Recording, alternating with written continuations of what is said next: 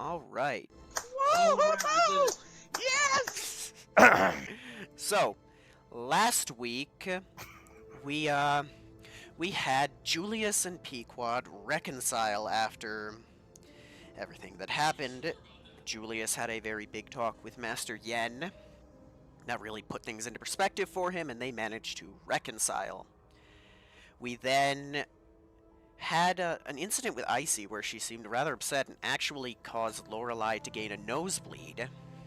Um, Ash and Julius, along with Ceres, then accompanied Hunk to Anova to obtain a water turtle egg to give as a birthday present to Icy. Upon arriving back, they tried to have another conversation with Icy that didn't go the best, and then they left to watch Spider Chance, which everyone had a good time with, and I believe that covers most of last week, right? Yeah, I'd say so. I'd say that hits all the peaks. And mountains. we met Icy's boyfriend, that's the one I missed.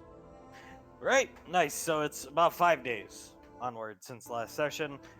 You've gotten to know your Spartan trainees. You're about to. They have to pass a test. It's a hostage rescue scenario. All you know is that there's a hostage that need to be rescued. You're leading them. You're in charge of the op. Commander Jiren has seen fit to put you in charge. These they're all young kids. Can't be the oldest is Icy's boyfriend at like 24 or whatever. Okay. They all look up to Ash. Commander Jiren's seen fit to put you in charge because they look up to you. You're a hero, and you're easier for them to relate to than a melee kind of fighter like Jiren.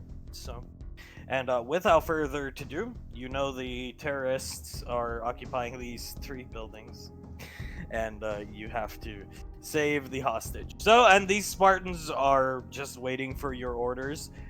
This one here, his name is Flavor. Before you start, you have time. You give Jiren the thumbs up when you're ready, when you tell them what you want them to do and stuff like that. But this one's gonna turn to you, and Sergeant Major, we've taken the liberty, it's the guy here on the left, taken the liberty of setting up some special targets for you. Very well, thank you, Flavor. I think you'll get a kick out of them, sir.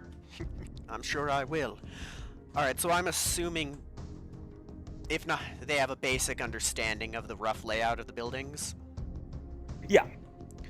Alright, so 3 buildings, we're gonna have to hit them simultaneously. These cutouts ain't gonna shoot back, but we're gonna pretend that they will, because they very much will in a real situation. Alright? Copy. Alright, so we're gonna split into 3 teams. We'll take the buildings simultaneously. First team, I'm going to put... give me one moment. Reading what I had written down.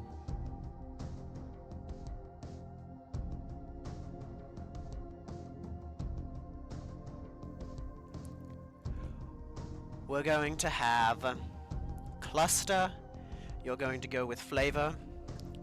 That's your group. All right, they separate off here. Banksy, you're going to take Frost. Copy. That leaves Nightfall and brain is not working. And Dozer, you 2 are with me. Yep. All right. Now, first things first. First group. Frost. Your group's going to take this one. Are there windows on the sides of the building? No, but on the roof. On the roof. Alright. So, Flavor, you're going to take the roof entrance. We're going to have you come in through the roof, and we are going to have... Flavor or Frost, sir? They both look at you confused. Flavor. Oh my god, did I stumble over my word? Flavor on the roof, Frost through the front. Copy. Alright, so we're splitting up then, and they come over here, and Banksy comes Jesus over here. Christ. I thought I had it written down. I fucked You up hear already. Jiren over the radio. Are you sure you're cut out for this, Ash? Yes. Alright. Apologies. Alright. Flavor, you're coming in. You're coming in through the roof. Frost, you're coming in through the front door. Copy. we're gonna have you guys set up. Banksy, similar Sir? thing. I'm gonna have you come through the roof, or sorry, from the front door.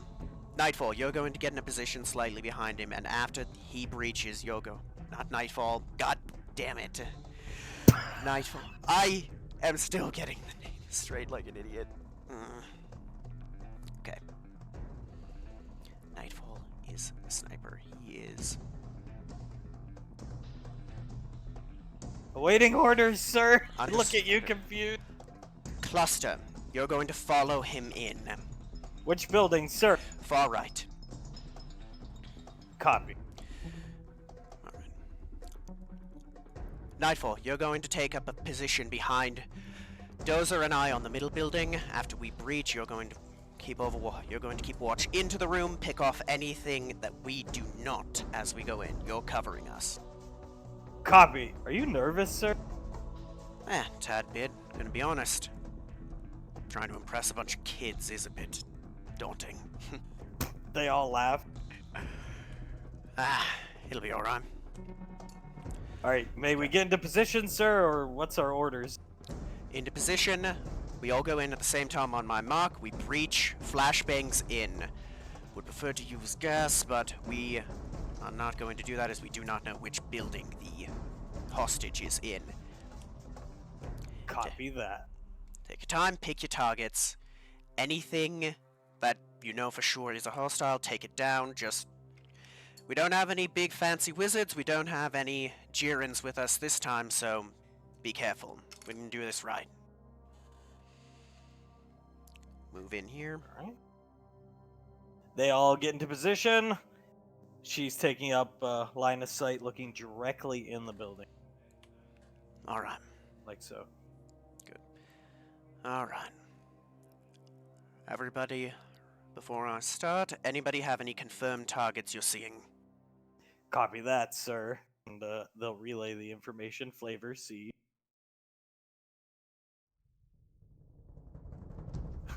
One terrorist there.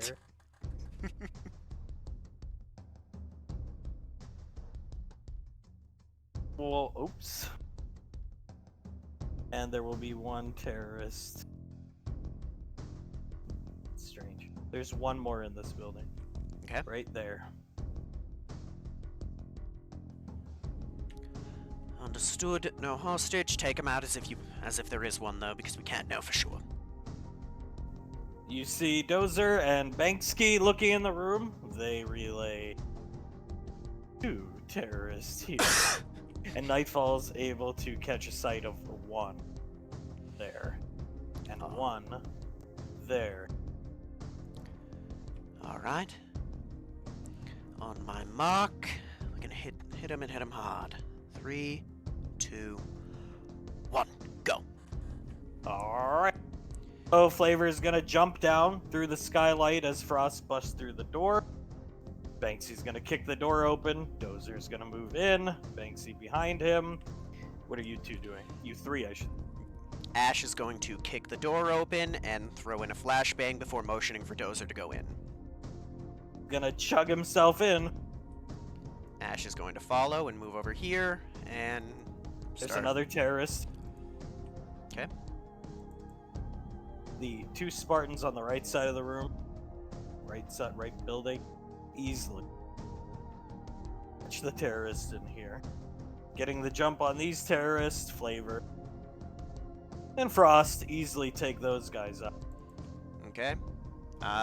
Well, Ash is going to pull out his pistol and take shots at the terrorists here to start. Nightfall's gonna shoot the 17 in the back.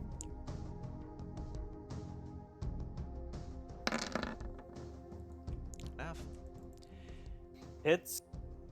Okay, that's for the first one. For the farther one, I'm gonna do it again, except this time spend a crit.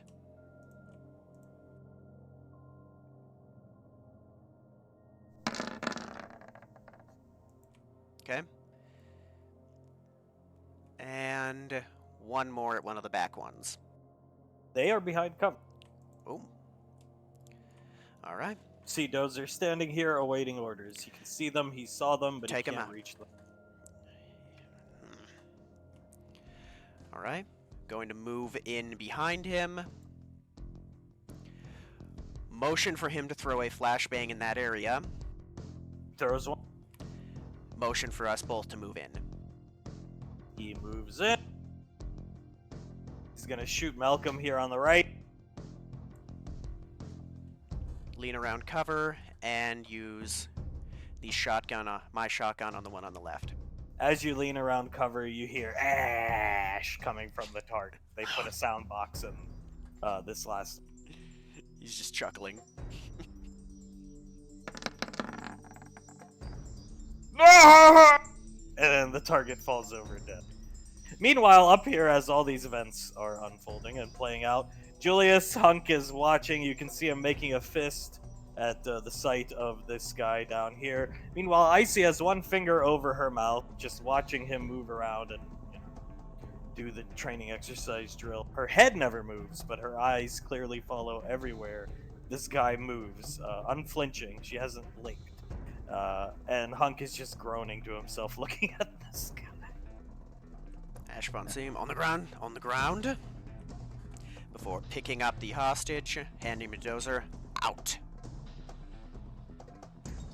And you carry the Rico dummy out of the building. As the other Spartans come out, and Julius, you see Hunk reaching for his handgun, looking at this guy. Julius puts a hand onto Hunk's and he leans down to Icy. You have to blink, Icy. She looks at you out of the corner of her eyes, and shut up, Julius. And she keeps looking at this guy. Alright. All the Spartans gather around. Nightfall comes up and salutes you. Commander Jiren had a stopwatch. He stops the watch. Timer didn't start till the first shot was fired. Commander Jiren, a new record.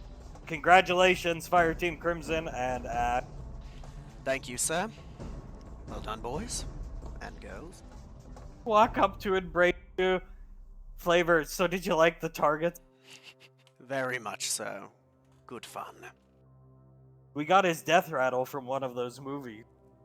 I am very appreciative about that. Never really gonna get old shooting that bastard. You hear Towns mumbling to himself, "These guys don't mess around for such young kids, Davey." For such young kids, they are quite skilled.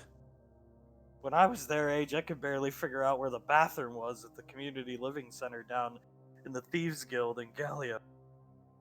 Yeah, when I was barely their age, I was... Never mind. Jared looks at Davine. What do you think? They're definitely skilled. They know how to follow orders.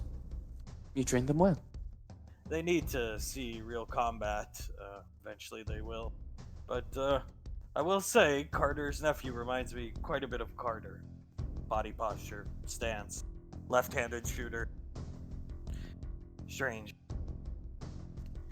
Well, we usually take our posture and things like that from the people we look up to. Very good point. Icy still is not blinking anymore, looking at this guy, and they come up to you and, so, you want to spank her, right? Yes, boys. I'd be very appreciated. Well, for helping us achieve our record, we'll have one sent up to your armory, sir. Thank you, and no sir necessary. Can't guarantee any ammo, but even the base ammo, it wouldn't be that good. You should try to find the special tipped ammo. Special tipped warheads, you can even get big net launching round, a lot of cool stuff. I'll have to keep that in mind. Thank you. And We should go out for drinks to celebrate sometime, Nightfall, the only female member, saying that to you. be a delightful night to have drinks with you guys. Have a good time. We can make it happen. If I ever can find time, be a good day. You guys did well, and always remember, you're not always going to have it on easy mode with these types of things when you have a wizard or someone like Jiren with you. When it's people like us, we gotta rely on tech, guns, muscle, and... well, I'd say brains, but more so on the other three. Nah. Dozer's gonna speak up. How come you choose the Magnum? I heavy preference for pistols. It's what I learned to shoot on and what I've spent the most of my time with, and if I'm going to pick something, I'll take the heavy stopping power of the Magnum. Nightfall, where'd you get that M4? Gift from Icy. Dozer, oh, where'd you get Doom there? That one, well, that one is a replacement for same model as the one I used in the Headhunters. Oh, nice. Aye, good old reliable piece. You see Banksy gesturing around. You should see their armory. It's crazy. Can we come up and see it sometime? They all say it once. Anytime. Be glad to have you kids up. You're already Banksy's gonna. Yeah, the Drake won't beat you guys up. And he looks up at Hung. Don't worry, they'll both get used to you soon. You're a good kid. He nods and thanks you as Hunk grabs Julius's shoulder. If we take him together tonight. In Tommy's back room, Julius. I'm not gonna be hurting the innocent kid on the Spartan team. Yeah, but Julius, I'm not saying we maim him. Just rough him up a little bit. I'm still not gonna do it, Dad. He sighs sadly. Jaren comes down, congratulating them. Looks over at you, a bit nervous. Always a little bit. Not used to being fully in command of such a large squads. So. Well, once you got into the thick of things, you did well. Combat, that's where I'm used to being. I can tell. A new record. The last Spartan team to beat this record, albeit there was fewer targets. But it was Carter and Nick. Makes sense. Good men. Great men. And I see a lot of people on this squad that have the same amount of potential, sir. Of course, they weren't shooting at targets, and you see him pick one up and just with two fingers looking at it, disgusted of Malcolm.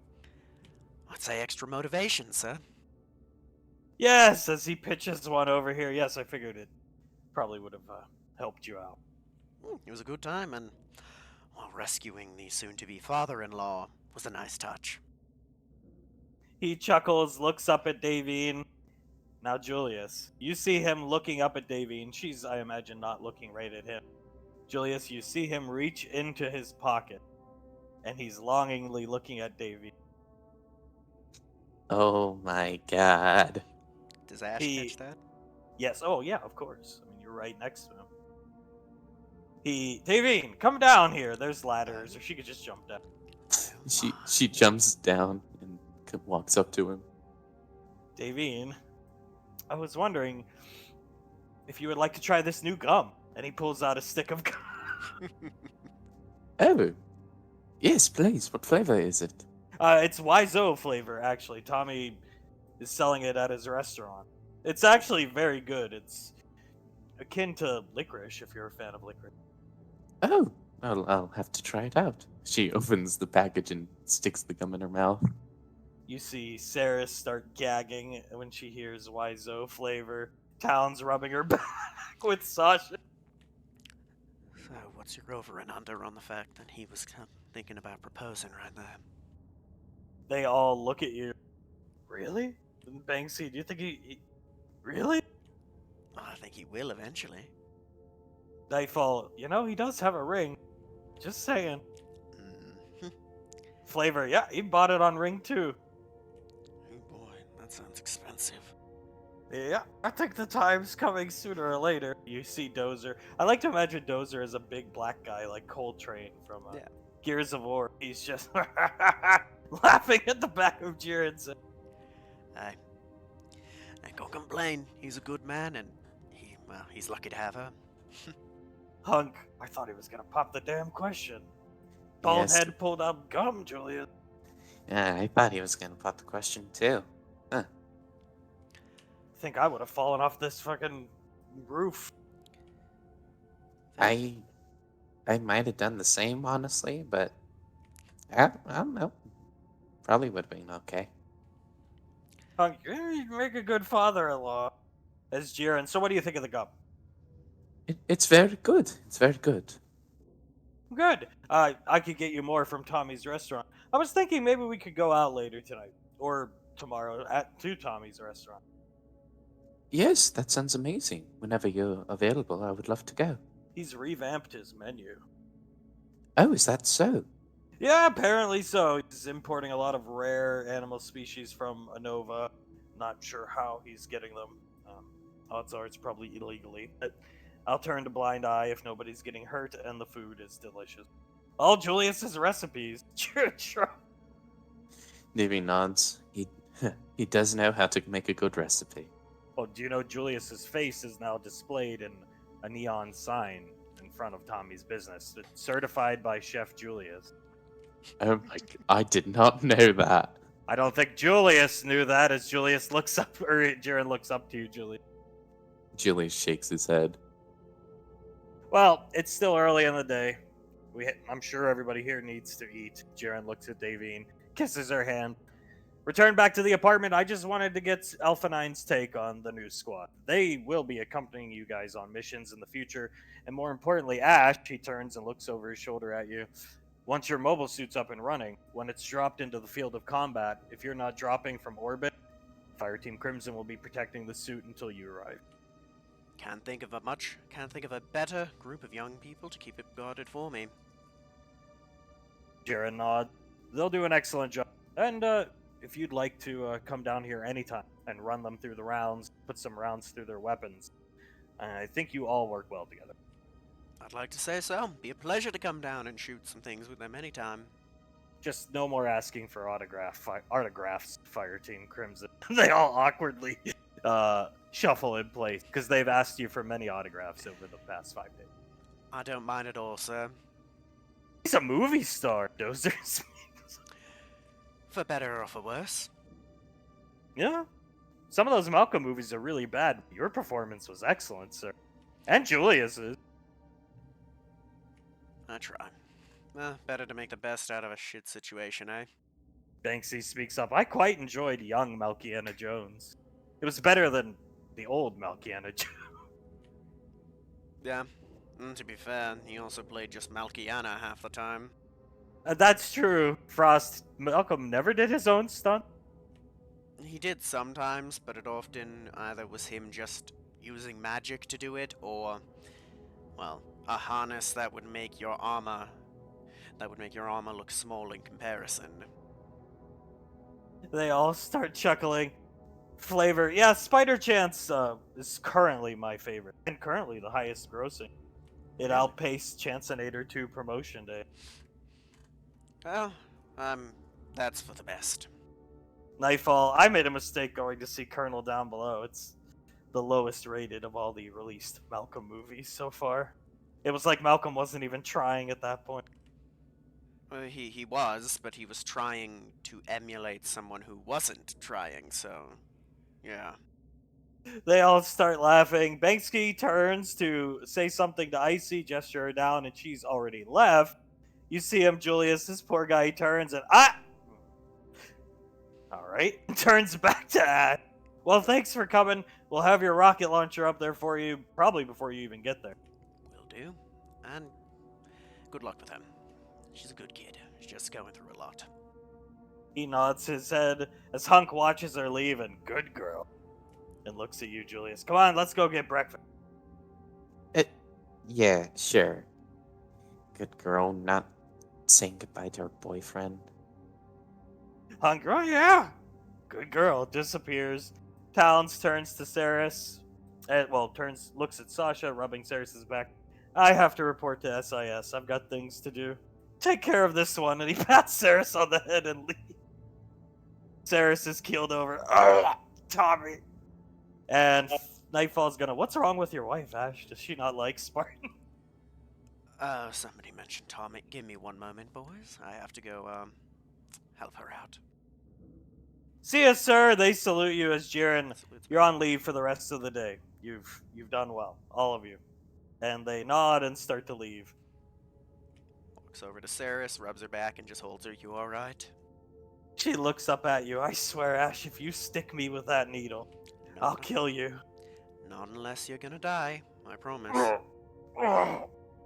You see a bulge coming up in her throat. Oh, Rubberback, it's alright. You're not. Rubberback, rub the side of her head. You're not planning on getting mortally wounded anytime soon, so I don't think you have to worry about it. It's okay. she shakes her fist up at you. Ash, you don't understand. When you consume somebody, you can taste them and smell them as they were. Anytime somebody brings up Tom, you just get that weird, magical.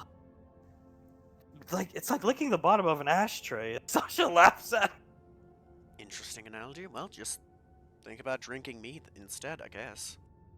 I guess. Can't be that different from me feeling anxious and looking at a picture of you. And seeing Ghost Malcolm.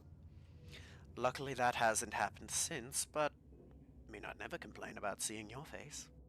Sasha's gonna pat her on the back. Cheer up. You could be tasting Malcolm. Imagine what he tasted like. Well, Davine knew the beard, and Davine hears that remark as Jiren groans. Davine glares over at Sasha. She waves with her fingers at Davine. Well, let's go back for breakfast. Yes, let's. Come on, Cyrus. Jiren places a slight kiss on Davine's lips. I will see you later today. Can't wait. He winks at her and disappears, leaving. As you make your way back to the apartment, everybody's, so the other guys and girls are ahead of you. You come in, all that stuff. You see Scar and Zap setting up a teleprompter. You see Mercurius setting up a new Malcolm picture. Oh my. What? And you smell something heavenly coming from the kitchen. Let's go see what's going on in the kitchen. Alright? Yeah. Peeks in the gym and waves at everyone. Lasley waves at you guys as Saris and Sasha are working out together. You know what's going on in there? Lasley looks at you. Pequod, she made excellent French toast.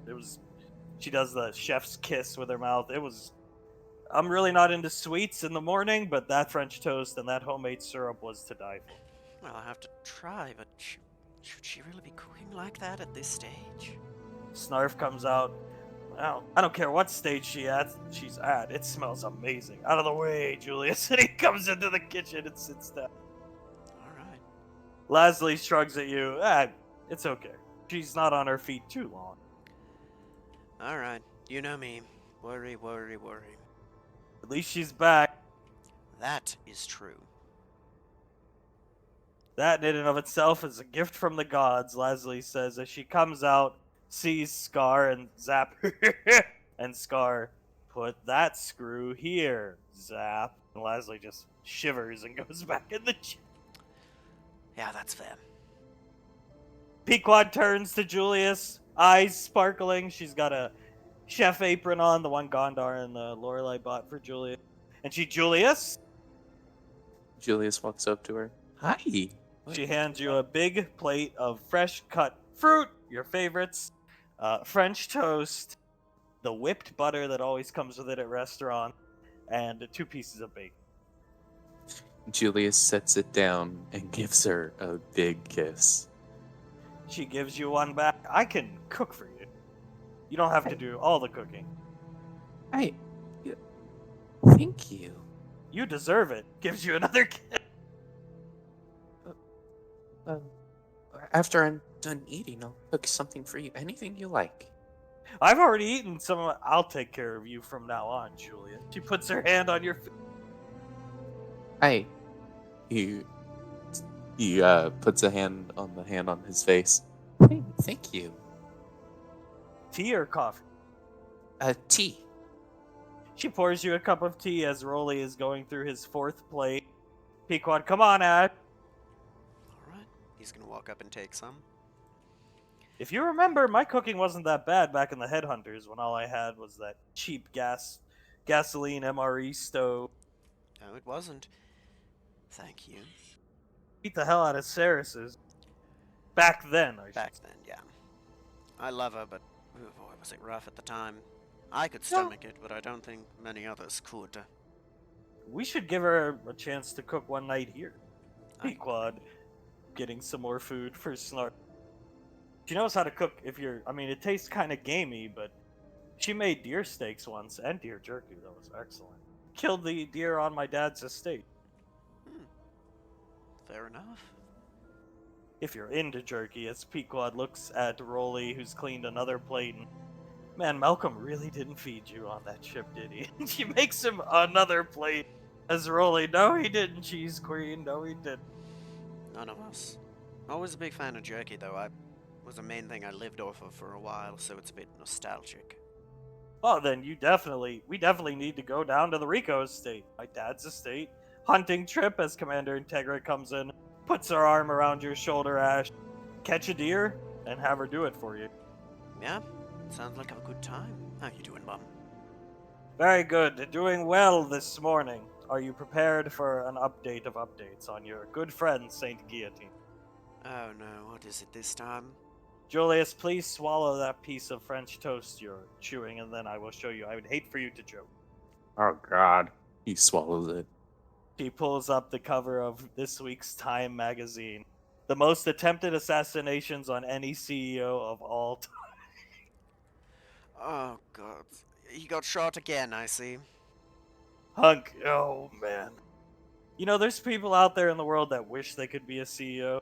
This guy probably thought it was going to be great, and now he's been assassinated. What does that say?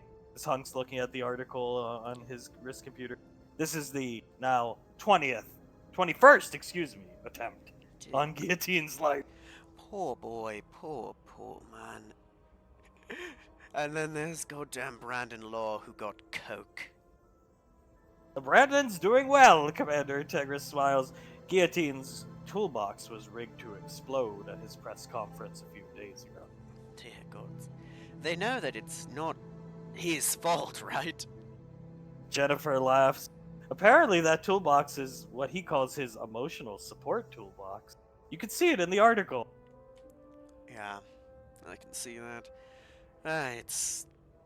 There's a lot of questions about the Saint. I don't think they'll ever be answered. Snarf, you should deep dive read the article there. They even quoted him as saying he wished the menace had just killed him. Oh my.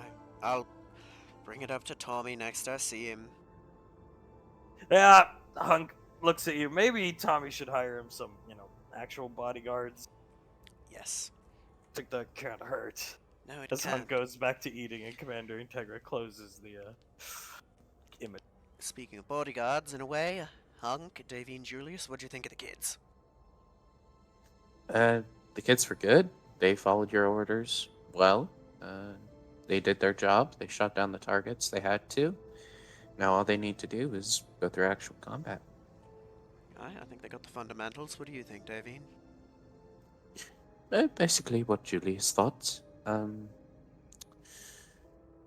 They're young, so I don't necessarily know the spot in conditioning or anything like that, but their minds might wander easily or something like that. But other than that, I trust them. Hunk's gonna nod. Combat's always the real deal. They won't break under the stress. And given who they have as their trainer, you couldn't ask for anybody better. As he takes a bite of French toast, and I didn't know you were such a good cook, Pequod. She's got a big smile on her face sitting next to Julie. I agree. Like I said to Jiren, I think they've all got potential to be some of the greats. Snarf. Oh, by the way, Davine, your buddies came by from the podcast. They'd like you guys to go on the podcast later today. Oh, really? Oh, I can't wait. Sounds fun. You guys, Snarf looking at you playing with his fork. Have you guys seen Scar got an award from some organization? Pulls. Is that Scar Heyman? Yeah, the EarthGov Wrestling Federation apparently awarded Scar with something. He's on picture of a magazine, old school vintage magazine cover. An achievement award. Oh my gods.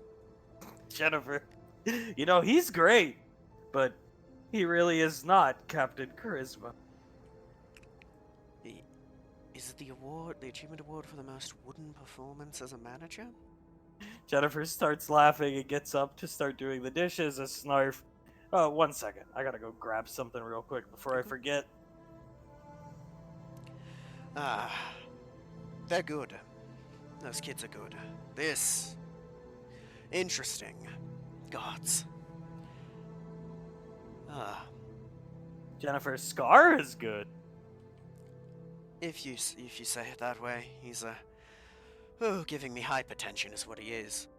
Hunks, what's the matter, Ash? He irritates the two immeasurably powerful magic users to no end. Hunk nods his head. Well, they'll get used to it. Hopefully, because I don't think I can handle what you went through when training Icy.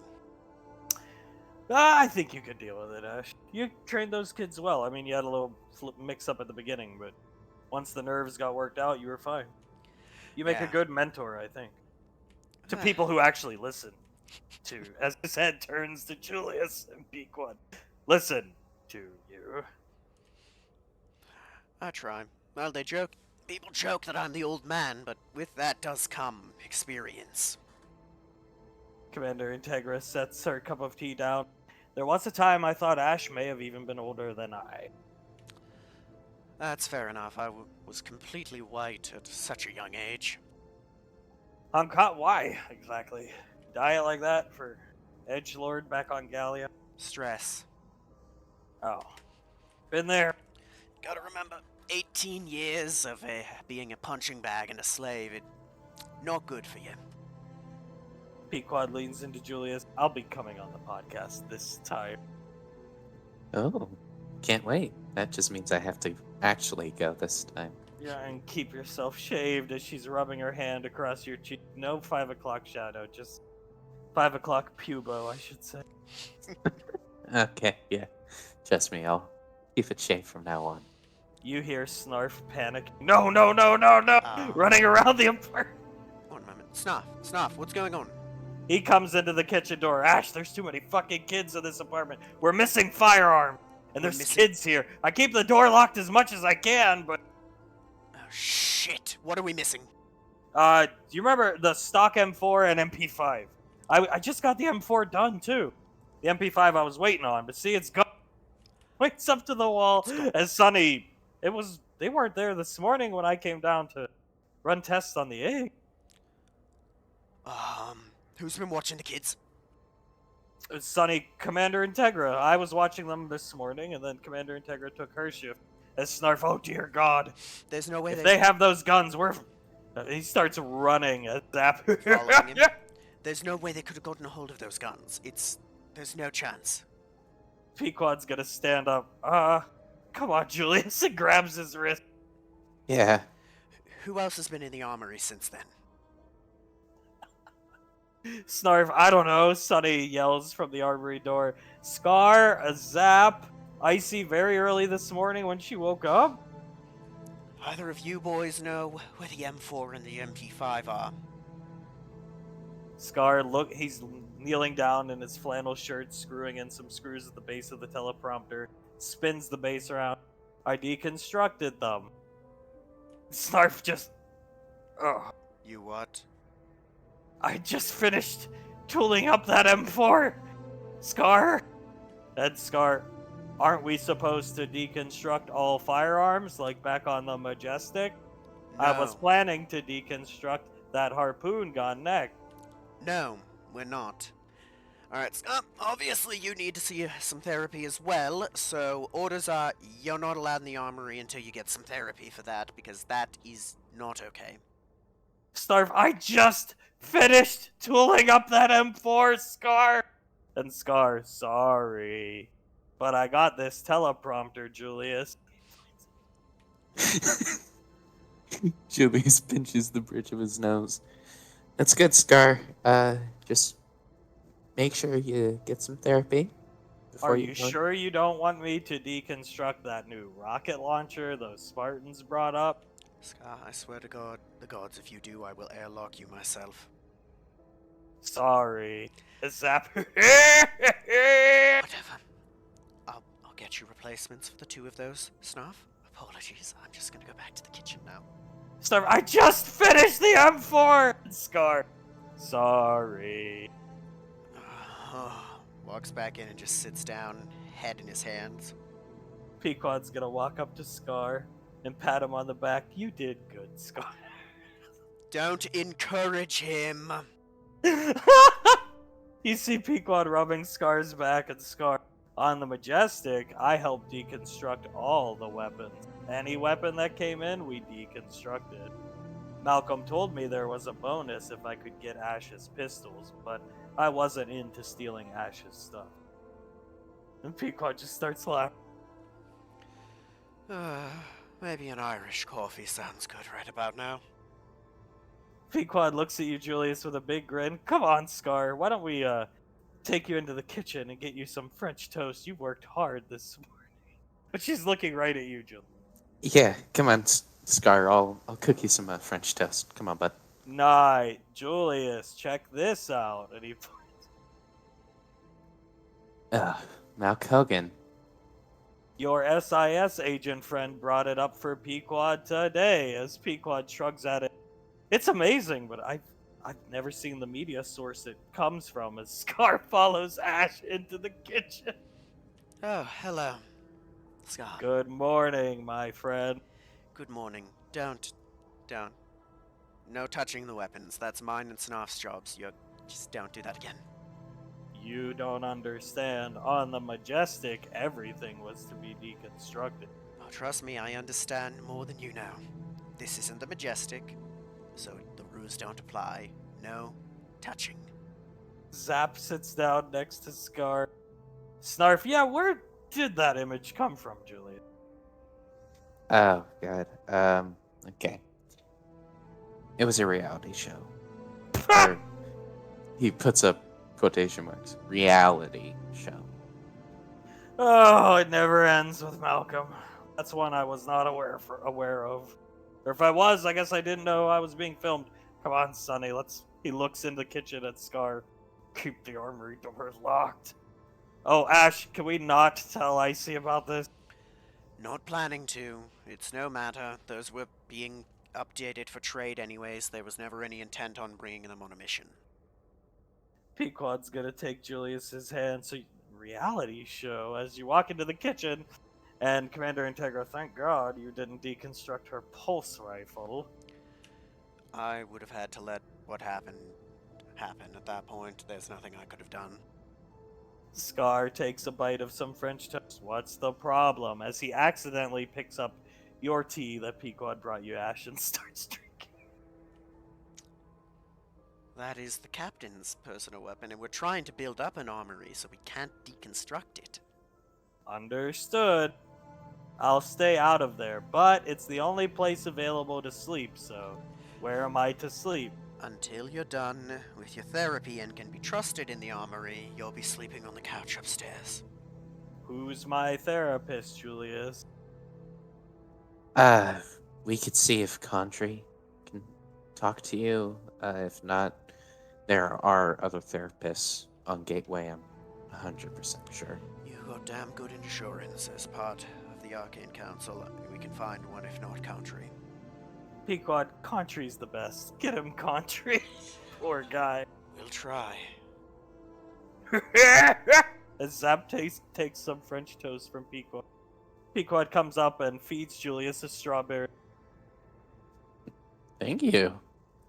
Speaking of Contry, you should probably head down to Gateway at some point. Both of you. I think so. I need to have a discussion with some of our rangers, but I need to talk to Icy first. What do you need? I've been meaning to talk to her about those pulse rifles, but I haven't gotten a chance. She's avoiding us like the plague. Pequod taps her chin thinking. Well, she probably won't want to deconstruct hers. Assume not. Scar.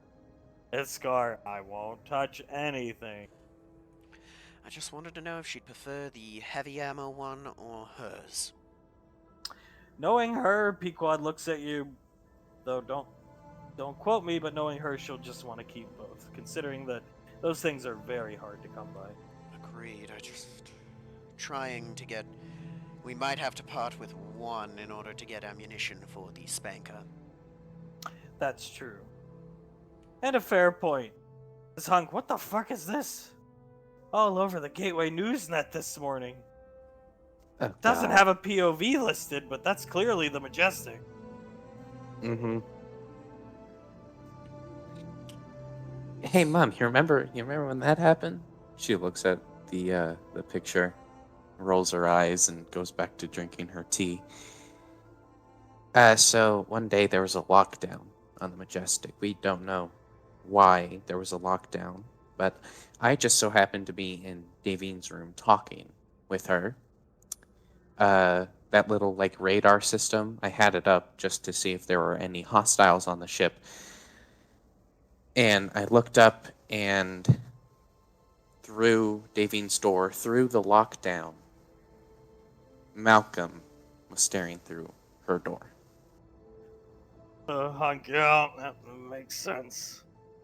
Makes It, a lot of sense.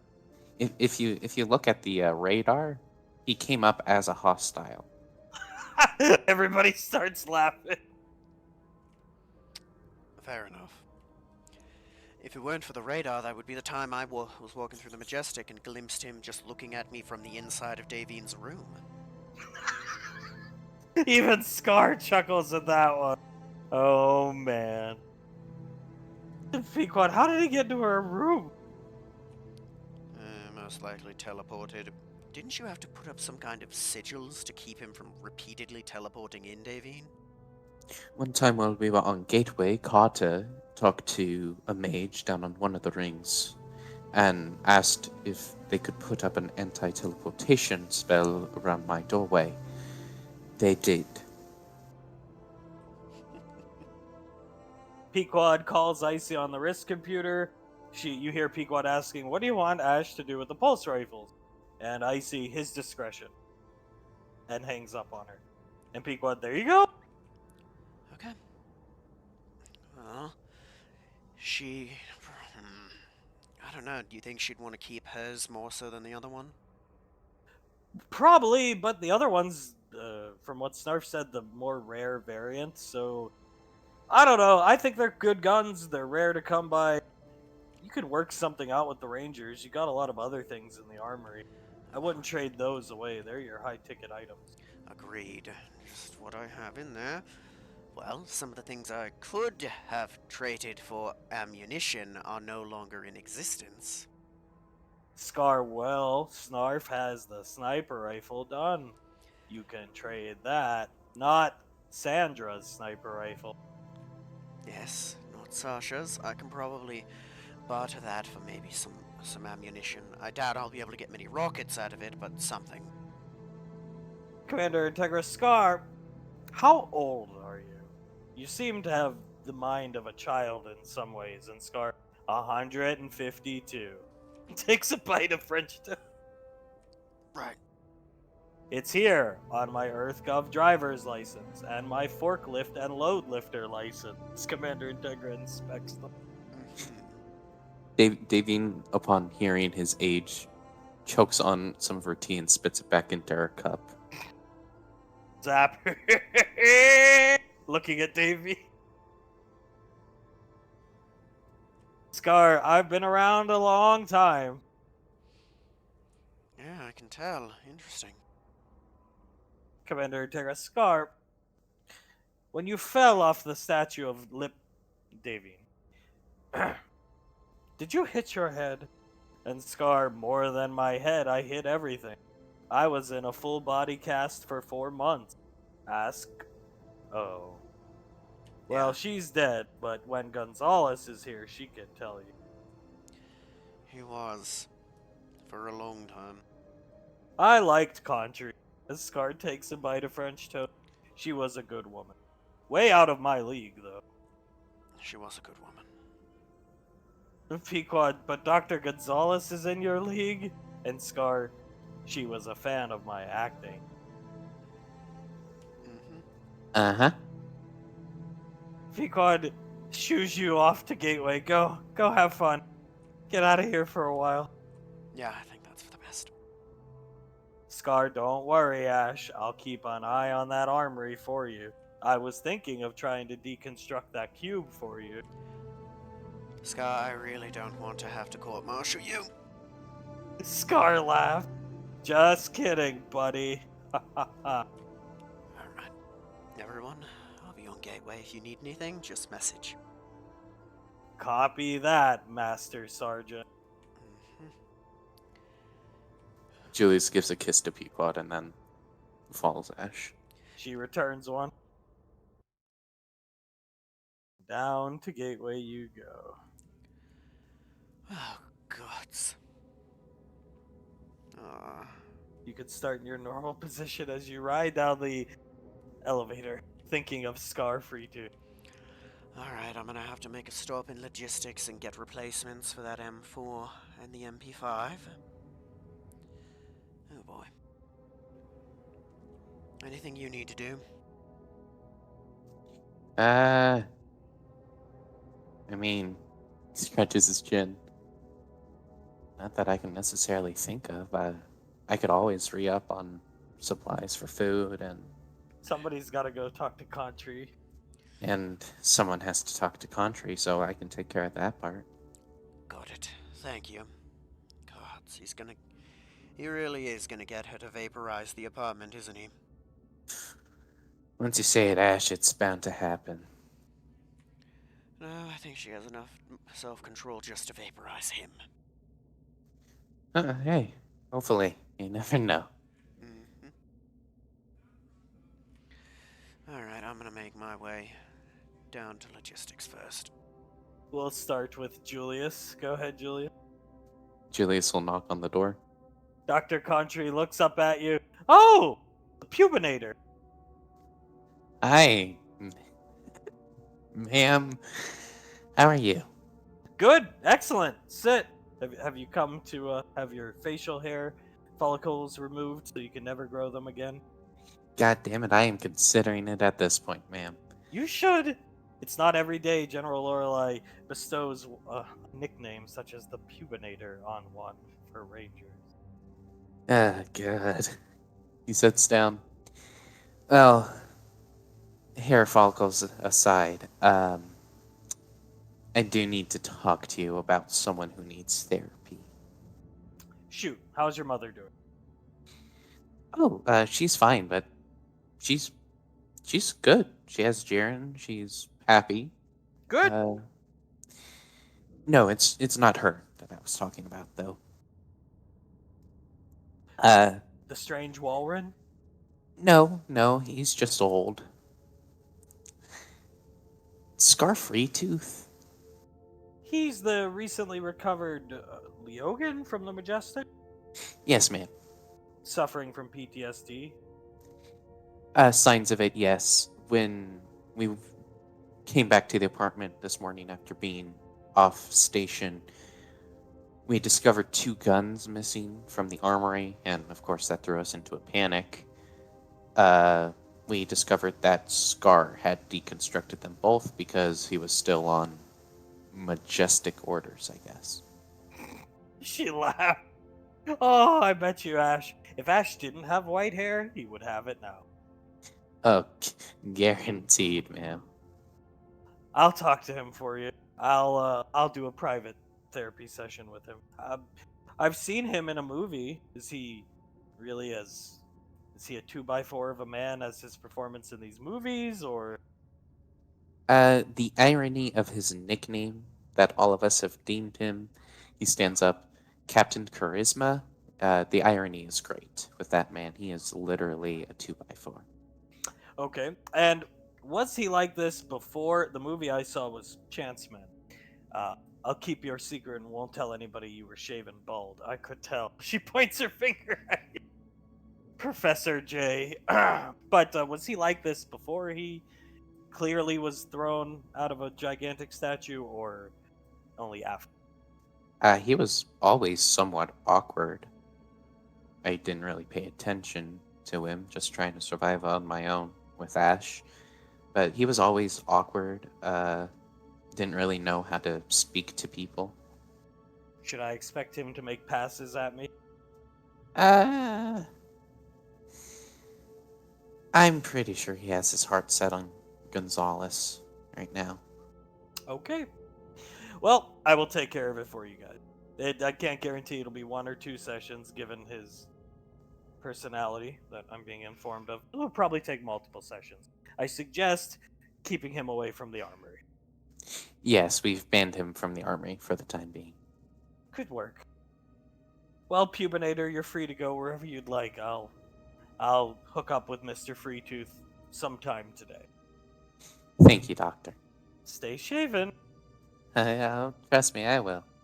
As you leave, these guys, Pubinator, both say it at the same time. Every ranger is calling you. God damn it, I love being a ranger. This guy, oi, Pube, with his British accent. Yeah, what's up? He hands you a picture of Professor J. Autograph that for me. Hell yeah. He takes out a pen and autographs it, hands it back. He takes it. My son will appreciate it. Thanks, Pubes. You're welcome. You see this guard looking at you. Pubes? Why are they calling him Pube? Hey, Pubes, as you come up to... Oh, well. He just stares at the guard. It's a long story. Yeah. He's just gonna walk away. See you later, Pubes, as we go to logistics. Knocks on the door. Door always opens for you. Captain Mayling smiling, looking at Captain, good to see you. Excellent morning to see you. What can I do for you? Well, you know the M4 and the MP5 I got from you a while back? Correct. Yeah. Can I get replacements for them? The Spartan's gonna... Your engineer botched the job? No, another survivor from the Majestic turned up who was given a job on our squad, and, in his PTSD-ridden state, he deconstructed them. They start laughing. Yeah. Oh boy. Probably giving you flashbacks to the Majestic. You have no idea. Well, we'll send job replacements. Don't worry about the cost this time. But if he deconstructs anything else, you're gonna have to pay full price. Of course, always plan to. Thank you. Thank you. And, we have a stock of your armory. We keep track of it. All registered EarthGov armories here on Gateway. You have some very nice pieces in that armory, young man. I would look into getting a retina scanner, a thumb scanner, thumbprint, fingerprint, something to, and kids. You have kids, to my understanding. Something to make sure that a simple tumbler lock's great, but another layer of protection with kids and a Never a bad confused thing. Leogan around is never a bad thing. We'll talk to SIS for those things, I'd assume. Yeah, that's apparently they want to see you. So yeah, I suggest you find your little pubinator buddy and head down there. Will do. Thank you. Thank you both. Pleasure as always. Probably going to be back in here pretty soon with a lengthy list for you. Of what? Well, they're getting close to getting me a list for the mobile suit. Fair enough. Power core is going to be hard to come by. You can have one made or take one from another suit. Either way, you got to go through Lorelei for both of those. We can't help you with that. Of course. Of course. Understood that, but I can bother you for the rest of it. Absolutely. That's why we're here. Of course. Thank you. Wonderful day as always. Have fun at SIS. Will do. Makes his way out. Over the radio. Alright, Julius. SIS calling us. Before you leave, you see Jerome, the Spartan. Wait, come back. Why? What's up? He pulls out a flask and hands it to you. Give it to O. Just no questions. You never got that from me. Just give it to O. Understood. That bad, huh? Get out of here. As he starts laughing. Alright. Let's make our way down. You both can come down. They're expecting both of you. Knocks on the door. You see Agent O pacing back and forth as Lanaya just watches him out of the corner of her eye drinking some coffee. Walks in. Before anything, here's a gift. He takes the flask. takes the lid off of it, unscrews it, sniffs it, looks around. Lanaya, hear no evil, see no evil. And he just chugs the flask. Hey, 5 o'clock somewhere, right? You two are a piece of fucking work. Oh no, what is it now? A piece of fucking work. He made a grill? He made a fucking grill? He actually made it?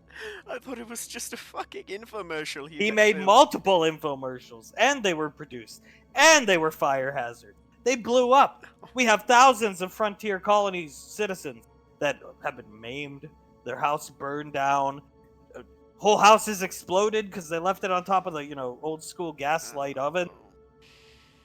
Yeah, sounds about right. I knew the infomercial was a thing, I just didn't know he actually fucking distributed it. Oh, we're digging up the infomercial, the full commercial. Towns is currently working on that. Towns is also currently out on the frontier, paying gratuity to people maimed by this fucking thing. Right. Joy. Yeah, Joy. Joy is right. He made a and a cookbook. A cookbook. Yes. Didn't he make you ghostwrite that, Julius? He couldn't have paid me to ghostwrite something for him. Those are all his recipes, and I'm sure they're all just enough crap to show it. Oh, joy. Lanaya setting down her cup of coffee. So, tell me, Malk Hogan, I'm not a fan of Malcolm's. I'm not going to watch his garbage content. Malk Hogan is a wrestling persona? Yes, he's copying the infamous 20th and early 21st century wrestler Hulk Hogan. So he tried to spin off one of his wrestling personalities. To great success, mind you. Those grills, their net worth sale total is somewhere around 70 million credits. Yes. The cookbook, 30 million. He tried to spin off one of his personas into this. Don't give him that much credit. I'm pretty sure he stole this wholesale from the Hogan fellow as well. Okay. So then he most likely stole and he pulls up an Image reality TV show idea from Hulk Hogan. Were you aware this was even being filmed? I was aware it existed. 5-disc set! I knew he was filming something, but 5 discs, 3 seasons. Apparently, Davine plays his daughter / love interest. Sometimes you're playing his son, Julius. Sometimes it's Globnog. Denaria is his wife, but not wife. It's really psychedelic. Can we rewind to the beginning? Daughter / love interest? Davine is framed as if she's Malcolm's daughter. He protects her from other guys, refers to her as his little girl. He does the air quote thing.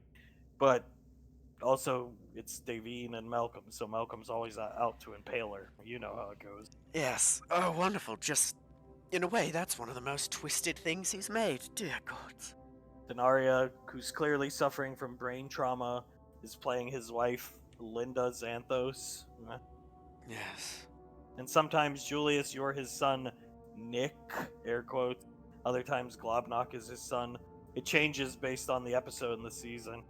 He had this big mansion where he filmed most of it. Then he bought another mansion at a beachfront property on some independent colony we'll have Towns track down at a later date. And he was trying to jumpstart Davine's singing career. He can't sing. He did try to make her have a singing career. All I remember is the sounds of auto-tune from when Mercurius edited things. He tried to jumpstart her singing career and Globnock / Julius's drift car racing career, which hasn't been a thing in 700 years, something like that. 600, I don't know.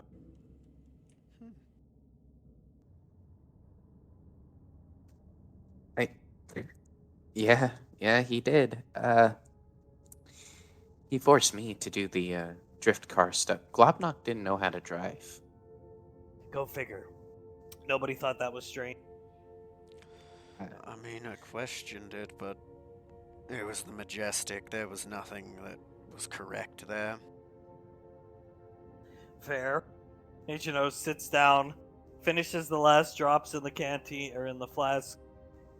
So beyond Malcolm giving me gray hairs, we do have a serious matter to discuss. One that this is not a request. This is an order. Believe it or not, I outrank you, so you have to do what I say. Ash, and clearly Julius. Podcast. You're gonna go on a podcast. You've been going on one. How's that going for you? Pretty well. It's cathartic, to say the least. Okay. I assume I've seen Davine appear there. I've seen Sarah or Pequod. Glad she's back. Smiles at Julius appear on it. Have they offered you to bring any other people from the squad or the fam onto the cast? Saris and Icy? Okay. Well, you can bring anybody you want on that podcast, except Saris. And he shrugs at you. She's not going on the show. Not going in front of live cameras until this situation, you understand, is concluded. Understood. She is to be kept out of the public eye. Not that she'd go out there and say anything. I don't think there's really anything she can say that would give her away. And if you guys were going on some confidential trip, I doubt. I know her well enough to know she is not stupid enough to be like, yeah, we're going here at this time in this place. Either way, she's not going in front of any live camera. Better So safe than sorry. you have to break it to her. Go ahead and you tell her it's orders from not just me, but General Rico. So there's no arguing these orders, the standing orders. Understood. Once the situation is resolved. When I find out which specific chance did this. Oh, he'll be brought into custody, and you can say whatever you want. For sure. Good. Can't really figure out what chance did it yet. We're currently working on those leads, and we should have Gonzalez's coordinates done by day's end. We're close. Good. We got to send drones to confirm, but I think we're pretty close. Good. Be careful with the drones when you send them. Assume it's a trap. They'll be stealth drones, but it's hard if they're out in the reaches of uncharted space and these drones have no star maps or charts to follow. It'll take way more time to program them to go, but a week's time should be enough. Understood. Besides that, I understand you guys are all healthy young individuals, all the squad, and you've got the family with you, and you like to go around and you like to go out and do things. I'm telling you, I realize you can't keep her on the station coddled forever, and if she wants to go, she goes, and something happens, it happens. Towns will be there, but keep her on the station as long as possible. I plan to. All right. I know that's asking a lot, being cooped up on the station, but even I go Earthside. You gotta touch grass every once in a while. You do? Any info on this vamp fellow? No. I mean, besides what I've already told you, no. I would expect him, or in Towns has told you as well, I would expect him to not be alone and be extremely efficient in his dispatching of vampire kind. He uses bladed weapons. Apparently the weapons he uses are... So vampirism, if you're trying to relate it to like a scientific thing, it's kind of actually hard to do. But vampirism is a curse in and of itself. So they don't use, like, you've seen movies, I'm sure, where they, drive a holy cross into them or something. It's nothing like that. They use cursed weapons. What they would consider cursed. Aye. And I mean, the weapons he uses from the kills we've seen, essentially the way vampires function is... Do you know what rat poison is? Yes. Arsenic. And so what that does is it means the rats can't vomit up the poison because it acts as like a blood thinner. These weapons will do, to our understanding, the same thing. If she gets hit with one or two of these,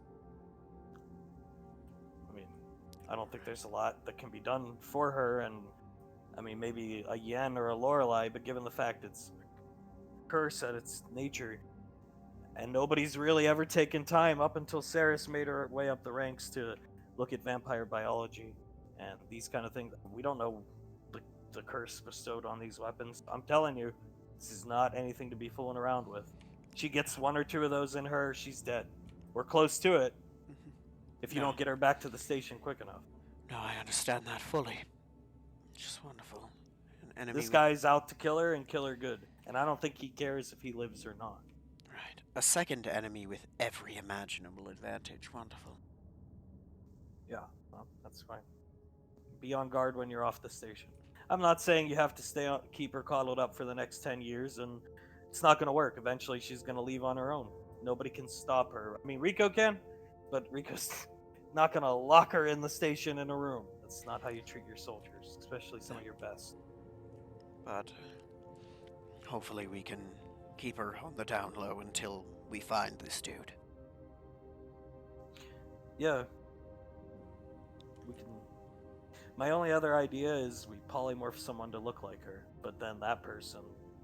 Yeah, and you go out and act as if it's her, but then that person assumes the risk of being killed, and I don't think that's fair to that person.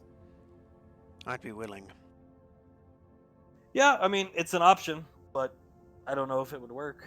It's the only thing Towns and I have been able to come up with. Something tells me vampire kind, from talking to Ceres and General Lorelei, can most likely sense other vampire kind.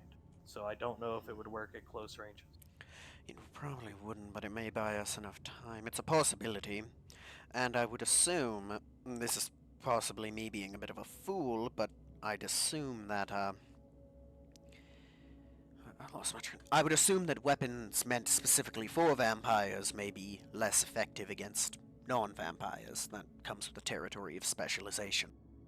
I would assume so as well. But a blade, a knife through the heart is still a blade and a knife through the heart. So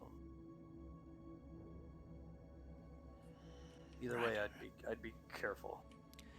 Thank you, and I'll try. Anytime you leave the station, we'll have Towns on Overwatch, but he's one guy, and you see how Ceres moves and acts and fights. Fast, inhuman nature. If this guy's the king of killing vampires, Towns is useful. I'm not saying he's not, but at the end of the day, he's just a guy like you and me. Agreed.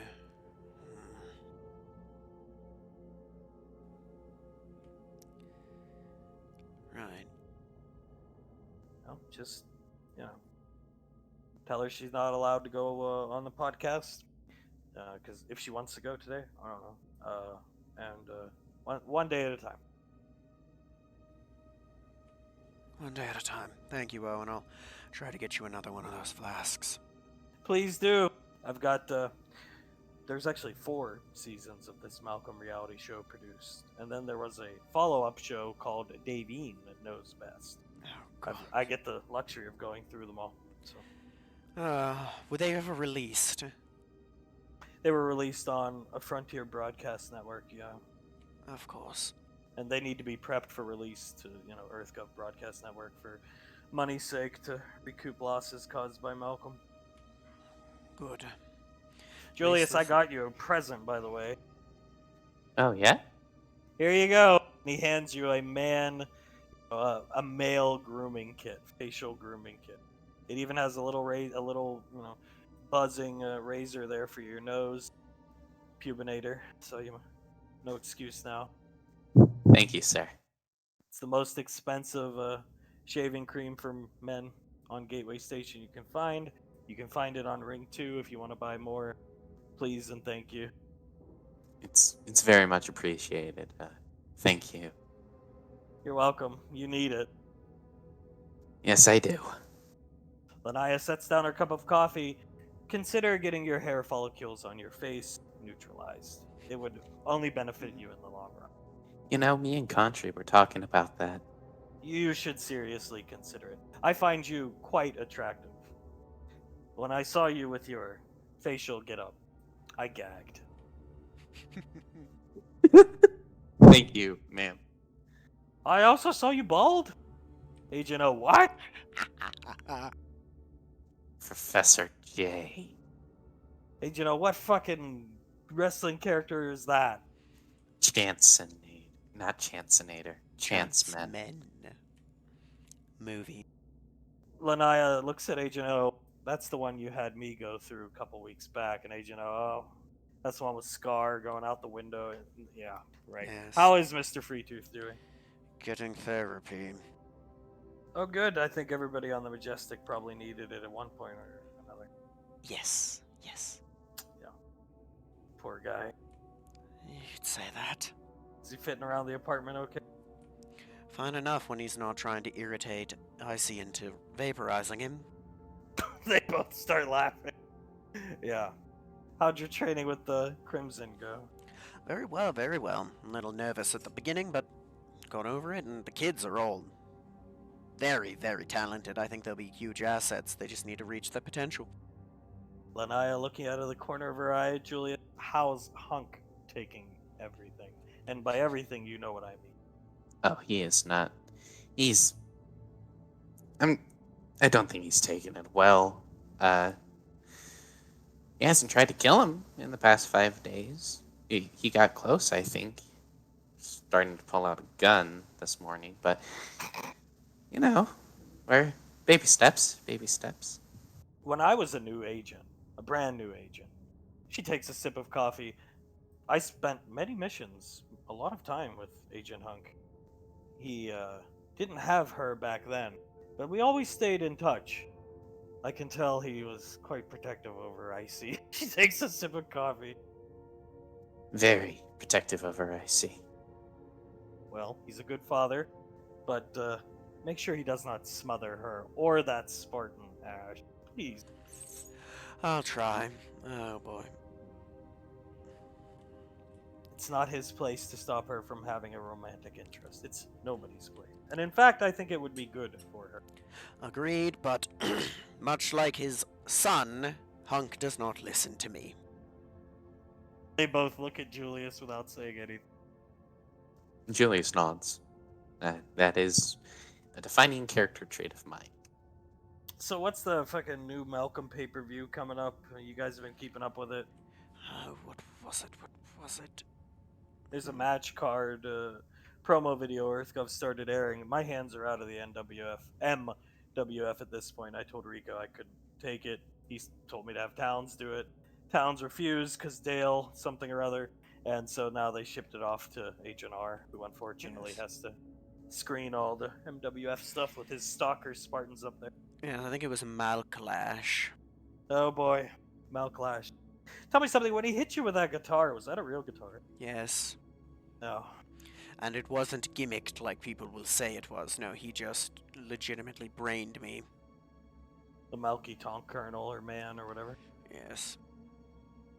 Malk the Snake Roberts. Yes. Ash the Snake Valorious. They both start laughing. The MWF was quite popular. It still is. Again, for better or for worse. I'd say for better, given the fact that money that's coming in. I mean, you should see the sales on Scar Heyman's action figure. He didn't even wrestle. He's the highest grossing figure. He's right behind Malk Cena. Makes sense, I suppose. From what I've seen, he also did commentary, which I can never imagine why. Well, it seemed to be running it on a skeleton crew since he was trying to hide it from his subordinates. Right. Just be grateful he was smart enough not to try and include you guys, because God forbid he got in the ring with Julie. That would have been fun. I think Omega Tristan may have gotten a chance to have some fun. Yeah. Screw Omega Tristan. Normal Julius. Omega Tristan. That's still a mystery to me. The Archfiend form. The Archfiend form I get, but the Tristan, still a mystery. You don't even look like a Tristan.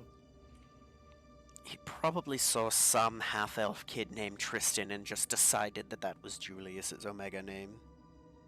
They start chuckling. You missing your Spartan friend there, or your symbiote friend there, Julie? No, actually. It's been nice to be able to not feel like I was being, I suppose the word is used, or sucked on for my resources, that kind of thing. Yeah. Constantly taken from. Drained. Well, it's probably a good thing you don't rely on it. Over reliance on anything is not a good thing. Right. It can be useful from time to time, but that's it. I'd say keep it just in case. So, should we find out a member of Fire Team Crimson, which we'll leave unnamed, was beat up, mugged, we'll know where to come, right? We will, and we will make sure he does. Right. Because he's Carter's nephew. I think you probably know that. And Carter and Nick were Rico's favorite Spartans. So should Carter's nephew turned up, beat up, mugged at the back of Tommy's restaurant, um, Hunk's going bye bye, out of EarthGov. Yes. Understood. Keep him in check. We'll try. All right, that's it. I got nothing else for you. Your fucking cookbooks and grills and reality TV shows. I'll have Towns find a grill for Pequod and a cookbook, but please don't plug the grill in. In fact, I'll just have Towns snip the fucking electrical cord before I he could gives it to her. I can see if I can hand it off to Snarf and see if he can make it safe. Yeah, please, just double, triple check everything. We don't need General Rico's daughter getting blown up while pregnant. No, we don't. No, we do not. Good. All right, you're dismissed. Have fun. Alright, let's rock. You hear Agent O mumbling to himself, fucking Malcolm knows best, as you leave. Oh my. Alright, anything else you need to do? Julius rubs his face. How long do you think it would take for the hair follicle thing? Got no clue. Never thought about it. Julius looks at him. Yeah, never thought about a beard having grow facial hair correctly, motherfucker. Hey, it's not my fault that mine has actually grown incorrectly because, as I said, you need to grow it out a few times before you try to actually grow one. Yeah. Otherwise, it'll come in wispy and thin. Oh, I wonder what you might be comparing it to. Oh, nothing at all, nothing at all. Alright. I'll stop in with Buck and JD for a moment, talk to them about those rockets. As you enter the Ranger side of Fleet, you hear everybody greeting Julius, Pubinator! How does it feel to be the butt of the joke? It feels actually pretty good, At least people know my name. Fair enough, kid. Fair enough. This little kid, once Julius walks by, is gonna, Pubinator! Oh. Super puber! Oh. That's a new one. Right. Oh, they all start laughing. Go ahead, you're free to go where you want. Walks over. Knocks. Door opens for you. Buck, JD, good to see you. Morning. How have you been doing? Okay. Can't complain. Malcolm movies. Aye. Not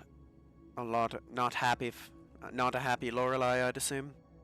No, and apparently some guy keeps trying to get on the station from the academy. He wants to talk to you, and Lorelei is not allowing him on.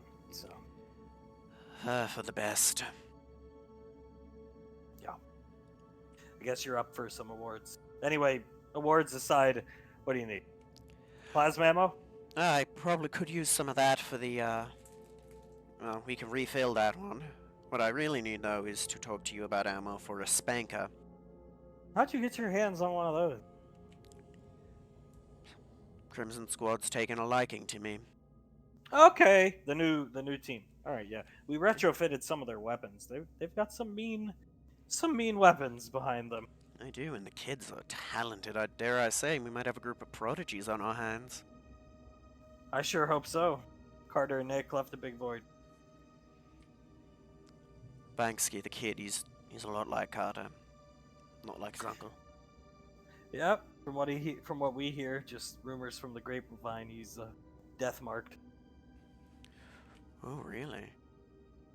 by Hunk. Uh-huh. Yeah, he's kind of dating. I see. Marked for death. He didn't know what he was getting into when, however they hooked up. Don't worry, I'll keep him in check, even if I have to pull rank. It's a good thing you outrank him. So, Yes, you it want is. ammo for a rocket launcher? Well, just discussing it and what it would take to get that ammo. We could make it. Just depends on what you want. What do you... I mean, the regular rocket rounds, they don't take too much to make. We can do that easy. If you want something specialized, pitch ideas. Well, I heard that a net launcher is a possibility. I may come to you at some point for a couple of those. Absolutely. Only a few. I see that as being a, think of it as like a surgical tool as opposed to the more wide-ranging normal one. Oftentimes, squads that are going up against, like, per se, every spanker, you need to get your hands on it when you get back up to the apartment. Feel it, get a feel for the weapon. Maybe you're not the one that's going to be using it, but you need to know how it works. But oftentimes, squads, Spartans, even some Frontier Ranger squads wield them. When they're going up against heavily armored targets, vehicles, they prefer like armor-piercing, high explosive rounds, depleted uranium. Those will cost you, Of course. big time, and not just money. We'll need something in trade for stuff like that. Understood. What about electric, more EMP type rounds? Are those a possibility? They probably can be. We'd have to work something out with. Well, we'd probably need your engineer's help if he's willing. Understood, and probably the same with incendiary. Incendiary are easy. No, they're easy.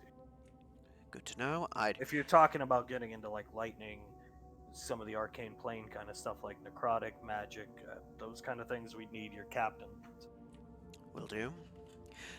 Well, at the time being, I'd rather just be looking for, like I said, of course, the standard ammunition.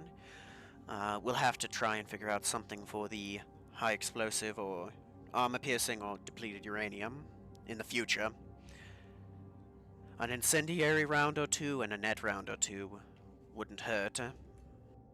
I mean, you could even get like cluster rockets. I know some of our Frontier Ranger groups have them. They fire off a bigger AOE, basically. A lot less damage spread out. Think of it that way. It's a good idea. What about less than lethal alternatives?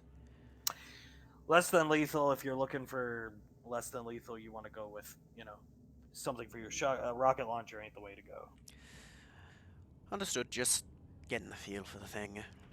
Besides the net, Frontier Ranger squads use the Spanker rocket launcher, and they fire off these gigantic nets when they're trying to capture wildlife on uncharted planets, and not kill them, but capture them, study them, report them back here. So dangerous wildlife. Right. Think a Drook. It would be useful against a Drook. Electrified net. Yeah. Yeah, or take a scary opponent out of the fight for a few seconds. Yeah, that's not a bad idea. Net for sure. Been researching more weaponry, but I actually, if you want, we have the base ammo here. We don't make it; it gets shipped here for the Frontier Ranger squads. If you want just 2 rockets, just so you can have it and it's ready to go for whatever you might have to face in the future. We were looking at your manifest a few hours ago. M4 and the sniper rifle. the stock M4? It's not stock anymore. Your engineer had it listed as completed. Yeah, it was. Fucking hell. Eh? A Scar Freetooth, a new member of the squad who should have been in therapy sooner, deconstructed it and the MP5 due to his PTSD from being on the Majestic. Right. All right. Have you sourced out replacements? We have. We'll get that set up and sent down to you. All right. Well, give us the sniper rifle, the semi-auto one, not Sasha's. Of course. Will do. And when the M4 is done, just have the engineer send it down, and you can have 2 rockets. Thank you. Thank you, boys. No- Thank you no for being problem. understanding. Look into getting that armory locked down, you know. Oh, damn it. Right, I needed to talk to SIS, got so caught up in talking about the more important business, you know, figuring out all the shit that idiot did, that it slipped my mind. Yeah. No problem. Just have the M4 sent down when he's. Will do. I'll make it Snuff's priority. Good luck. Gonna need it. Thank you, boys. All right, the pubinator's up. Yeah, he's gonna go to country. And when you walk in, General Lorelei and her are talking. General Lorelei looks up at you. Oh, it's the pubinator. Hello, ma'am. Come here. Coming? She's going to stroke your cheek with the back of her hand. Shave when you get back to the apartment. Keep this as. I never want to see you like that again. Well, that's why I was coming here. Country mentioned something about hair follicles being removed. Dr. Contry grinning. That's correct. It's a cosmetic procedure, if you will. So the patient would have to pay out of pocket. And General Lorelei, no, I'll cover it. The mustache too. Then Contry, absolutely. All the way down, and she puts her finger to all the way down here to the base of his neck. All hair follicles destroyed, Contry. And Dr. Contry, absolutely. General Lorelei gives you a pat on the cheek and don't forget that this favor I've done for you, and goes down the elevator. Well, that's interesting. Dr. Contry, she really hates your facial hair, Julius. Everyone does. It's not every day General Lorelei pops for cosmetic surgery. No, I'd assume not. You sure you want this done? You'll never be able to grow facial hair again. Pequod likes me unshaven, so I'm not losing much. Anything for Pequod. It'll take less than 15 minutes, and it doesn't hurt. Just merely have to hold a light up to your face. Oh, okay. I thought it was going to be extremely painful. No. Just kidding. Sit down. She sits you down, and you see a robotic arm come down, and it's just going to do passes with this light over your face. It will get hotter as the passes grow in number, but it shouldn't hurt at all. You nods. Well, that sounds okay. Do not open your mouth. Rest in peace, Betty Julius. Bum bum bum. And do not purse those pretty little lips. Keep your mouth still so we can get the mustache so you don't look like Pube Dolph Hitler. Well, the pictures will last a lifetime. Oh, you have one, Oh, I do. To get it printed out, and we should put it up in Lorelei's office.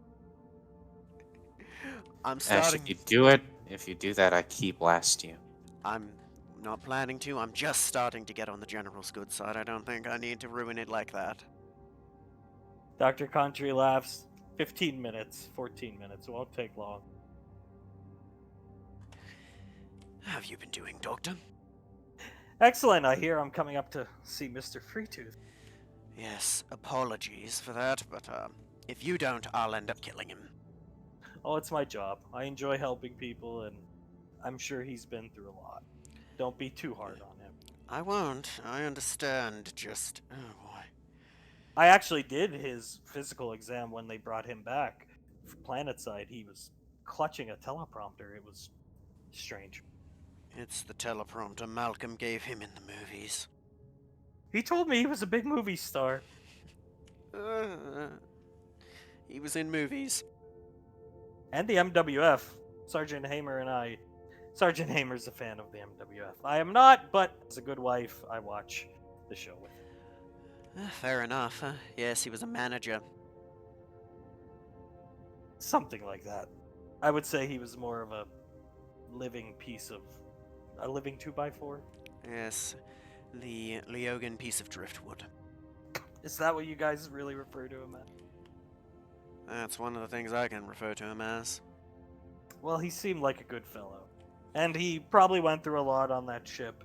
And then he was marooned on the planet for quite some time, so... No, I am understanding. I just am also understanding that he's trying to get me killed. Dr. Codtree chuckles. Just keep him away from General Lorelei. And Captain Icy. Yeah. I can see she probably doesn't really care for him too much, but I'm sure he'll grow on her. I hope so, because I'd hate to walk in one day to see the two of them rip him in half.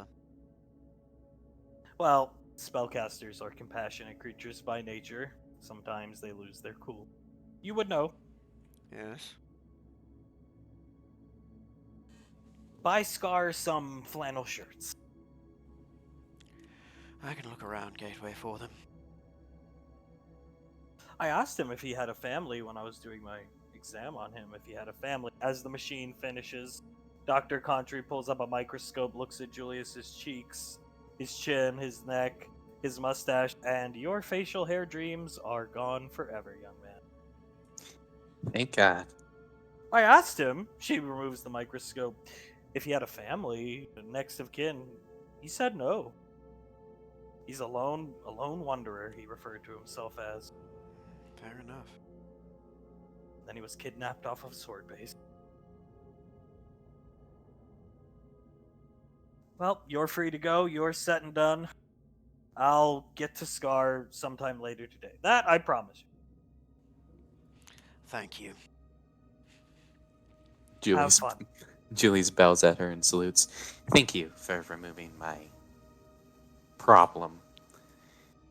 No problem. If you'd like us to do it to the rest of your body, just let me know anytime. Shirtless Julius, still a big fan. Oh, imagine that completely bald, Julius. Professor J, Julius. Yes, Professor J. Professor J. How much of you did Malcolm actually shave for that, Julius? We're not discussing that in public, Ash. Ah, so everything. Shut up. Doctor, a pleasure as always. Bye, boy. Goodbye. Alright. So, should I go back down to SIS now or later? That's up to you. Do you think? I mean, like, we have to get this done. Yeah, I'll do it now. It's important. He's gonna make his way back down. Yep, they're still in their same spot. You see Ah. Agent O rubbing his face, watching some of the. You hear the intro to Malcolm Knows Best, brother. Oh my. Sorry for coming back so soon. Yeah, Came to ask you about something and completely forgot because, well, that got in the way. what do you need? Retinal scanner for our armory. That's it? That's it. Retinal scanner, fingerprint scanner, something like that. Just to, keep certain Leogan and, more importantly, children out. Who do you want to have access? I mean, we have all your bios, retina scans on record, so I can have it pre-programmed, and all Towns has to do is literally walk up and put it on the wall, wherever you want it. So, Myself, of course, Captain Icy. I'd say, do you think? so wait a minute. Everybody but the children, and Scarfreet. Yeah, pretty much. The only other one that's questionable is Zap, but I think I think since he's tied to Jennifer with a leash like that, I'm sure he can be trusted. He's the wall rat, right? Yes. Yes. Yeah, you guys have quite an eclectic group up in that apartment. But We do. I'll have you one in an hour, and then Towns gets back, I'll have him go up and put it in. Thank you. Now I don't have to worry about having things the Rangers would want deconstructed. You do realize Scar might not be able to scan himself in, but he can get somebody else to scan him in, right? I will make it very clear to everyone that he is not allowed in the armory until further notice. Okay, fair enough. Well, problem solved for you. Thank you, O. You're welcome. Alright, let's make our way back to everyone else, Julius. Head back to the apartment. There you go. You're back. Mercurius done setting up the new picture of Malkogan. Saris and Sasha done working out, now eating in the kitchen. You're free to go wherever you want. Zap's back in the armor. Sit next to Saris and hug her. I'm afraid I have bad news.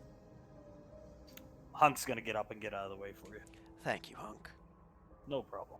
She looks at you. What's the bad news? Any good news to start with? Good news, I got 2 rockets for Sasha's launcher, and Sasha gives you a thumbs up. we got a retinal scanner coming up for the armory, and Julius just got all of his facial hair follicles devastated. Pequod with a big grin on her face, grabbing Julius's cheeks. And for the bad Oh. news? I think this is for the best, Julius. Sorry, Ash. No, you're fine, and I agree. It is. Orders from General Rico. You're not allowed to come on the podcast, Ceres. You see her look sad. Doesn't say anything. Fun. That's all she's gonna say. Yeah.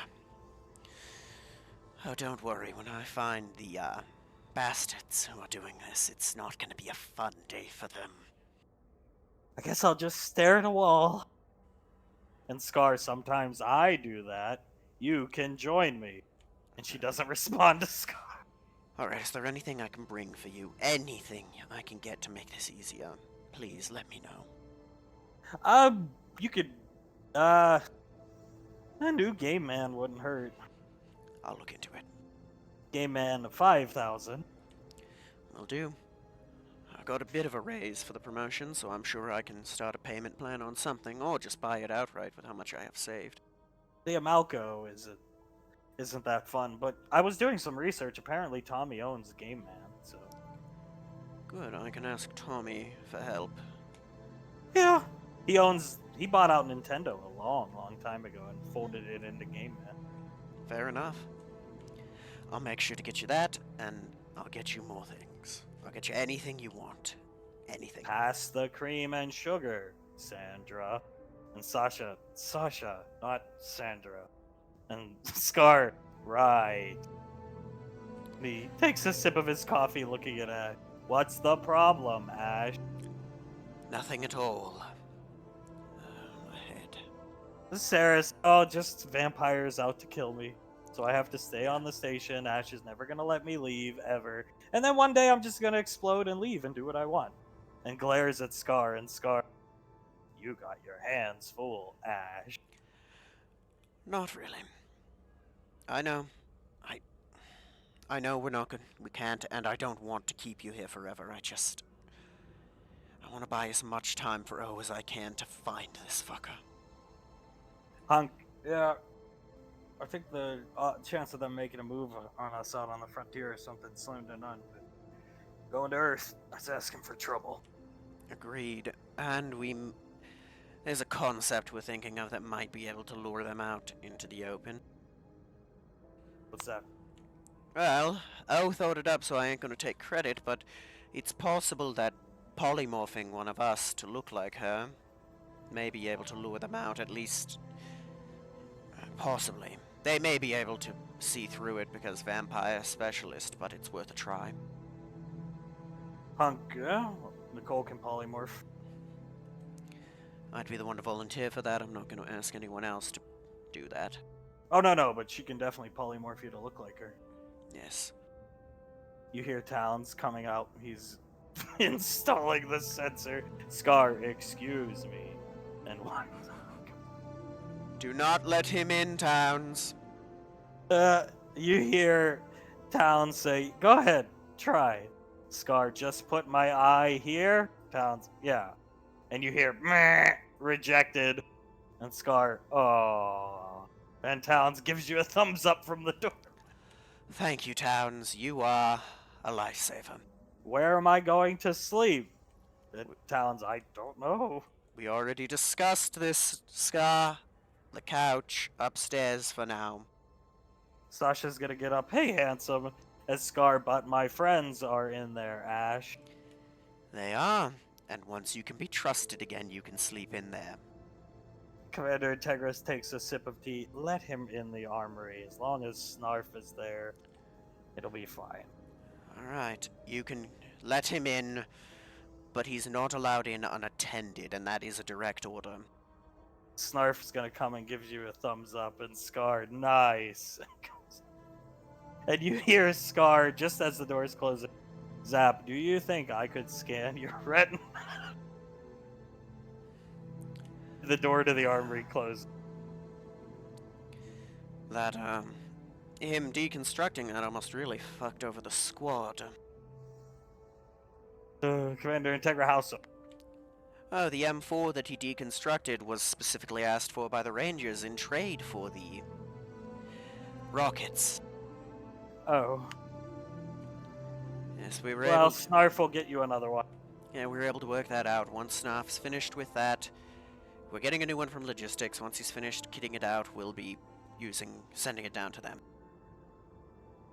Oh, 2 rockets are better than nothing. Hunk looks at you. Agreed. I mean, if we're talking about reasonable opponents, it shouldn't take more than 2 to kill anything we should reasonably come up against. But then again, when do we come up against things we should reasonably be fighting? We wouldn't be an Arcane Council strike squad if we weren't. Exactly. It is the way it goes. As Pequod stroking Julius's face, this was one of the best decisions I think you ever made, Julius.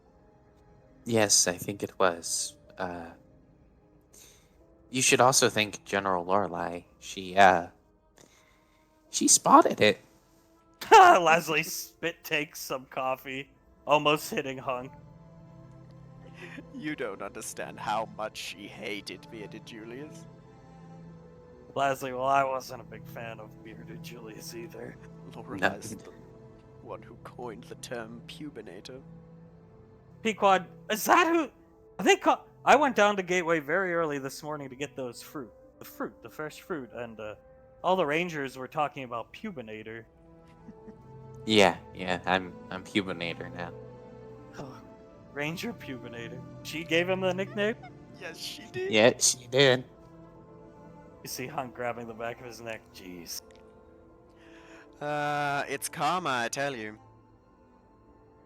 Hunk looks at you, Ash. Ash, I think later today, if you give me a hand with something in Tommy's private room, you know what I mean? Hunk, you're not gonna attack the kid, and this is actually a message from O. If Banksy puts up his fingers in a quotation, mugged or attacked, they know who it's going to be, and they know who is going to be out of EarthGov. God damn it! We should have just did it when we had the chance. Why, he's a good kid. I get it. You're being overprotective, but Hunk, she's more capable than anyone in this room. I'd like to see him try. Davine agrees with me, don't you, Davine? She's a grown woman. She can make her own decisions, Hunk. Just like my wife. A grown woman who could vaporize anyone in this room with a flick of her hand. It's like the only people I can rely on around here are Zap and Scar. Oh, God. No. I wonder if Scar could take a Spartan. Probably not. I don't think so. Scar! You hear the door open, Scar. What's up, folks? And Hunk, tell me something, Scar. You're a strong guy. Yeah. You think you could take a Spartan one-on-one? Just point me in the direction. I'll try. And Hunk looks at you, Ash, and gives you a thumbs up. Hunk, don't. I don't want to have to explain to Icy why Scar is completely in the hospital again. Leslie, Scar, go back in the armory. You couldn't take him. Trust me. And Scar, you got it. Perky tits. Oh, shit. Leslie, what the fuck did he just call me? I'm gonna kill him. Hunk starts laughing. I'm going to go kill him now. Hunk, relax. He's got PTSD. Oh, that's fine, but he's still talking about my mother that way. Commander Integra. Just another weirdo for the squad. Yeah. Perky tits. You see Leslie look down at her tank top she's wearing. Oh. I'm gonna go get a shirt on. Fair enough. Disappeared. He says something like that about Ceres, and yeah. Commander Integra, relax. He has PTSD. At least he isn't a pathetic lump of a man like you were when you came back. Fair. Although, if I acted that way when I came back, I'm pretty sure that the General would have turned me inside out and sent me out into space. Perhaps. She looks at you, perhaps. But thankfully she did. Perky tits. Thankfully. Pequod is on Julius's chest laughing at the perky tits. Yeah, PTSD make you say things. I'm hoping it's PTSD. He's got therapy scheduled with Country, to my understanding. If after the PTSD is dealt with, it continues, that's a different story.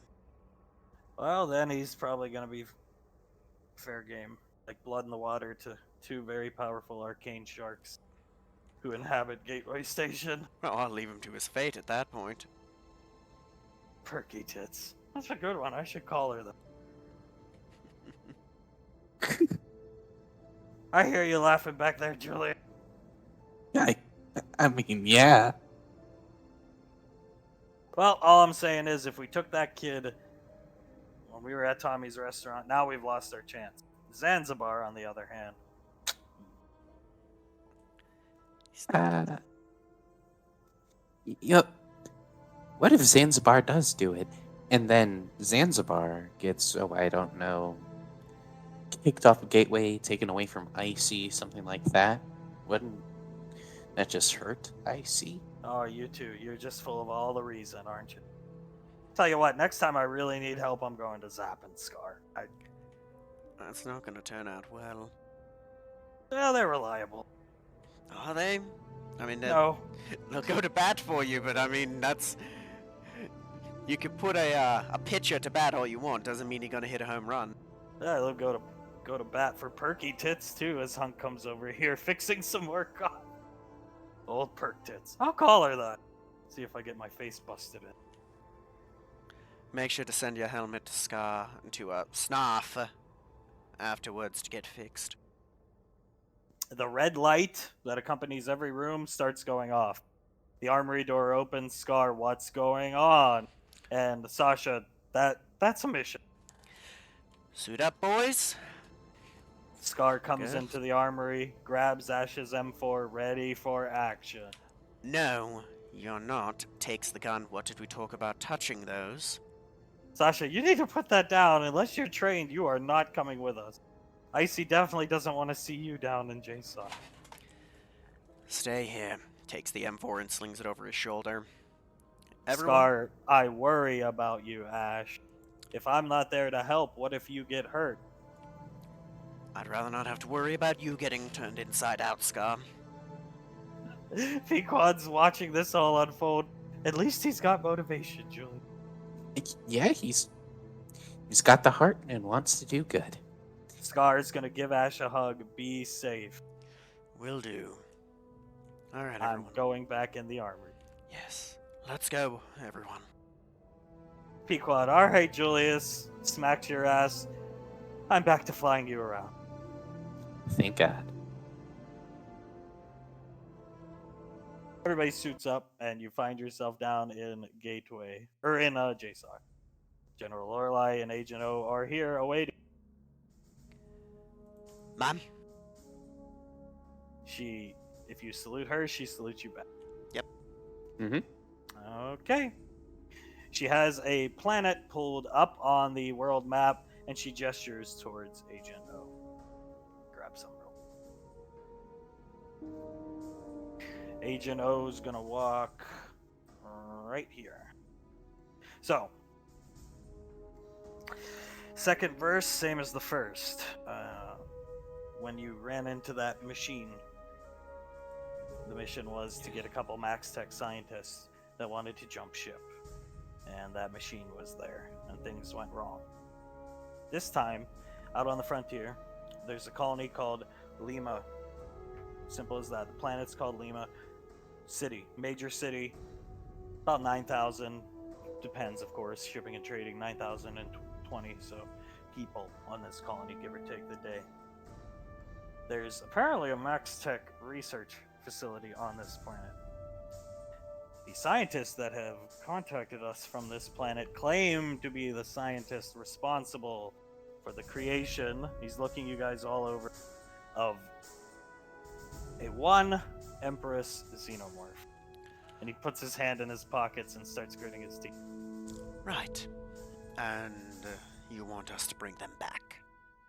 General Lorelei, this time alive, please. Understood. I can't understate their significance. If they know about these creatures and they created, and she gestures towards Icy, this Empress thing, then it's very important they come back alive. Yeah. It makes sense. They're probably the only ones who can give us a more accurate reading of what these things can do. Exactly. Now, your Marauder suit pilots will be with you as per usual. 30 minutes out. We've contacted local colonial authorities and we have gotten no response back. It's not unusual given how far out they are, and there are things like solar flares, even meteor belts, asteroid belts can interfere with long range burst transmission. So, if you get planetside and you feel you need the colonial authorities, the police, essentially's help, reach out to them. If not, bring the scientists back alive. Any Max Tech guards are dispensable. Kill them. We don't want them. Just the scientists. Yes, ma'am. Alive. And she looks at all of you. She looks you guys all over. Bring them back alive. Yes, ma'am. Good. Then head out to the Nova. And as she says that, Scar comes. And he stands right next to Towns, and General Lorelei's eyes start to twitch. Her eyelid. Scar, back up to the apartment now. That is an order. You see Icy just in her armor, but staring up at him. And Scar, I'll be going with the... Ah! Do the Scar scream. As General Lorelei knocks him back into the elevator, and she whips her finger up and sends the elevator up. She looks over to you guys. Get to the ship. No. Yes, ma'am. Hey, Jano, how the hell did he even get down? I don't know, but he's testing my patience. He's a resourceful Leogan, General Lorelei, if that's what you can call it. Get out of here! She looks you all. Yes, ma'am.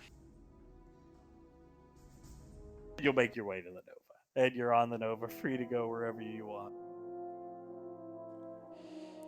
Pequod's piloting. These dudes are sitting here. You're Sit getting- down up here. Banksy impressed? She looks over her shoulder at you. Yeah, he takes to you well. I'd like to take credit, but the kid's just naturally talented. Yeah, I think so. They all are. She's typing on the nav computer. He's a good kid. He likes you. Yeah, maybe, yeah. Definitely. There's one thing I do know well, it's boys his age and the way they look at girls, and he really likes you. Well, hopefully after this we'll get to see him. Hopefully, and don't worry, it has been directly ordered that Hunk not touch him. Yeah, he told me he got interrogated. Yes, apologies. I thought, stupidly, that Hunk could be reasonable for once, but that's on me. Oh, I expected no less, hence why I tried to hide him. That's fair. You know, you can tell me anything. If need be, I could have kept it from the geniuses. Ah, he wanted to meet the squad, I told him no. Fair enough. He's good for you. Maybe you're right. Never had a boyfriend before, obviously, as she gestures over towards Hunk, and Saris and Hunk are looking at the new Game Man prices. I never had anything until Saris. It's daunting at first, I know, but you'll get used to it. It's liberating in a sense. It is, isn't it? Actually, how do I put it? Feeling that for someone, right? It's a good feeling. And you can do what you want with the pulse rifles. I think we should keep them, but it's just my 2 cents. I agree, I'm going to work my damnedest to politic my way into keeping them, but if need be, which one do you prefer? Mine. Mine's customized. Of course, will do. Just wanted to make sure. Not gonna Why make did- any. Why did we have a retinal scanner put in the apartment? Agent O called up and had to clear it with me. Keep the kids out. No amount of security is too much to keep them out. Okay, fair enough. Uh, how you holding up? Okay. Good. I'm sorry about the other day. I shouldn't have pushed so hard. Don't worry about it. We get to go meet Satan incarnate here. We do. Scientists responsible for the creation of That. Xenomorph. Yes. On the bright side, think of it like this. We can't kill him, but they're gonna get a fate worse than death from Lorelei. You see her, she's wearing the mask, but you see her head kind of trail off. Yeah, we can't kill him. No. Hey, it's alright. It'll be alright. And it'll be helpful. Getting their knowledge can help us. Very much. It ain't easy, I know. Trust me. She looks out the window to the stars. No, it's not. Grabs her temple of the mask. Give me a couple minutes. I gotta pop an Advil. I have a headache. I'll get that for you, alright? No, I'm good. I got it. And she goes off here. She's gonna go off into. I mean, Pequod actually stays in this room when they were a squad and out on the frontier for a while. But she goes in here and closes the door, and you hear Sarah's, "Game Man 5000s are ridiculous." What's the price? 40,000 credits. I'll pop that as soon as I get back to Gateway. Sasha, ask Tommy. I'll ask him to get a discount, of course, but I've got a decent amount saved up. I mean, it's not like I could spend what I had on the Majestic. It's crazy. Every time the Saint gets an attempted assassination on him, the stock prices of Escalade Cadillac go way, way up. And then when news breaks that he survived, they go down again. It's weird. Then they go back up. Of course. He's gonna slide down to Pequod. How you holding up? Good. I feel way better being back flying. This is where I belong. Agreed, you're a prodigy, a phenom. While I was gone, I thought mostly about feeling bad about what I said to Julius, missing Julius, but more importantly, I was just very jealous at the thought of somebody else flying it. That's fair. Well, I'm happy to have you back. It's good to be back. Where is Julius? He's back there, talking to everyone. Pubinator. Come here, Pubinator. Yes, Lieutenant. Now, you're gonna be careful on this mission, right? Obviously. Good. I'll accompany you. No. No. Orders from up high, you're not allowed out of the ship. And do you really want to risk, and he's going to put his hand on her belly, that with xenomorphs? Keep me locked on the ship. Keep Ceres trapped in Gateway. You should have been a warden of a prison, eh? Whatever will you do without the old man Worrywart keeping you safe? Julius needs me to keep him safe. We're gonna listen to Ash on this one, dear. That's a new one. Dear gods, he actually said it. Yeah, I don't want anything to possibly happen to our future, dear. And me. Well, yes, you. Obviously, you. You're part of that by default, aren't you? She kind of strokes her chin. It was scary a long time ago. You see her put up her finger. It was scary, but it was also exhilarating fighting those bugs, xenomorphs, way a long, long, long time ago. Well, in theory, and this is in theory, we could possibly talk to the General once you're not almost ready to pop with two little ones, and see about getting you some training to come and do some missions on the field with us. I've offered for years to help you learn how to shoot your pistols. I don't need training. I need my Makarov back. Yes, but you gotta earn it. Same with me and Valor. It was a blast. I don't know, killing people is different, but those things, it was fun. in a Hi. sick and twisted way. In hindsight, it was fun, but shivers, if I can avoid it, I don't want you or Ceres ever going near those again. I got to use a flamethrower. She looks up at Julie. It was pretty badass. Whatever happened to your little toy? That's back at Leslie's bunker. Why don't you pick it up? If there's ever a reason, I would definitely. I don't really need it now, especially if I'm just flying. But not a bad idea. Keep it on the ship just in case. I really wish we had kept the smart gun. Well, my choice. I lost myself in my fear of seeing her get hurt. Did you see me with that thing strapped on my pregnant belly bump, blowing away xenomorphs, Julia? Oh, I can see it. Belly sticking out from under the combat armor. I don't think the harness would fit me at this point. But soon. Ah. Yeah, soon. But I'd say keep the flamethrower on the ship because it's almost impossible, it's unlikely, but in the eventuality that somebody gets on the ship, you know, like they did in that mission, I'd like you to be safe and have a self-defense.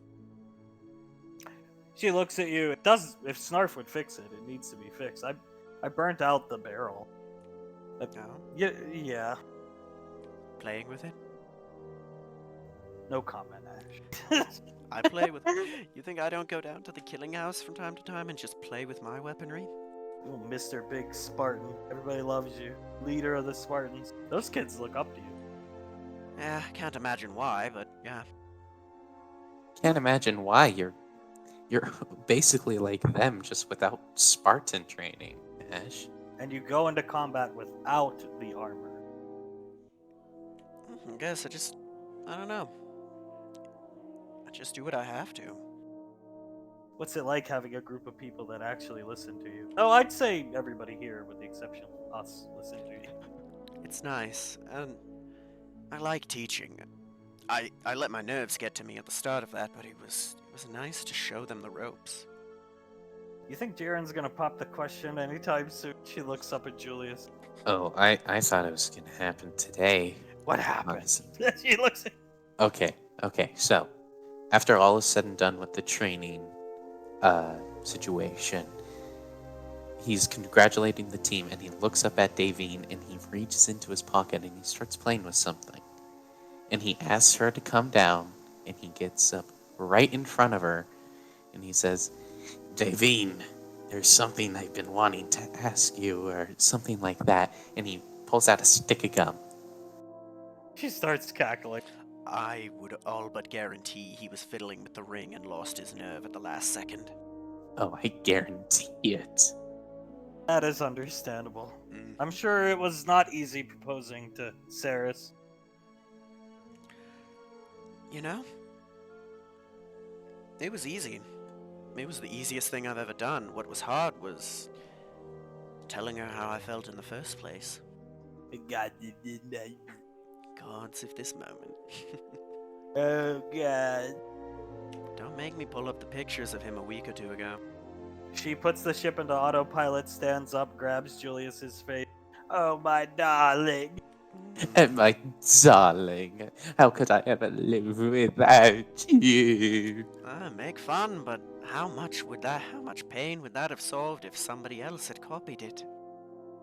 True. Oh, it would have solved a lot of pain. But I'm still gonna make fun of you for it, don't worry. Hey? Looks at Ceres. I'm gonna get him.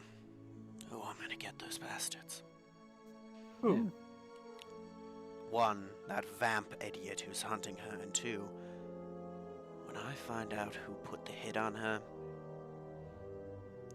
well, you see him kind of shake his head. I'd rather not think about what I might do to him. Still don't get why they put a hit on her. To hurt me. I guess you were Malcolm's greatest enemy. That, and they can't assassinate me. Nobody'd be willing to take the job but a vampire, a royal vampire assassin who, well, they want to get rid of her to tie up loose ends anyways. It's a win-win for them. Whoever did it wants to hurt me. Pequod sighs and looks at Sarah. Not good. When I find whoever did it. Well, let's just say that I might regress a bit into a man who's long dead. Pequod's gonna look at you. Well, it was a chance, so I'd say they have it coming. Yeah, I just, you better hope I kill him. Because if not, I can think of all sorts of things that I can do or have done to him that he'd wish I'd shot him. Pequod nods and kisses Julius.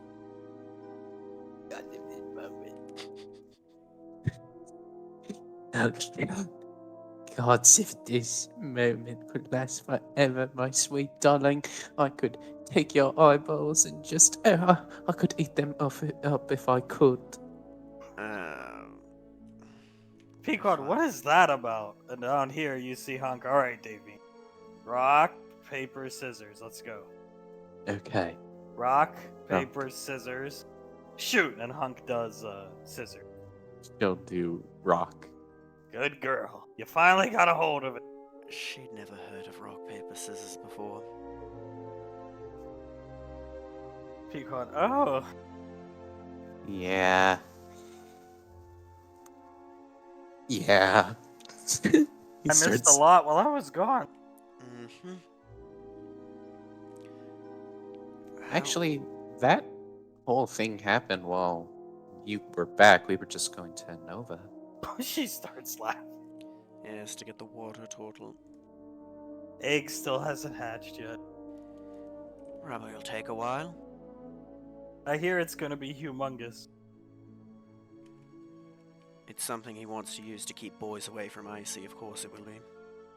Yeah, but if it obeys Icy's commands, then that's just not gonna work. Hunk is a good man, but he is not the brightest. You see Pequod looking at him.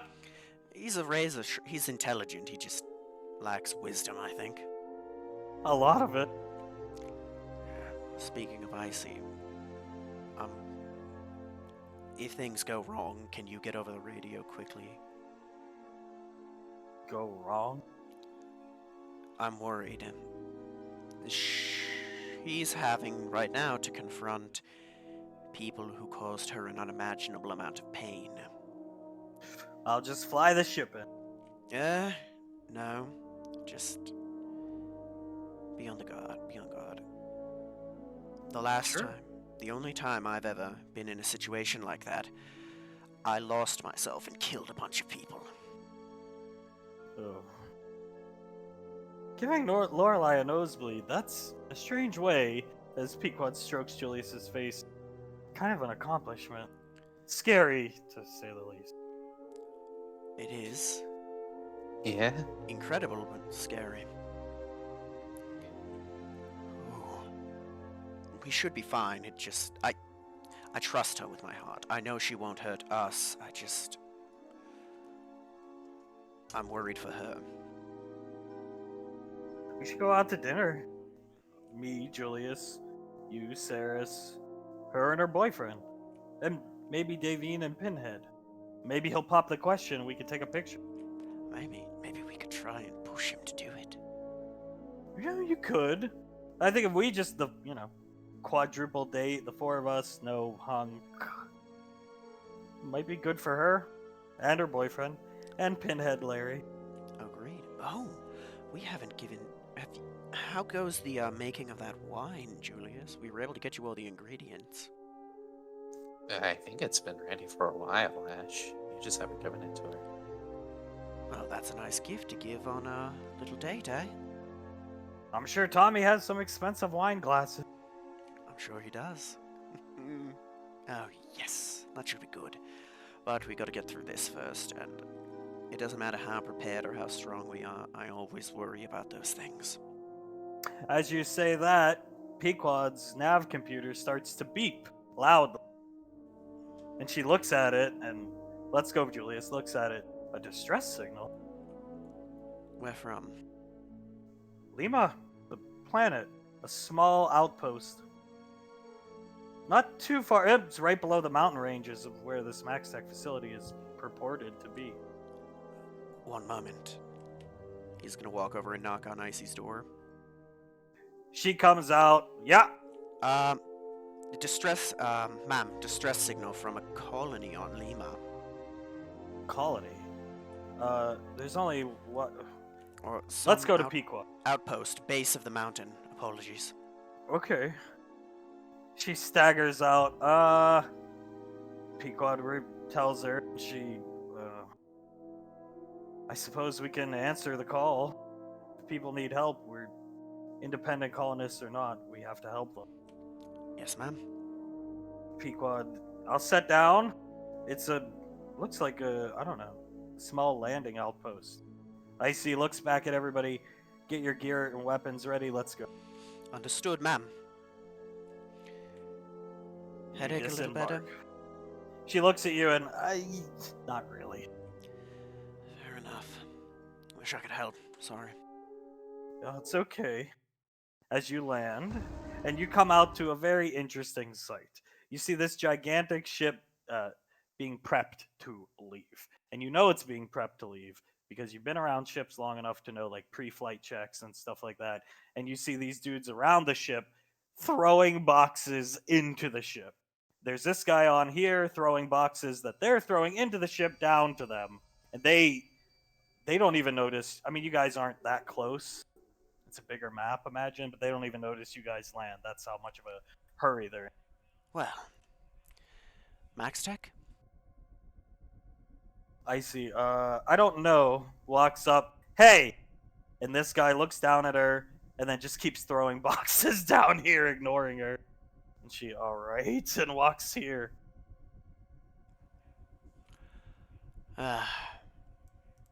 What's going on here? She starts moving around, Saris starts moving around, everybody's moving around, Hunk.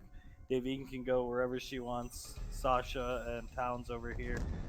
Who are you talking to, Ed? The big dude? What's going on here, dude?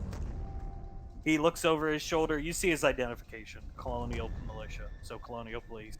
Not Max Tech. He looks over at you. Who are you? Master Sergeant Sherion Lazuli. Alpha Niner. EarthGov? EarthGov. What the fuck are you doing here?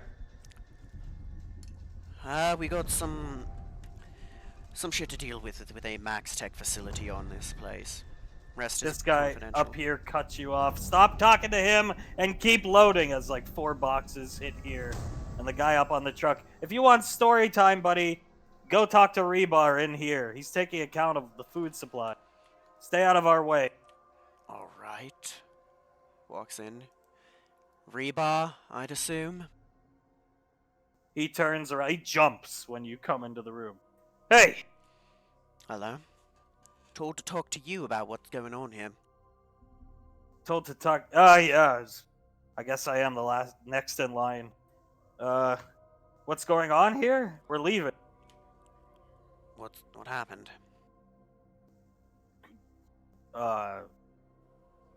Would you? You're EarthGov, so EarthGov. you're educated. I don't think you'll believe me if I tell you, but bugs, monsters, I don't know, Bipedal. took over the planet. Bipedal, black carapace, extra jaw. Various sizes. Right. Joy. They overran the colony. It's like, I wasn't in the city when it happened. I got called back in. I was on patrol. I'm just a private. It looks. No, understood. You guys get the hell out of here as quick as you can. Triple check your ship. Those things get into places easily. Yeah, right. What are you doing here? This planet's toast, bro. You're EarthGov. When you get back, tell whoever your commanding officer is to, however you people crack planets or whatever you do, tell them to do it here. No, that's the plan. It's, we're here to deal with the Max Tech facility, which I think has crossover with what happened here. Go figure. We didn't even know there was a facility here. Apparently it's up in the mountains. That's what one of the guys said. Stop by to answer your distress signal. Well, honestly, and you see him look at his wrist computer, just a force of habit, and he turns the signal off on his computer. Fair enough, training can save lives. Yeah. Don't linger here too long. When I say the entirety of the planet, I mean the entirety. They take wildlife, humans, elf, whatever. Good. Hurry. There was some Max Tech dudes. You ever see them in the white armor? Ash has, right? Oh yeah, Max Tech Commandos. Yeah. Commandos, joy. They were in the city trying to. I think when it seemed containable, contain it, but they didn't last long. Let me tell you. What's left is probably at that base, guarding what's left. Well, he puts his hand out. Good luck to you. Good luck to you, and again, triple check your ship. We're the last ship off the planet. Can't say if any of those things got off or not. As Julius, you see these two dudes. Well, I'm sorry, this dude come running in, and he's like, running out of breath. You could tell he's out of breath, not in the best of shape. These guys all watch him run by, and he just runs right past you and runs onto the ship. Well, that's worrying. You see this guy grabbing his earpiece. Yeah, Pickett's report that, okay, we're pulling out. Fuck it. And they all start running to the ship. Okay. Backs Yeah. up to Icy. That's worrying. Rebar's gonna guide you out with him, Ash, seeing all of these dudes run onto the ship. Get on the ship. We should get our asses back to the Nova, ma'am. You see Icy with her hand up on this wall here, looking out. It's raining. Only it's like a radiation storm from Fallout 4, though it's not radioactive. And you can all see the silhouette of that thing off in the distance, lit by the lightning strikes. And it's got its head up in the air, just like that picture. And it looks like how dogs sniff the air. It's not sniffing the air. Xenomorphs don't do that. But it's definitely searching. Ma'am, let's get back to the ship, and then get where we need to get out of here.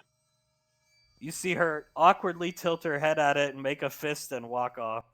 As this guy wishes you good luck one more time. Good luck to you. Get on your ship. Careful, and word of advice, flamethrowers are very good against them. Copy that. Crack the planet, please! That's the plan. And they stop loading their shit and disappear. Oh boy. They are gone. All of them disappear into the ship. As you see, Hunk, this is not good. No, it's not. Once we get back on the Nova, double, triple check everything. Those things are sneaky.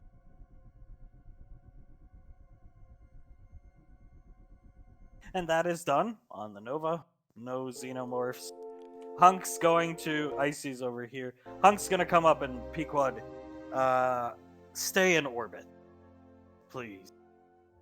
Pequod, why? And looks back at Julie. Stay in orbit. We're dealing with a lot of bugs. How many? Overrun the colony. Didn't O say there's like 9,000 people? Yeah. So, assuming some actually died before they were, turned into those, we're dealing in the thousands at the very least. You really want me to stay in orbit? Yes. Yes. Remember what happened last time you stayed on the ship? I'll land to drop you guys off and then stay in orbit. Worst comes to worst, we got 30 minutes till the Marauders get here. Well, if there's 9,000 xenomorphs, those Marauders don't have enough ammo. She comes up to Julius and gives him a kiss. Be safe, idiot. Oh, I'm planning on it. I'll get us to the facility. It's right over the mountain range. Walks up to Icy. Hey, we got this. We got this. You see her looking at her hand. Yeah, she puts her hands down. In and out quick, Ash. Understood. We don't have much time. Hey, I've got your back. Right. In and out. You see her head tilt awkwardly. Quick. Would you be able... It's a thought. Can you do long-range teleportation like that for the full squad, or is that a dead end? I can do it. 2 at a time. Good. If it comes down to it, you can get us and the scientists out of there quickly. Yeah. Worst comes down to it, I'm last out. Got it? She looks up at you. Scientist. Yeah. Trust me, I want to leave him or kill him just as badly as you do, but orders are orders. Pequod's gonna look over at Icy. Can I at least land to drop you guys off at the facility? And Icy, yeah. Then we'll teleport back to the ship. Good. But don't touch the ground. It's Pequod. Okay. You hear Pequod, I really should go get that flamethrower. Yeah. We're prepared for him this time. We're not walking into a trap. At least not like that. She lands and lets you guys off. Oops, this is not supposed to be here. She lands and lets you guys off. It's just a very, very... The first thing that comes to your mind is how the hell did they produce... I mean, I guess I suppose it only takes a few, but it's a very small facility. Like, very small. Joy. 1 second. Alright. So Icy's gonna walk up here, and there are 2 Max Tech Commandos. They're all following her. There are 2 Max Tech Commandos. They have their pulse rifles out to... Oh, sorry, Damien. I didn't mean to grab them. They have their pulse rifles out to their side and one hand up, indicating, that they surrender. Right. Your discretion, ma'am? She shoots them both. Fair enough. Heads explode. Pulse rifles hitting the ground. And she storms into the facility. Let's catch up. A note. The door was closed. Big triple steel layer door. She blew the door open. Oh boy. Hunk is grunting to himself. Cyrus, stay careful. Don't get out on your own. Sasha looks at Towns. Towns, watch our 6 here. And Towns, copy. And he's gonna stay out here and watch, the path, the roadway leading up here. Try to keep our melee fighters in the center of the group. These things match up very poorly against melee fighters. Strangely enough, she can tell exactly where they are. You don't know how, but she storms up here into the main room where there are 4 scientists. Alright, ma'am? That them? Hunk and Saris and Sandra are going to come up as well. This lady, she has a small, crappy, dinky pistol, comes up. Arcane Council. That's right. I'd recommend putting it down because you either deal with us or your own creations, and one of us is better to negotiate with. She kneels down and sets the gun onto the floor and kicks it to Davy. She picks it up and unloads it. Good. Alright, ma'am, that's everyone. We should start heading out, right? She's just staring at them. Captain, let's go. We don't want to spend time here. You see this guy come up. Come on now, we have places to be, and this isn't one of them. Old looking dude. This dude, come on, just put the cuffs on and get it over with, EarthGov scum. Hunk, Sasha, cuff him. Hunk starts cuffing this lady. Sasha cuffing this one. Looks up, puts his hand on her shoulder. Icy, come on. We gotta get out of here. Saris, I'll cuff this one. Good. This guy that is being cuffed by Saris, you hear him snort in and spit right on Saris's face. Right. Really lucky, buddy. Come on, Icy. Let's go.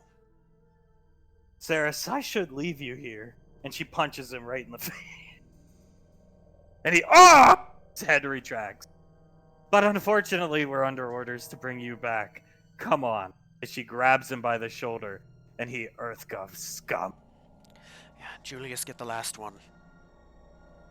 He'll start cuffing the last one.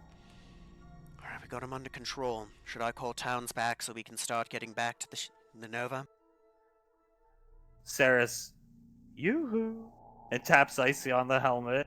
Icy puts up her hand, You see it glow blue, and now she's got that same blue aura that erupts around her, knocking Ash back because he was closest, knocking Julius and this poor ugly lady forward. Julius, you're lying on top. And she puts up her hand and does that. So, what this is what Lorelei threatened you with a long time ago. You see, the silhouette of one's soul being pulled out of this guy's body. This guy who spit on Saris. His corporeal form, his body, disintegrates, and his soul, you can hear him screaming, disintegrate. And he died. Icy, come on, let's... What are you doing?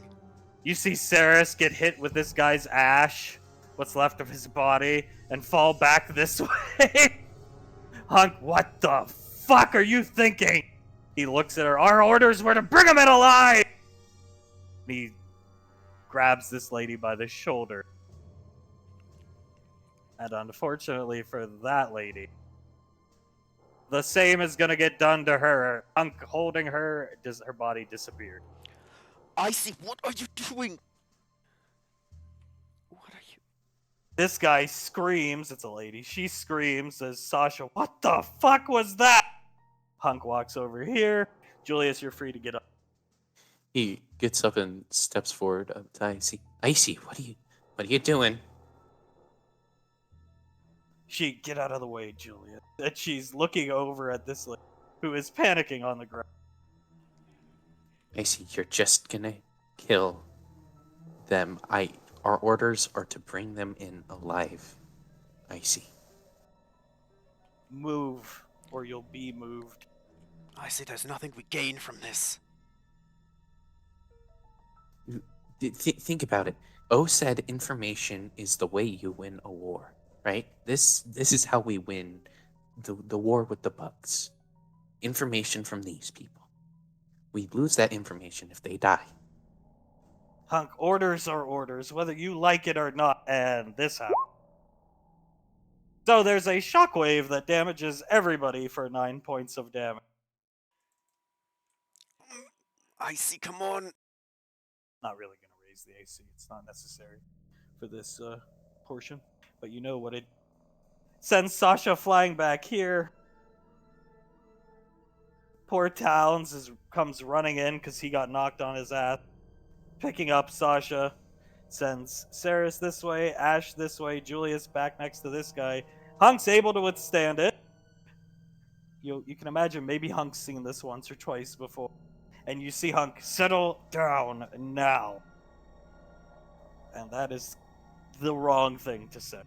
Because it happens again for 19 points of damage. Icy, come on.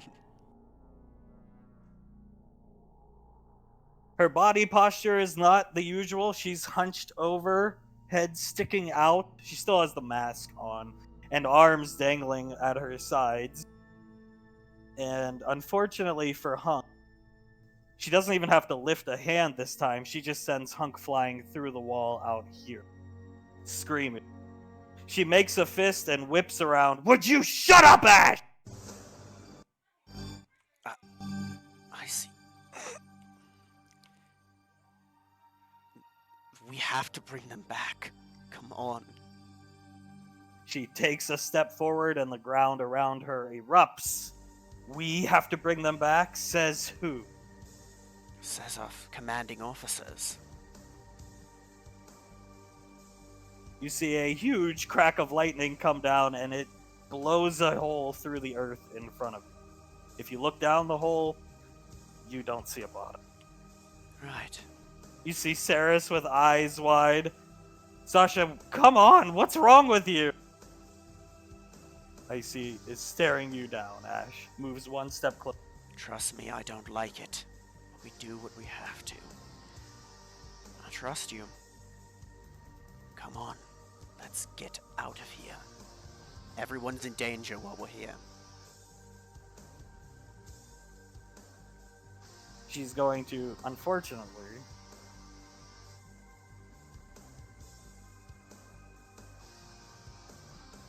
got one left.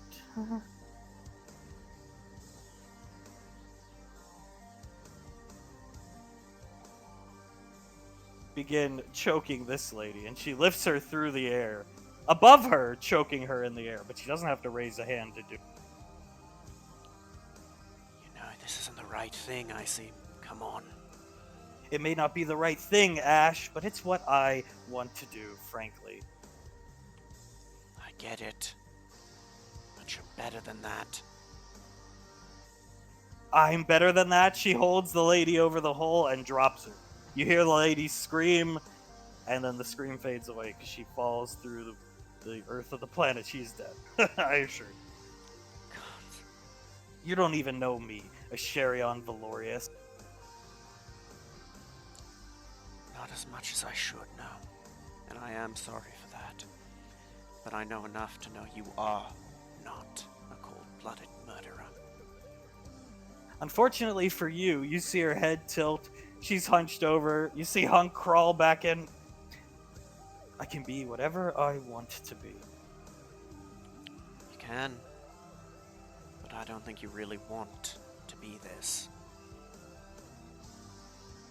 You don't even know me. As Sasha's gonna please settle down, everybody. This is not what we need. There's a planet of gigantic, scary bugs currently probably on their way here. And she freezes Sasha in place just like Lorelei can. And Sasha's conscious, but she can't move or speak. I know, Woodruff. I know you better than you think I do. We can figure this out.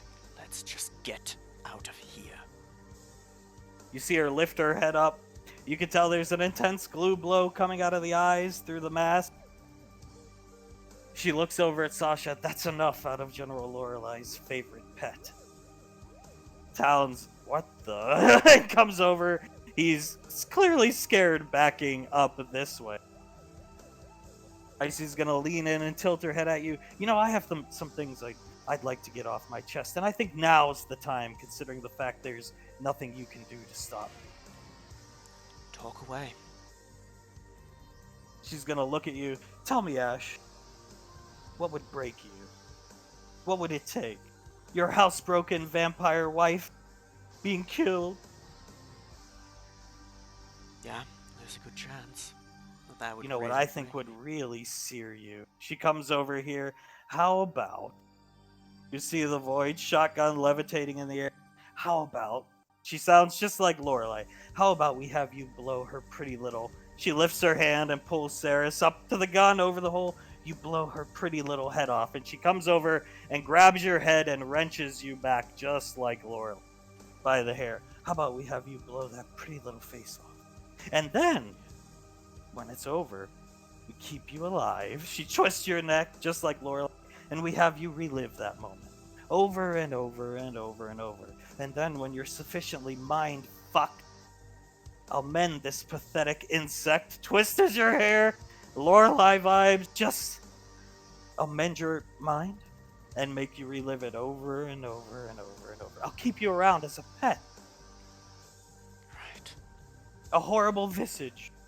A Van Gogh. She twists your head again. You're How bet- about it? You're better than that. Oh, the ever stoic behavior. She lets your head go and the shotgun cock. Stop me.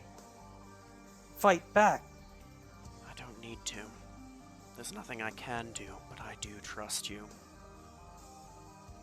See, Saris is very afraid.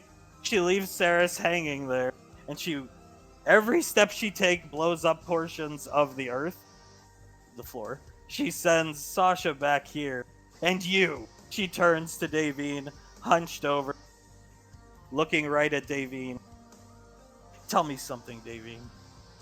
Where's that smug rainfall arrogance and disposition got you? Where's it ever got you? What's it gonna get you now? I don't know. She steps forward. Listen to me, Davine. You and your son might act like you tolerate us, but I tolerate you! She makes a fist and steps one step closer to Davine. I tolerate you, you pathetic wood elf. Do you understand me? I've tolerated you since I brought you back from the frontier. She grabs Davine by the scarf and pulls her in. You're a toy. You're a broken toy, and I mended you. Do you understand me? Yes, I do. Oh, do you, Davy? Tell me something, Davy. And she takes a step back. You had quite a lot of experience with Malcolm. Well, I'm a whole different ballgame from Malcolm. She puts a hand up and shows Davine Gateway Station. You know what I think would break you, Davine? Malcolm tried manipulation, theatrics. No, it's far more simpler than that when it comes to you. How about a trio, Davine? A trifecta of dead fucking lovers. Cyrus, Carter, and Jiren.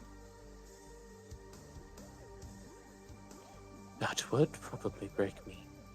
Or do you think Nicole. you'd be able to get back up, pick yourself up, and head back into that gym?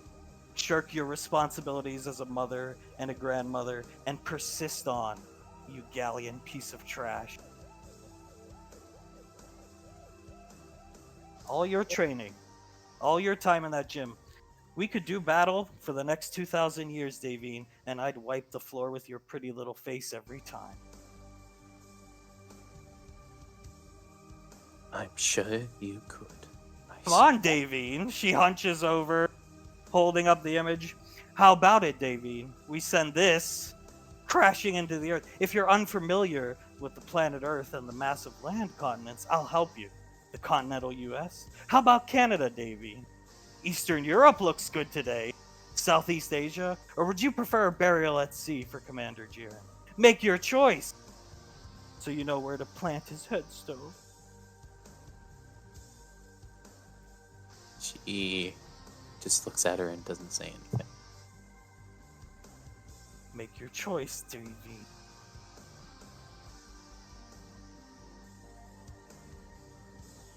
You. Please, Nicole. You don't need to do this. Groveling. Really, that's all you can do is beg. She closes the vision of Gateway Station. I'll tell you what, Davine. She comes here, puts up a fist. Take your best shot. Turn your dead Spartan's gear against me. See if you can even make me flinch. I do not attack those on my squad. You don't? She looks at her. What was it you wanted to be referred to as? On that pathetic steps one step closer, Planet Gallia, Mother of Light. How about we jettison you into that star nova we flew by? You could really get to. She comes right up to her. Know the light then.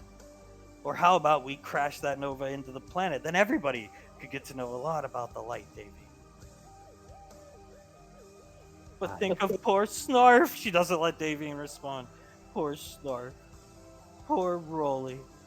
The literal insect that lives amongst pathetic. She slams Hunk back because he was just standing up. Insect. To go through all that they did on the Majestic to die in a tragic accident.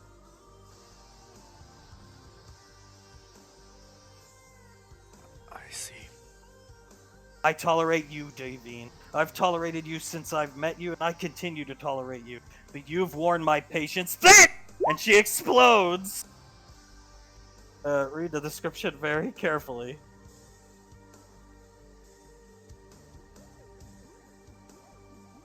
One more thing, and then, here.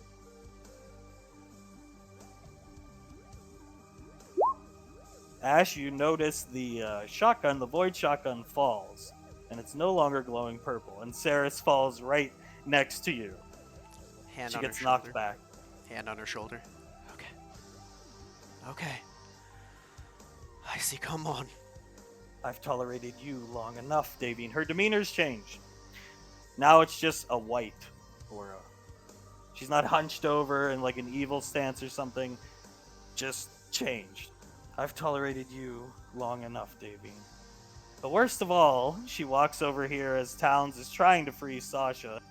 I've tolerated this pathetic imbecile long. Come here. Grabs Julius by the hair and whips him over her, slamming you into the ground, Julius. Long enough. Come on, Mother of Light. She slams her boot into the back of Julius's neck. Protect your son. Raise those swords that I gave you against me. Take your best shot. If you care about this pathetic idiot, she lifts Julius's head up by the hair. We all know he's the only one you care about. This is your chance. I'm not gonna let you leave here alive, Davine. You can at least go out fighting. Seeing her son in danger,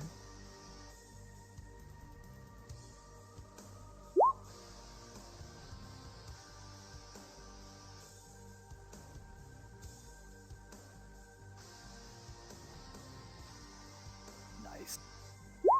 Excellent try, Davine. Davine gets up to her.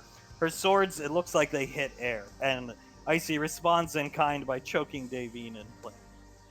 Excellent try, Mother of Light. A pathetic attempt, to be sure, but excellent. I expect nothing less from a rainfall. A piece of galleon trash. She pulls Davine down. Look into my eyes, Davine. She takes off her helmet. Her hair is the normal color. Look good. This is how you're going to spend the last moments of your pathetic insectoid life, Davine. Enjoy. And poor Davine is reliving seeing Julius's eyes and blood coming down her hands, covered in blood, and she's back in the cave. And she lets Davine fall to the ground and throws her into Towns, who gets knocked over. This way. What's Davine do? she is staring at Julius, back down at her hands, and she is wiping her hands on her clothes, staring up at Julius, worried, and then just basically repeating that process. Your turn. She raises her hand and stands you onto your feet.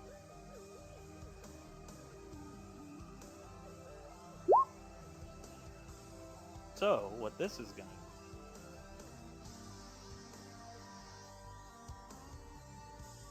as she puts her hand up and you feel you don't have control of your body anymore.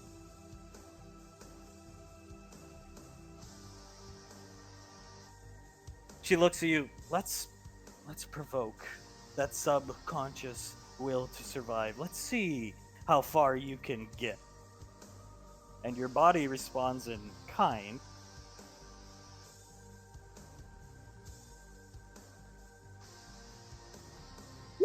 And you strike, but you strike the air and it unfortunately stops. She tilts her head at you, your hair glowing white. Let's see. I'll even stand back here. She pushes this woman away. What did you use to defeat Major Jiren? This would be Mother's signature Kai Blast. Is that correct? She provokes your body to her response, and you fire the classic Lasley dual blast balls, and she catches them with her finger, like a basketball player, and throws them back to you, hitting you, sending you flying back this way.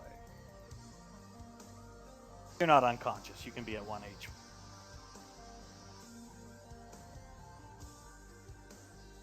She casually strolls over. Is that really the best you have, Julia? Like mother, like son.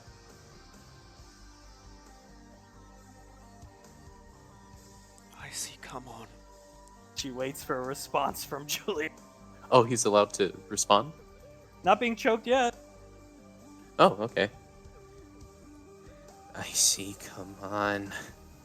Yes, that's the best I have. We all knew you were more powerful than me from the very beginning. You've proved your point. She chokes you and lifts you into the air. Without the use of that corporeal prison you call a body there, just like your mother, you're defenseless. Not a god among insects. No, rather a god of the insects, Julia. And she levitates you into the middle of the room, walking around. I'll teach you a lesson. First of all, this word. And when she talks, there's like crazy reverberation. This word, brother. If it gives you comfort, then I'll refer to you as that. In these, the final moments, you're about 10 feet in the air of your life. I'll teach you a lesson, Julius. I'll anoint onto you some knowledge as she lowers you down to eye level with her about the cosmos you inhabit. Gods don't exist to be paid tribute to. They don't exist to give good fortune, grant good health, fertile lands, or good weather. She pulls you so you can look right into her mask, or she has it off her eyes. We exist to have our will enacted by lesser creatures. You've belonged to me since the day we met on that loading dock. I'll ask you the same question I asked your broken toy of a mother over there. Where's that arrogant rainfall arrogance gotten you now?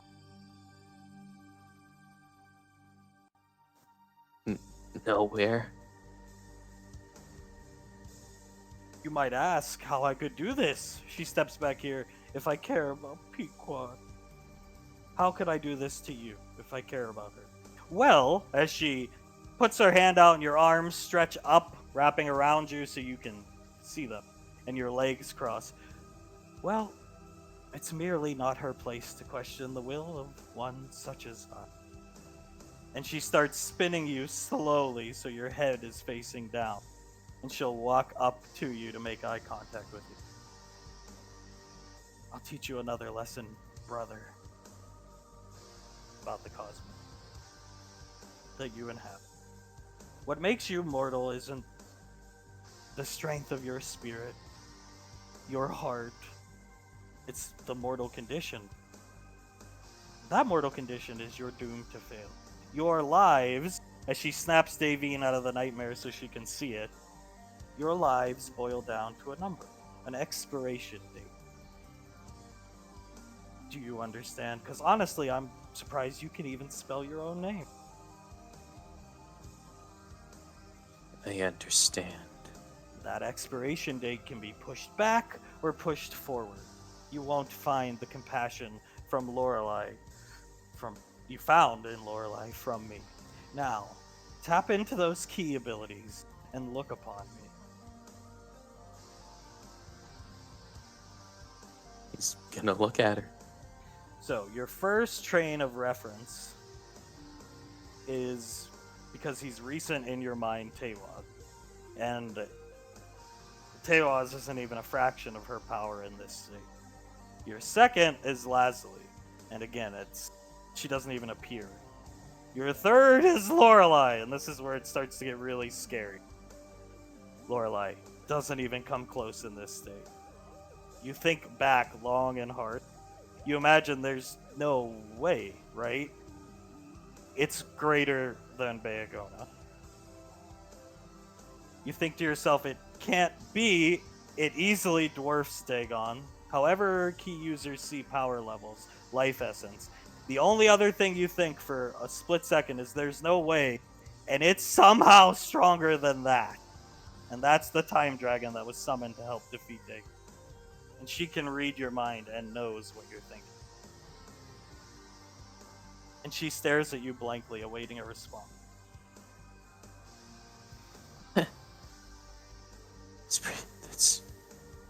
It's pretty powerful.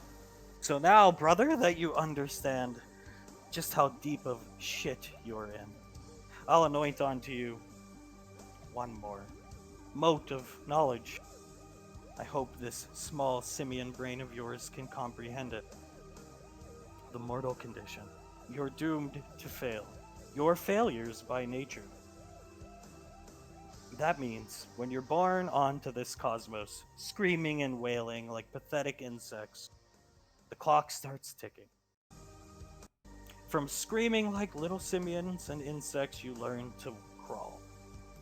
Much akin to your low-brained reptilian ancestors from that planet Gallia. From learning to crawl, you learn to walk. Big accomplishment.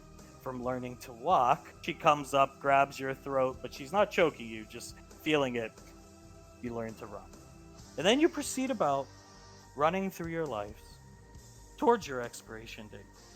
Sometimes stumbling and catching yourselves, but most of the time, you stumble, get up, and repeat that stumble over and over and over again until you finally stop existing. In the spirit of that mortal condition, I think we'll have history repeat itself. We'll bleed you dry. She puts her hand up, and you see your runes turning dark red. That's not that pathetic cursed magic activating. That's your blood. As you start to see blood coming out of your rune. Do you feel it, Simeon? The tingle at the base of your spine? That gnawing feeling in the pit of your stomach? That's not fear. There's a marquee difference. That is primal fear. The same fear your low brain reptilian ancestors felt as they scuttled about the plains of Gallia. The same fear they felt as their intestines were being plucked as she plucks your nose from their gullets by birds of prey. In the history of your mortal condition, she steps back here as blood starts to. You can hear it hitting the floor, leaving your body. You'll join Isabella and Cillian, and you'll share their fate. Simply, why, you may ask? Because your arrogance has outweighed your usefulness to me. Do you understand? He just looks at her. Hunk comes running in, and she sends Hunk flying back. She doesn't even have to move. As you see this poor guy hit the wall and go sliding down the wall. Icy, come on. You've made your point. He's gonna spin Julius back right ways up, blood still coming out of him. I will admit, you see her stagger for a second. The aura doesn't go out, but it recedes a fair bit. Then it fires up again. I'm having more trouble going through with this one than I thought. Perhaps it's because I met you when you were young, when I was young, and stupid. Lucky for you, I'm not that stupid anymore. And she spins you back upside down so you can look each other in the eye. Given everything we've been through, you should spend your last moments comfortably, brother. Choose! She gestures back to these three here. Whose arms would you like to bleed out in? Will it be the broken toy of a mother? General Lorelai's favorite pet? The mind-wiped SIS agent? Dearest brother who talks too much? And his housebroken vampire pet? Or how about the idiot you call father? Make your choice. And she levitates you a couple feet away.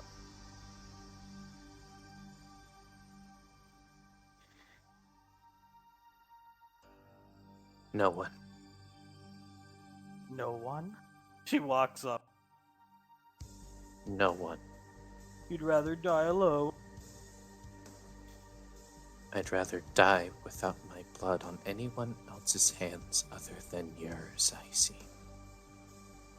She looks you right in the eye. Smooth talker, to be sure. You'd have to be to pull Pequod. Patricia. We could have her come down here. Would you prefer her? Don't. I don't think she would be able to recover.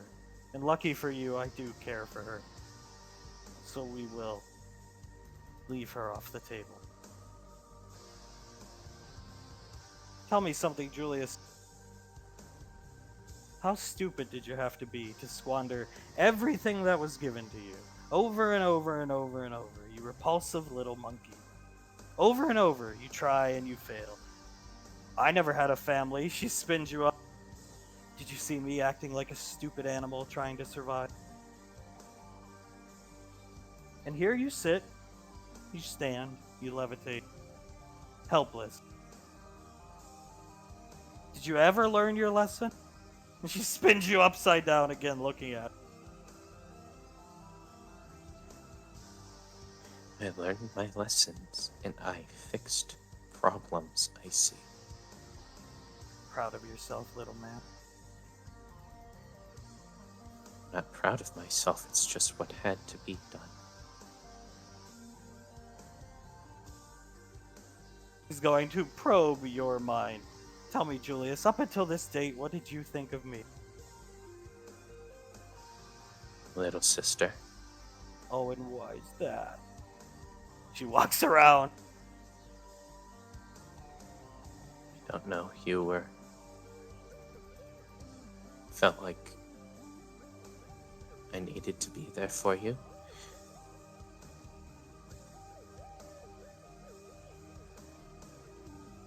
She walks over here. You don't even know me. All you've done is take from me. You turned my home into a disaster where you copulate. I assume you looked up the definition of that word. What exactly, as she holds you out here, have you ever done for me? Or are you just trying to smooth talk your way out, Julia?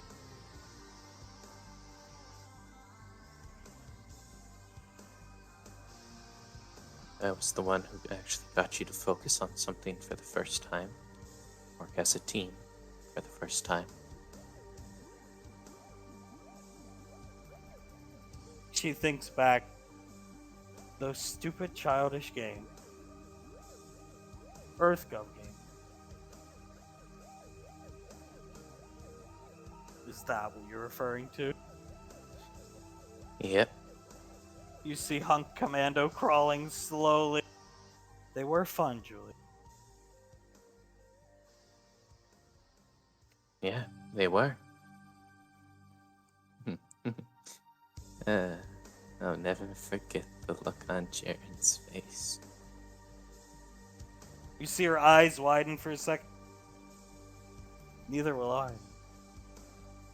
And we worked well as a team. And she starts to get worked back out of it. I'll never forget how stupid Hunk was. She looks at you. I always thought you were. I don't even know if I had a brother, but if I did, I always wished he would be like you. And as she says that, the aura fades, and Hunk cracks her in the back of the head with his MP5. And you fall here. All the blood that you lost goes back into your body. It like Terminator liquid metal kind. Because the work is undone because the aura is finished. The spell on Sasha lifts as Towns comes over, clearly scared, scans her with his wrist computer, and he's helping you up with one hand, scanning her. His wrist computer explodes, and his wrist sets on fire. But he's too much in shock to even notice his wrist is on fire, as Sasha comes running up and picks you up, Ash. It's okay. He picks up Theris. Are you okay?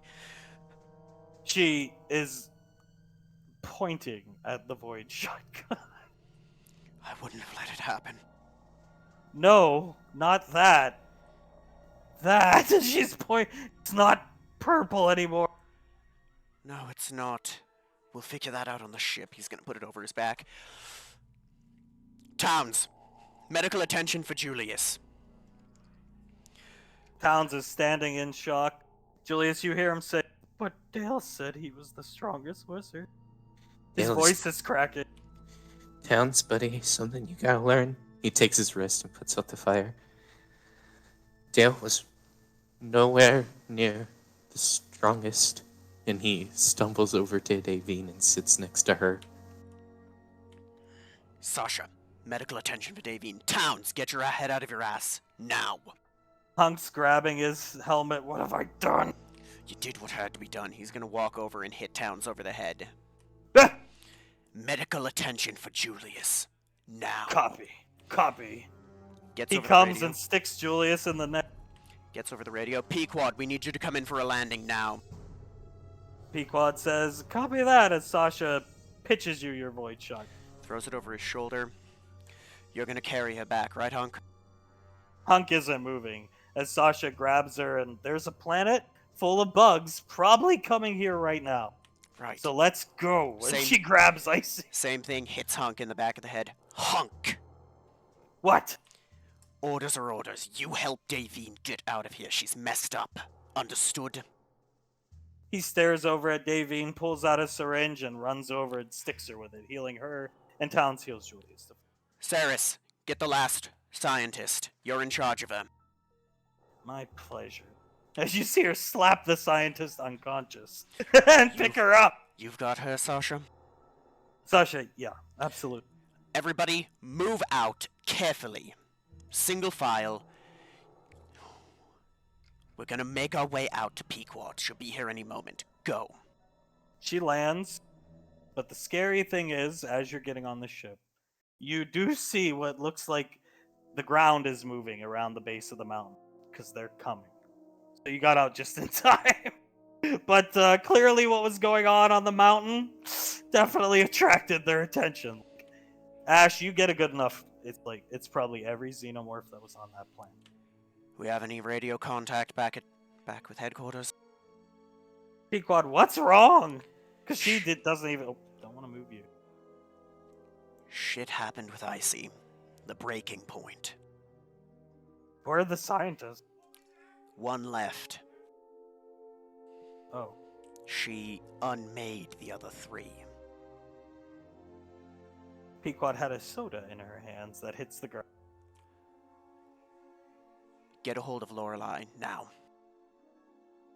Pequod sends out a burst transmission. I'll try, Ash, but we're going back to Gateway anyway. And there's Understood. interference from an asteroid field.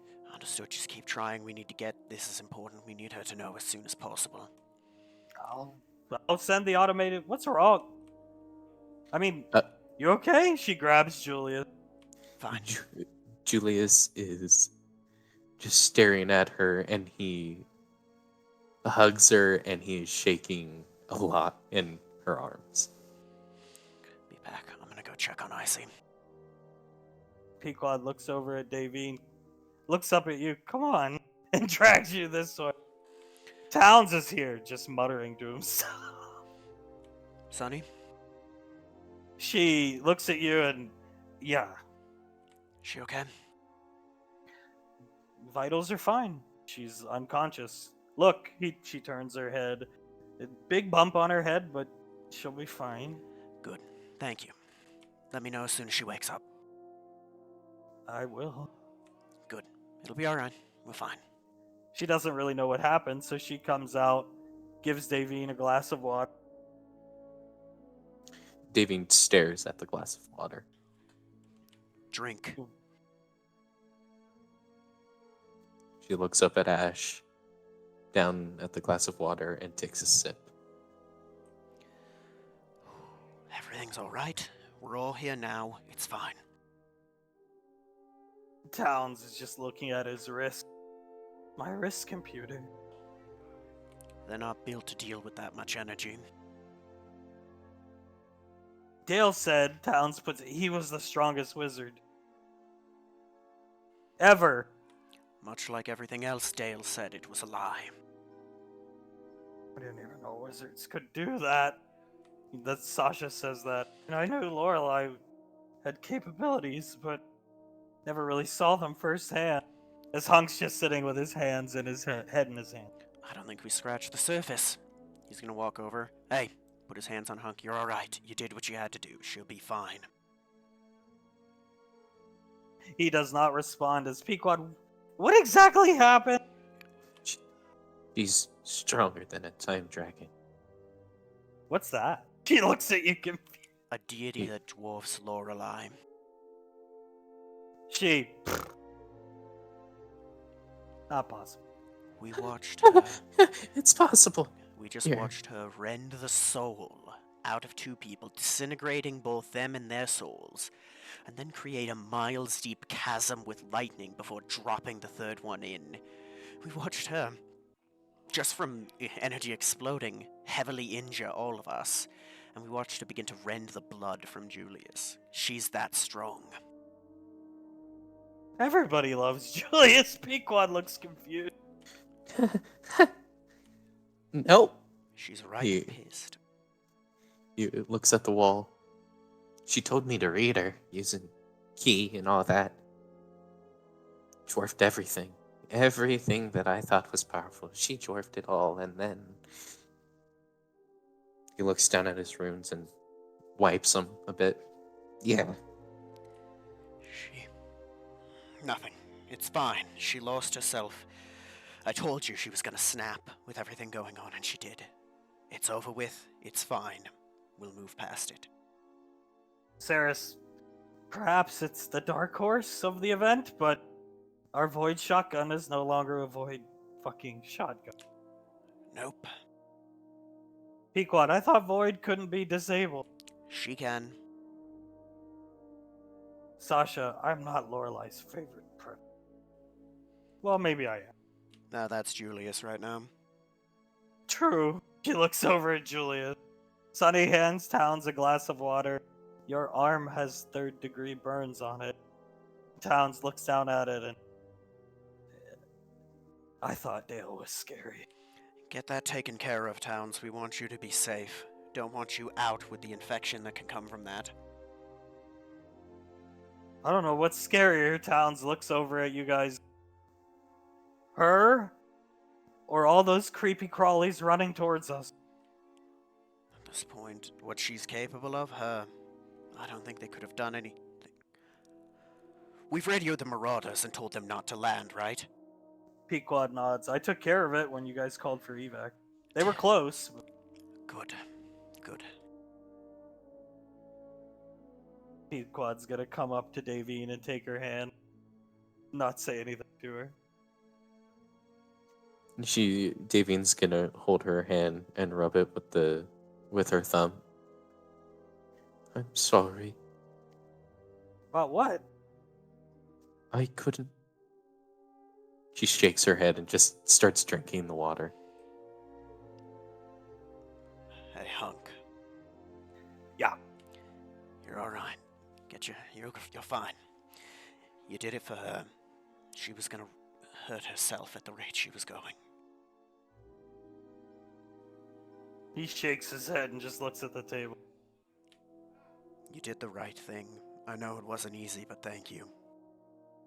Saris, she was probably gonna kill all of us. Maybe. She'll be fine. We'll be fine. We'll be fine. I'm just... Give me a moment. He's gonna go in and just sit down next to her. Everybody loves Julius. Right? Just pretend they do, Julius. What did she say, Julius? And she looks at you, and then at Davy. He scratches his chin. She said enough. It was just a lot of barrages of insults, insulting my intelligence, everything like that. Rainfall insults, specifically. Those two. She said, he pushes himself off the wall and leans onto the couch. She said she was gonna make me join Izzy and Cillian in our fate. She was gonna make me bleed out in someone's arms. She was trying to force me to choose who would. Pequod, Time Dragon was the thing that helped kill Giant Fish Guy? Yep, it killed Dagon. Pequod shudders visibly. Oh my god. She pats Davine's hand. You're okay. Davine is looking at Ficod's hand. She hurts Julius. Pequod looks up at her. Doesn't say anything. Davine looks at her, shakes her head, and finishes the water and sets it down. Well, you could talk about it when she's awake. If she's Davine, awake. Davine just leans back in the chair. Pequod, if she wakes up and ungrown. Pequod pats the couch for Julius to sit down as Sunny works on time.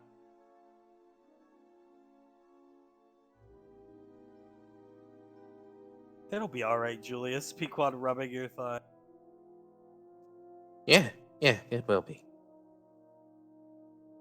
Come sit with me, Mom. Davine walks over and sits down.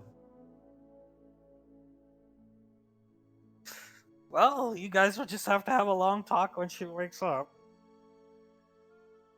I see. Have a long talk. That isn't going to be her threatening us, trying to kill us. Pequod shrugs. It's not like this is the second or third time. It's the first time, right? Eh, first and a half, I guess. Pequod looks at Davine and then back at you and shrugs. First and a half? Yeah, we were in the gym, and, that was when the whole calling everyone insects in the foyer thing happened. Pequod rubs her chin, looking at you and then Davine. Well, you two are kind of arrogant. And she shrugged. You hide in the gym all day. She's looking right at Davine. You don't do anything for anybody. You don't try to get to know anybody. And she did a lot for you and saved your career, Julia. He nods. And as far as you're concerned, Davine, she paid your medical bills. I really don't care if she hurt Julia's. You don't try to get to know her. You try to get to know her when it benefits you, because clearly something's wrong and you need something or want something. I realize you guys are from Gallia and socially awkward, but at some point, grow a brain, Davine. And Pequod just looks at her and rolls her eye. Clearly, she looked up to you. You're an idiot. Pequod, go ahead. Try to attack me. Do what you want. Lash out like a baby. I'm not really afraid of you, Davine. In fact, I think you're the least intimidating person on the squad, honestly. Davy nods at her. I talked to her. I mean, this is mostly my fault. Pequod puts up her hand. I admit it. I was angry. We went out to eat. I just filled her head with nonsense, and it was all nonsense. But if somebody looks up to you and you don't try to get to know them or show no interest, go back to Gallia, Davine. Maybe we can send you back in time. You'd fit right in. You're not necessary on this squad. If you're mad at her, leave. Honestly, I don't think anybody would bat an eye, because nobody here ever gets to know you, gets to do anything with you. And when you do come along, you just brood in the corner like a bitch. And Pequod stands up. And Julius, we've been over your problems. I accept them, but honestly, Julius, what kind of big brother doesn't get to know their little sister? You guys always, maybe not you, Davine, because you don't even try, but you half-ass everything. And she points at Julius. We know that. So do I, she shrugs. So do I. That's why we work. Two half-asses make a right. But, yeah. Julius nods. Yeah. Yeah, Pequod just shrugs at Davine. As far as I'm concerned, as I said, I don't find you intimidating at all. And clearly you're not up for the task of protecting your son. She's looking right in Davine's eyes.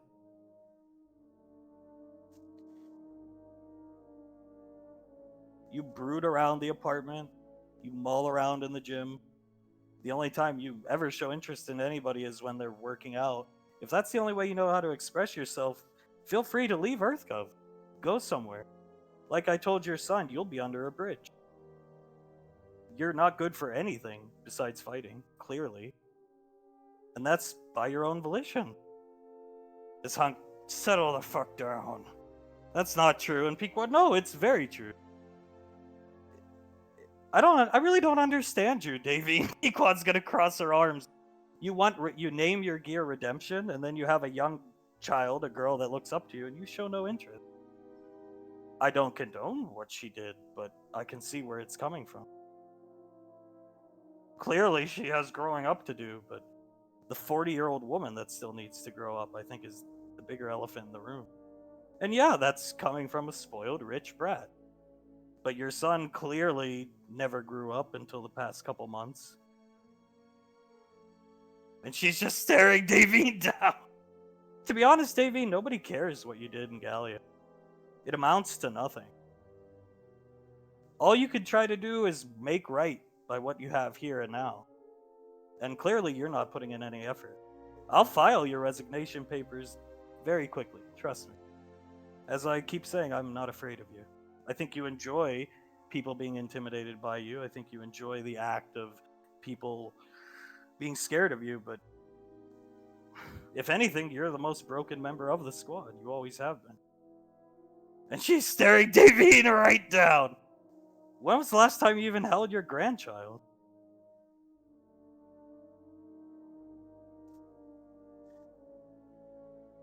Davian's not gonna say anything. She's gonna rub her face and nod. You're right. I mean, I realize the Rainfalls are special ed. They're slow learners. Trust me, I'm married to one. But you have a charm and a wit to you, but leave. It will make no difference in the end. I assure you, Davy. Find a nice bridge. There's plenty of them. Just pray that whatever independent colony you end up on, xenomorphs don't take over that planet. She should be ashamed of herself. She points to the medbay. Absolutely ashamed of herself. This one, she kisses Julius on the cheek. He's gotten his act together. But you should be ashamed of yourself, Davy. If your only feelings and emotions are the gut, raw animal instinct to protect one's offspring, what makes you any better than a wolf that parades around the mountains? Or a bear looking for food? You're a wood elf. An elf. Try acting like one. Teach, endorse, embrace, or hide in the gym. I really don't care what you do, Davy.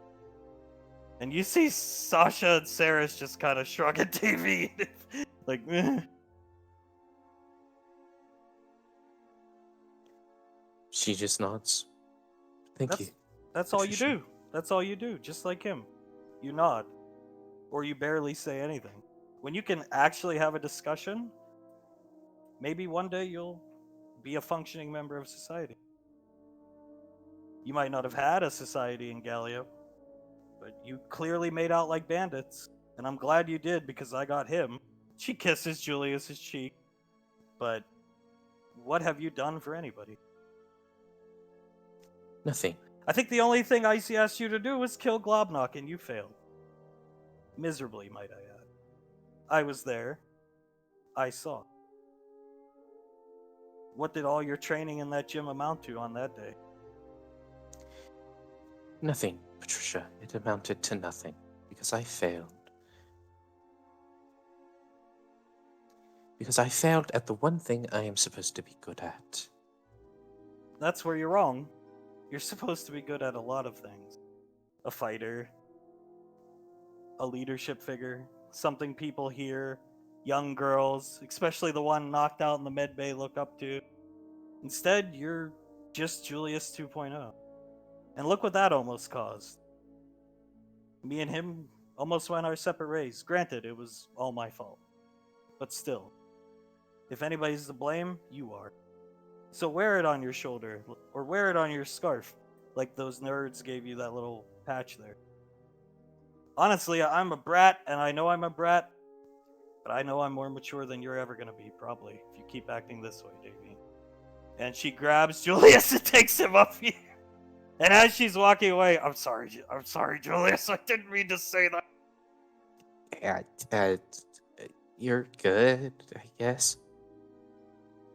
Sorry. She pulls up a chair for you to sit down with. Icy's out cold in the med bay. She's, well, not snoring, but yeah.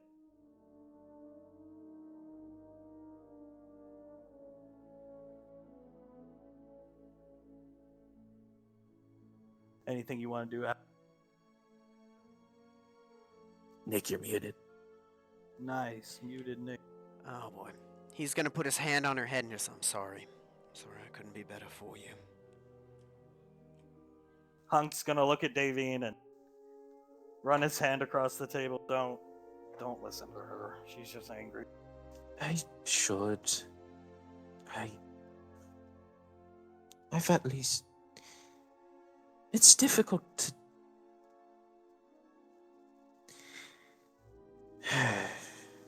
It's You don't hide difficult. behind a mask. He points at her, trying to make her feel better.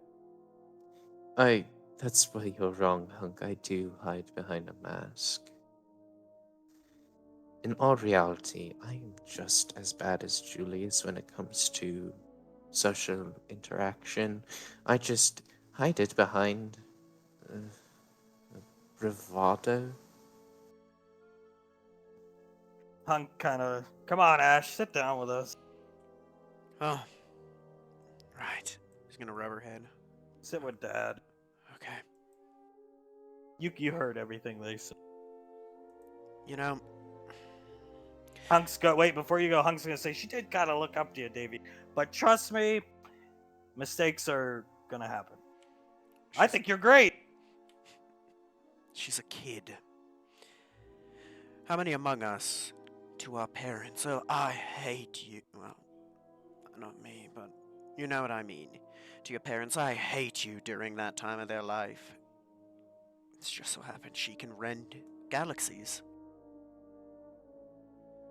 Well, not all the time, thankfully. Hunk awkwardly shuffles in the couch.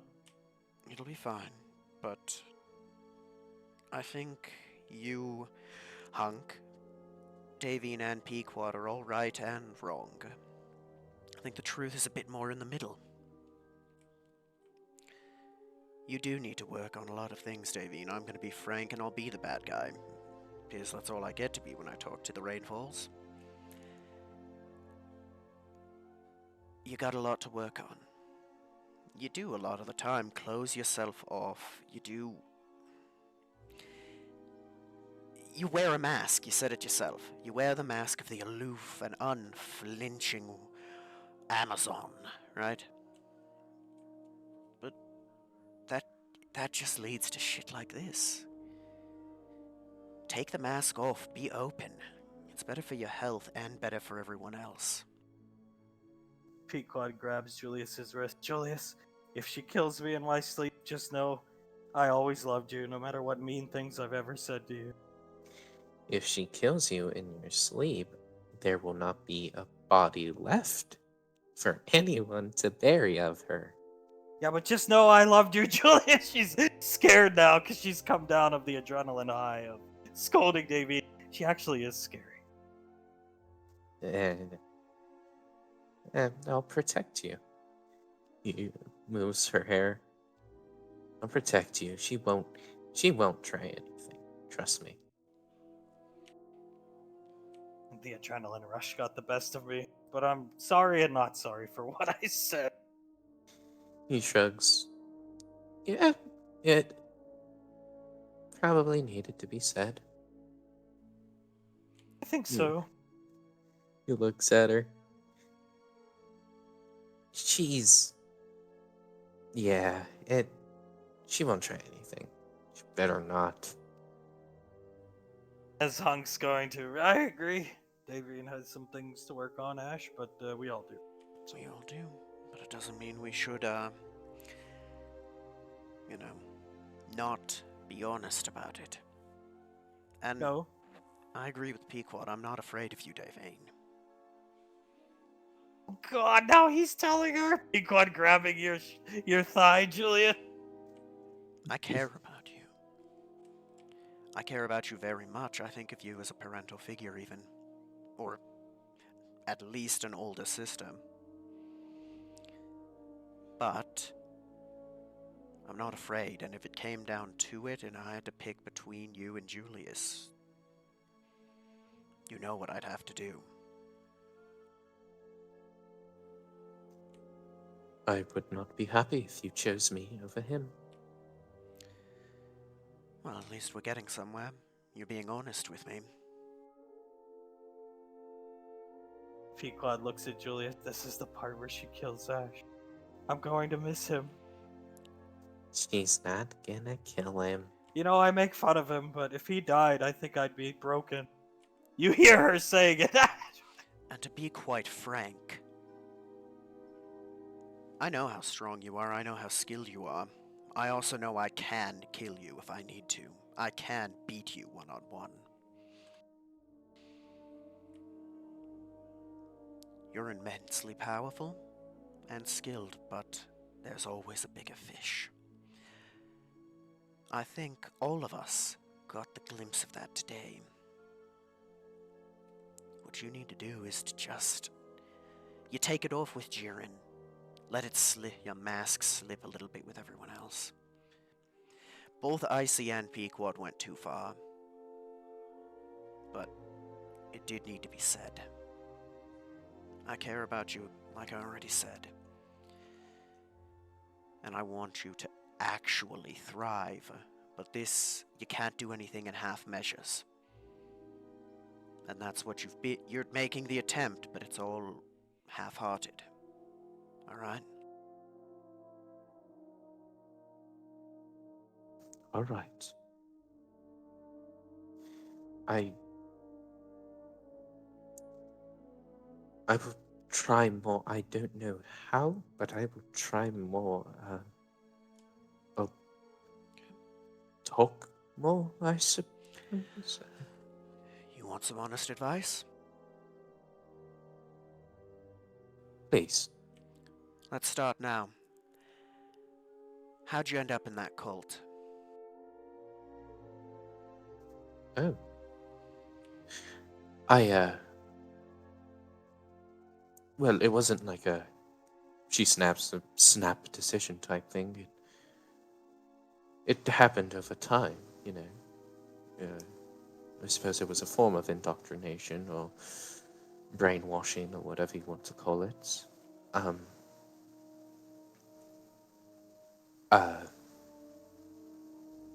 there was a structure to things where I was born.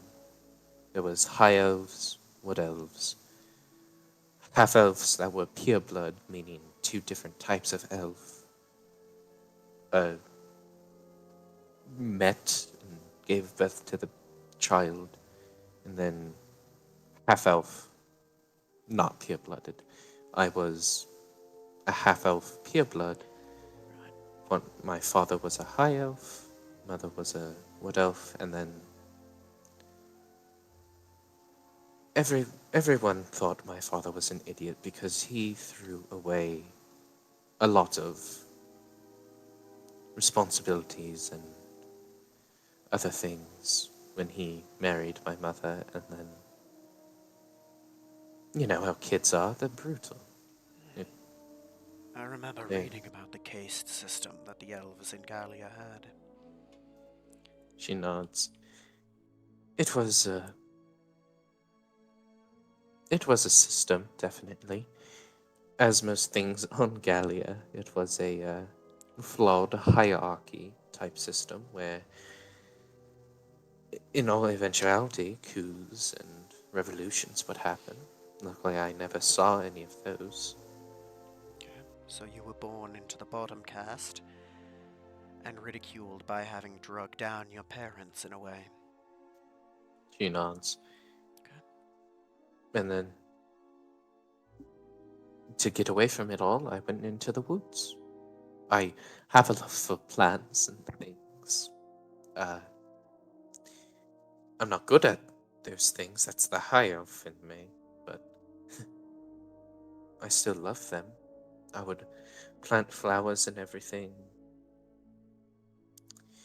Then one day someone found me and they started talking to me. Taught me more of the forest, more of everything. Taught me about star constellations and how those are theorized to be the gods that we believed in. What a lie. Right. Then they brought me further into the forest after a few weeks. They started telling me more and more, and they started to become like family, I suppose. How old were you? Uh, couldn't have been older than 13, 14. Okay, continue. Young Davy. Hunk speaks up. Yeah.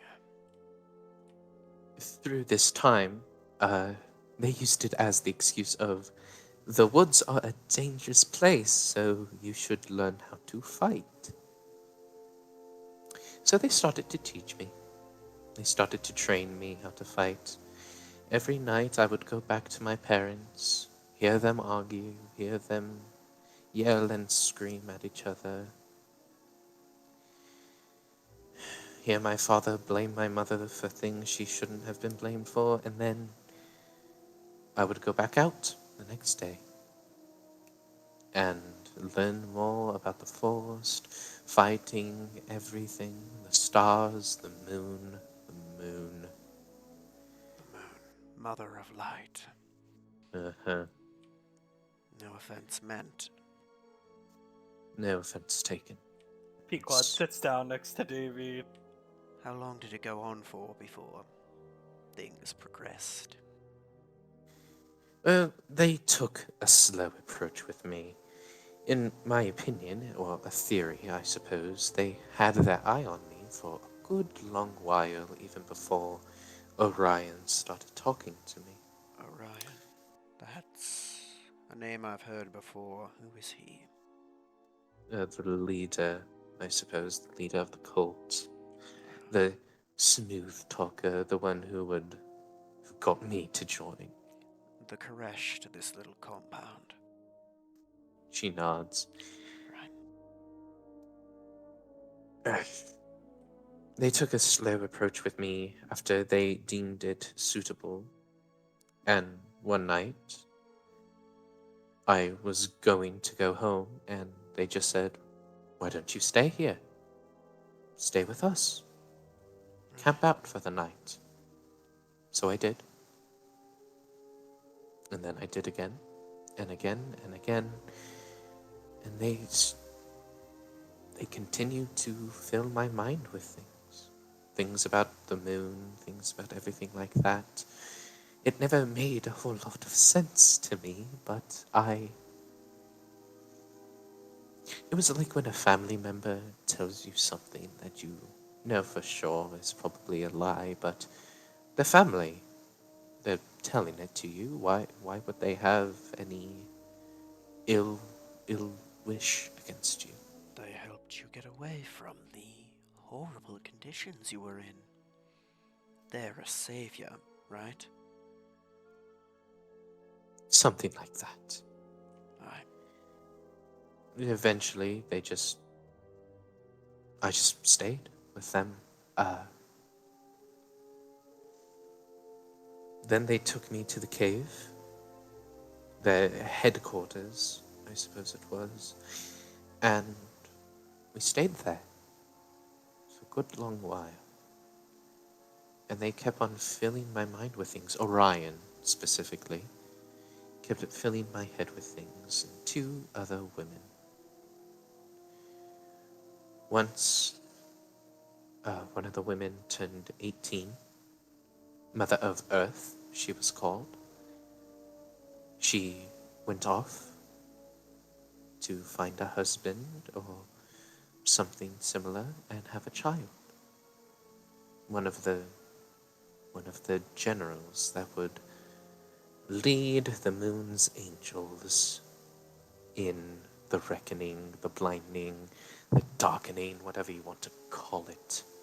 Right. After that came another woman. She went off to become the mother of the sea. And then it was my turn. I went off to become the mother of light. And that's when you met this Cyrus.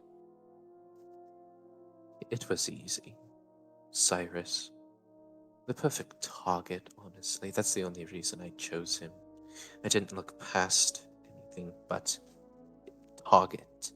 That's not what I was told to do. I wasn't told, think of your child's conditions. While growing up, I was told, find a suitable target, find an easy target, and then court him and have a child with him. Find an attractive man that you could easily manipulate and then make a baby. I met him in a tavern. That should tell you enough. Well, I've heard from Julius a drunk. When things got bad, yes. Yes, he was. Eventually, I had a little drawing of me done, or a picture, I can't remember which. It was to make sure Julius knew who I was when I eventually came to get him. Right. Uh, The I locket. put, yes, I put it in a little locket, handed it to Cyrus, and then I had the child, and I faked my death. And then you waited 11 years before coming back? I found Julius outside of an orphanage. Apparently, it didn't have, she looks over at Julius, enough funding for another child, and he nods. Cyrus left him there one day. What he meant was he couldn't balance his drink and his boy. Yeah, Ash, something like that. Yeah. I found him. He looked at the locket, looked at me, and he hugged me. And then I took him away and put him in the cell. And we know the rest. Yes, yes. Okay. He's gonna sit up. Start first things first. You weren't brainwashed. Not necessarily. You weren't indoctrinated. You know what you were? You were groomed. You were a child who was groomed by a predator.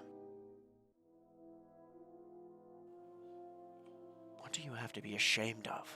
Yeah, you did something terrible, but if there's a damn reason for that, I'd say it's a young girl who feels like she doesn't belong anywhere in the world. Having Remind those you of anybody? Hunk speaks up. Yeah. A young Yeah, girl. go ahead, Ash. Yeah, good. A young girl who feels her parents don't want her, has nothing in the world getting taken in and taken advantage of. People hear that word groom and they think it's inherently sexual. It's not. He wanted something from you and he got it. You don't have to hold that over your head. I agree. Hunk speaks up. Sasha nods. Saris pats Davian's shoulder.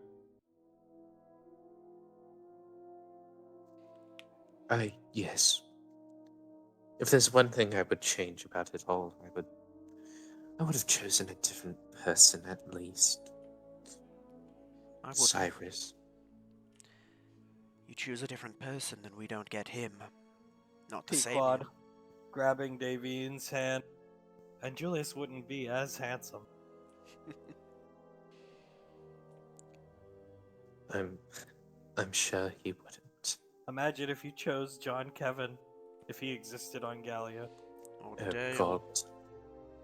Oh, Oh. Dale. Oh. Towns, don't say that name, please. Sorry, bud. I'm telling you. Dale said he was the strongest, and Sonny... Here, just drink water. Take that stupid mask off. I take it off, man. He's gonna take it off. I have a helmetless Towns. I'll get him. Hunk's gonna...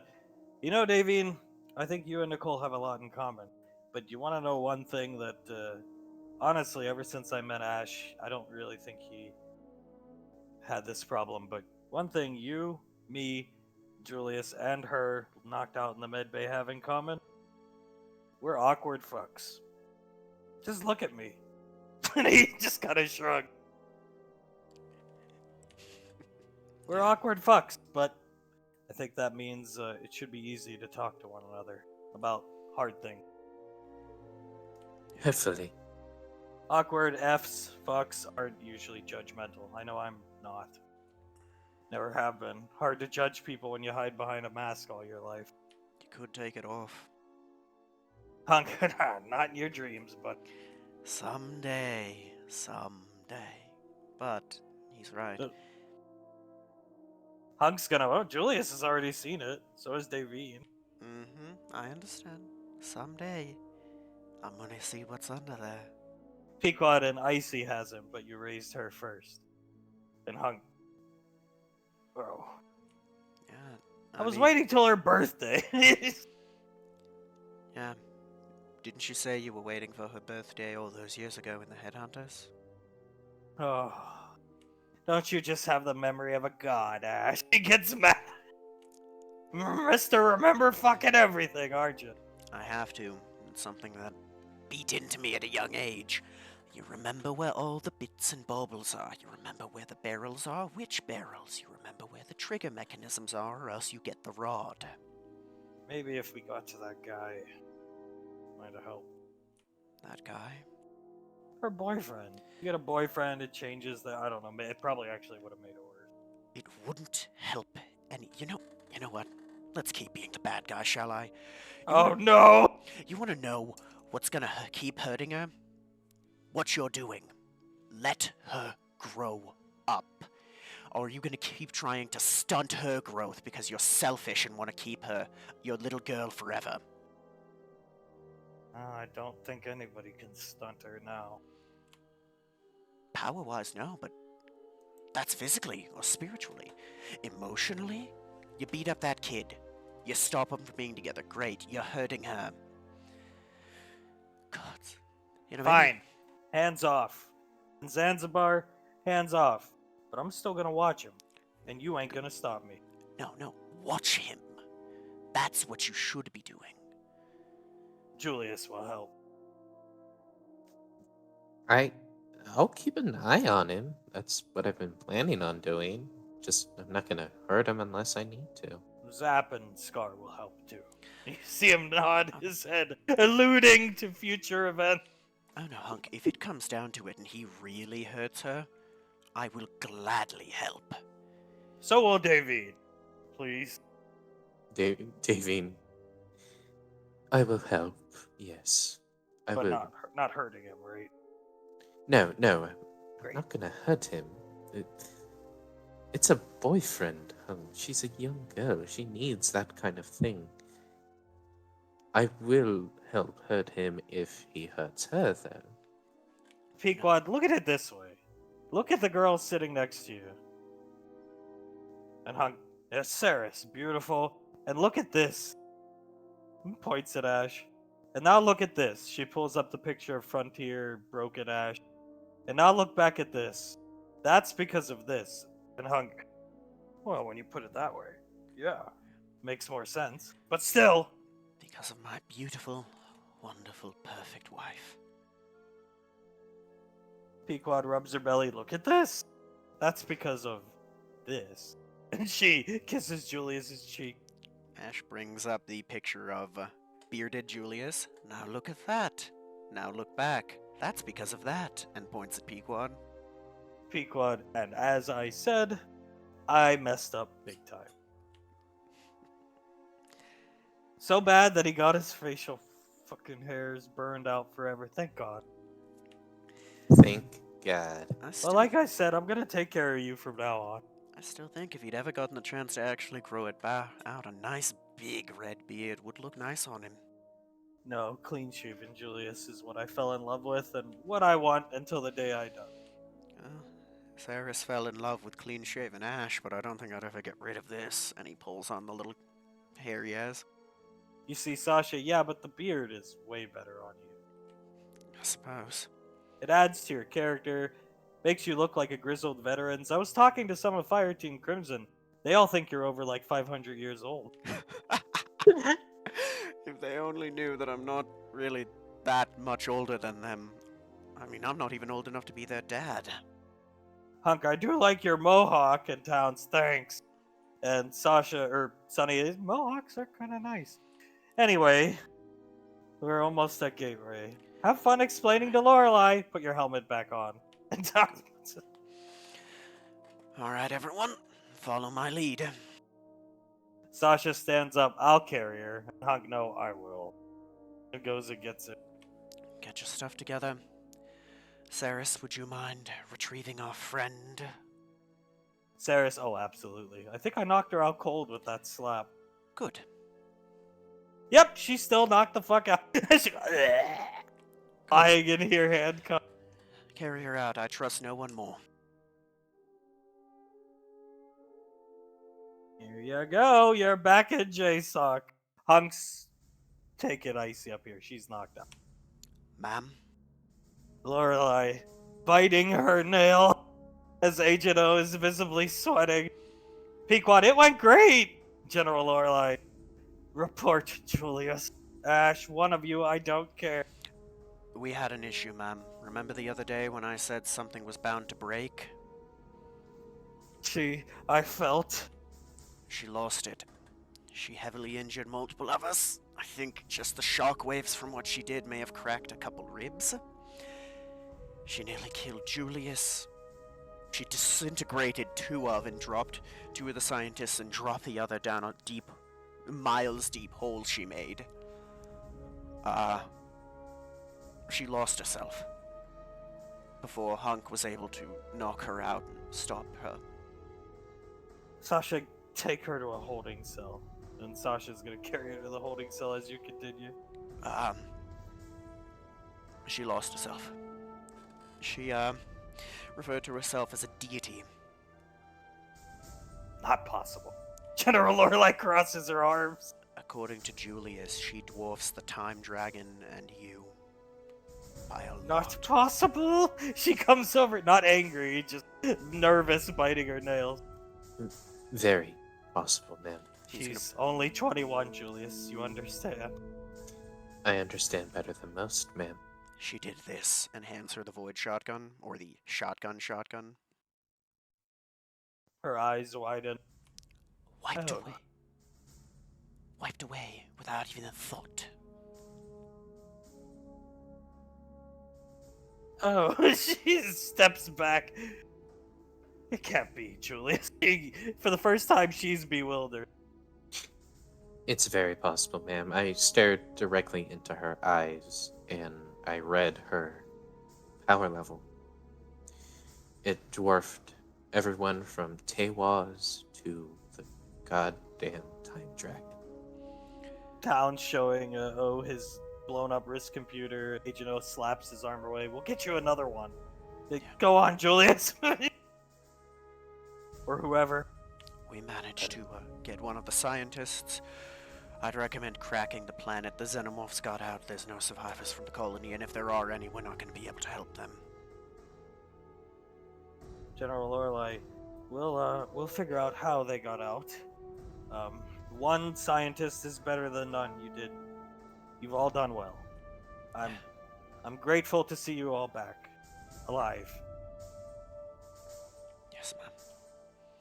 And I'm sorry, ma'am. For what? You brought one back. That's good enough. For not being able to help her before it came to this. You see her biting her nail again. There were other people that could have helped. She's staring right at Julius and Davy. But that's neither here nor there now. It's for the best, ma'am. She's a kid. It had to happen eventually, right? Yes, but... And Agent O... I didn't think she was... Whew! Didn't think she was that powerful. To put it this way, ma'am, if I had to make a guess, there is one thing that I know for sure may be able to stop her, and that's whatever's behind that black hole. That's it. I believe in the gods, but at this point I think she may even be able to rival some of them. Agent O, can I see the shotgun, please? Hands it off to him. He takes it, cocks it. So, the whole spiel and mantra the other day to High Command that this stuff can't be negated or diffused. General Lorelei, oh, shut up! Shut up! It couldn't be until then. Just shut up, you drunk! As Agent O, excuse me, you didn't have to watch Malcolm Knows Best this morning. It's fine. If anything, this is a blessing.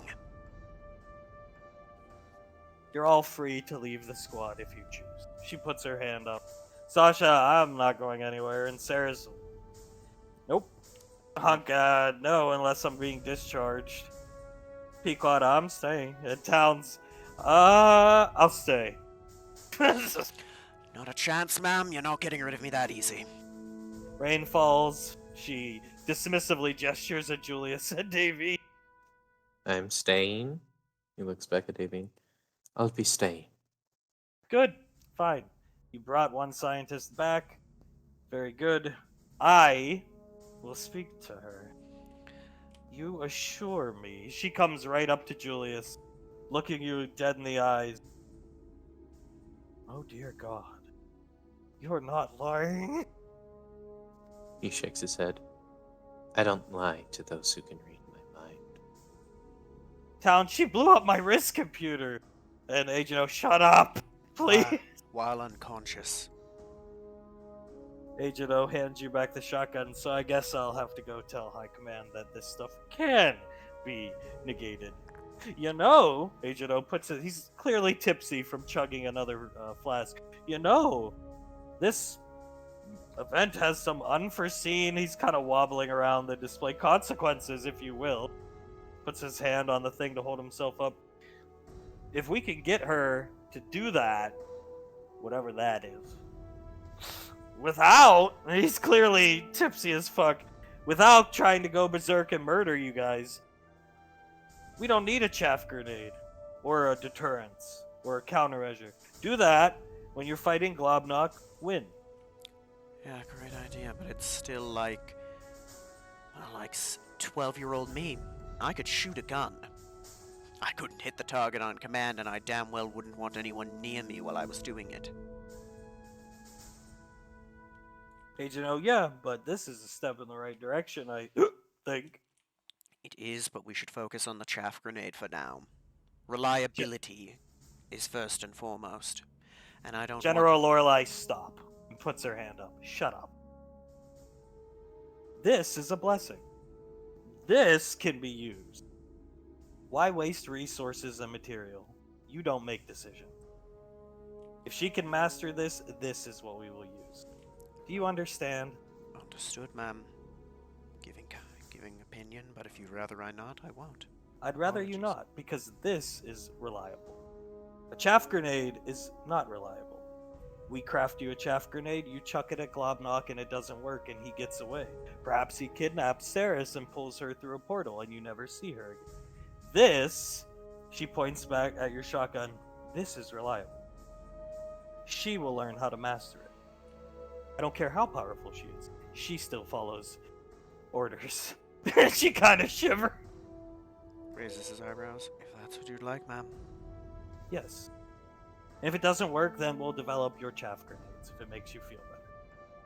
But I want Globnock killed the next time you see him. Do you understand? Are we clear? More than you know, ma'am. And next time you leave the station, you'll be taking this with you. And she hands you a box. Your sneaking suit. Oh, thank you, ma'am. Please, she puts up her finger. Please be careful when wearing this. I don't care if you damage the suit. This is a skeleton suit.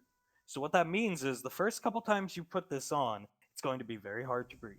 Moving will be easy, but it's going to be very difficult to breathe. No smoking your cigars before you go out on a mission. Of course. And I would like you to give up those cigars until the conclusion of this mission. Whether you believe it or not, you annoy me, but I do care for you. And she tugs on your chin. If that's You are annoying and presumptuous, Ash. But I do care. Thank you, ma'am. If that's what you'd like, I'll do it. Good. Probably should anyways, because looks over at Ceres. I'd rather be around for her for as long as possible. Yes. Yes. I'd like to see your children one day. I wonder if they would come out with white hair. Ceres and I. Probably not. Mine, unlike Julius's, mine isn't a change to me, it's just stress. They'd probably come out, believe it or not, I had black hair. I'm surprised my hair hasn't gone white. General Lorelei shrugs, looking back at the room where she is. I'll talk to her, but understand this. When you come here, move out of the way, Julius. Julius. Move, or I will move you. Yes, ma'am. Understand this. My fellow elfkind. She's a spellcaster. She wags her hand and finger in front of Davine's face. We have rules and doctrine we are to follow. Clearly, every rule and doctrine was broken today. But this is a two-way street. I can read that mind of yours. You have problems. Everybody has problems. So does she. You have a lot in common. How about instead of trying to do something and get to know her because it would benefit you, or it would benefit everybody else, or it would make things easier around the apartment, how about you do it out of the kindness of your heart for her and yourself, for once in your life? Do you think you could manage that, Davy? Or are you just a mindless instrument? I can manage that, ma'am. She turns and looks at Julius. I don't need to say anything to you. You already know how much of an idiot you are. Julius nods. Good. Ash, never shave this. She strokes your beard. Understood, ma'am. Encourage her to master this spell. Don't ramble on about a fucking grenade. Understood. You have confidence in each other. You are a team. You are to have confidence in one another, not doubt each other. Clear? Apologies. Yes, ma'am. Apologies. Good. And take off this stupid solid eye. She takes it off and hands it to you. Sorry, ma'am. I spent so long with it on the Majestic that I sometimes forget I'm wearing it. If you had taken it off, you would have deconstructed it. Yes. Well, I tell you what, that solid eye will link up with your suit.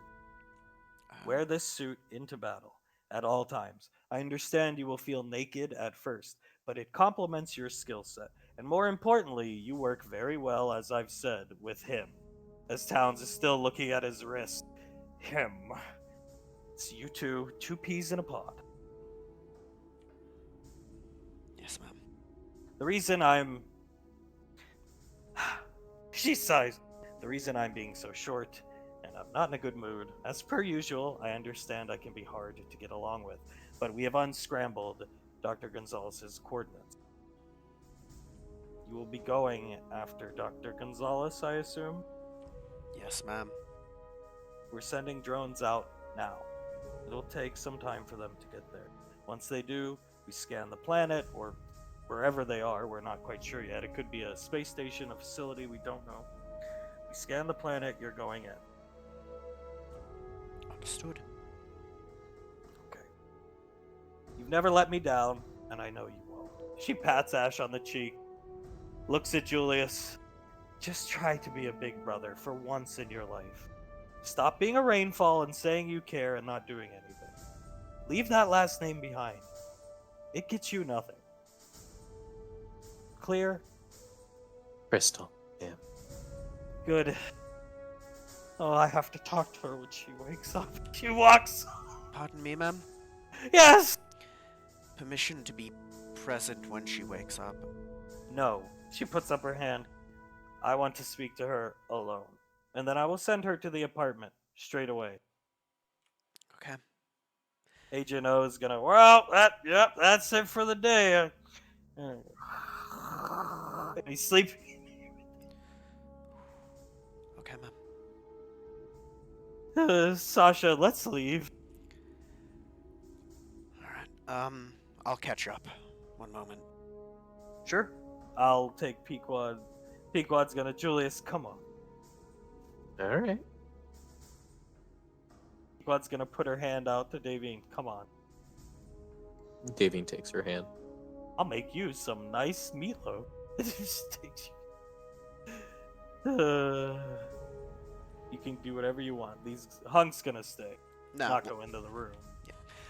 Like he said he was going to, he's just gonna go up here next to Achilles, light a little piece of incense, get down on his knees, and just silently sit there. Ceres will join you. Hold her hand while he just sits there.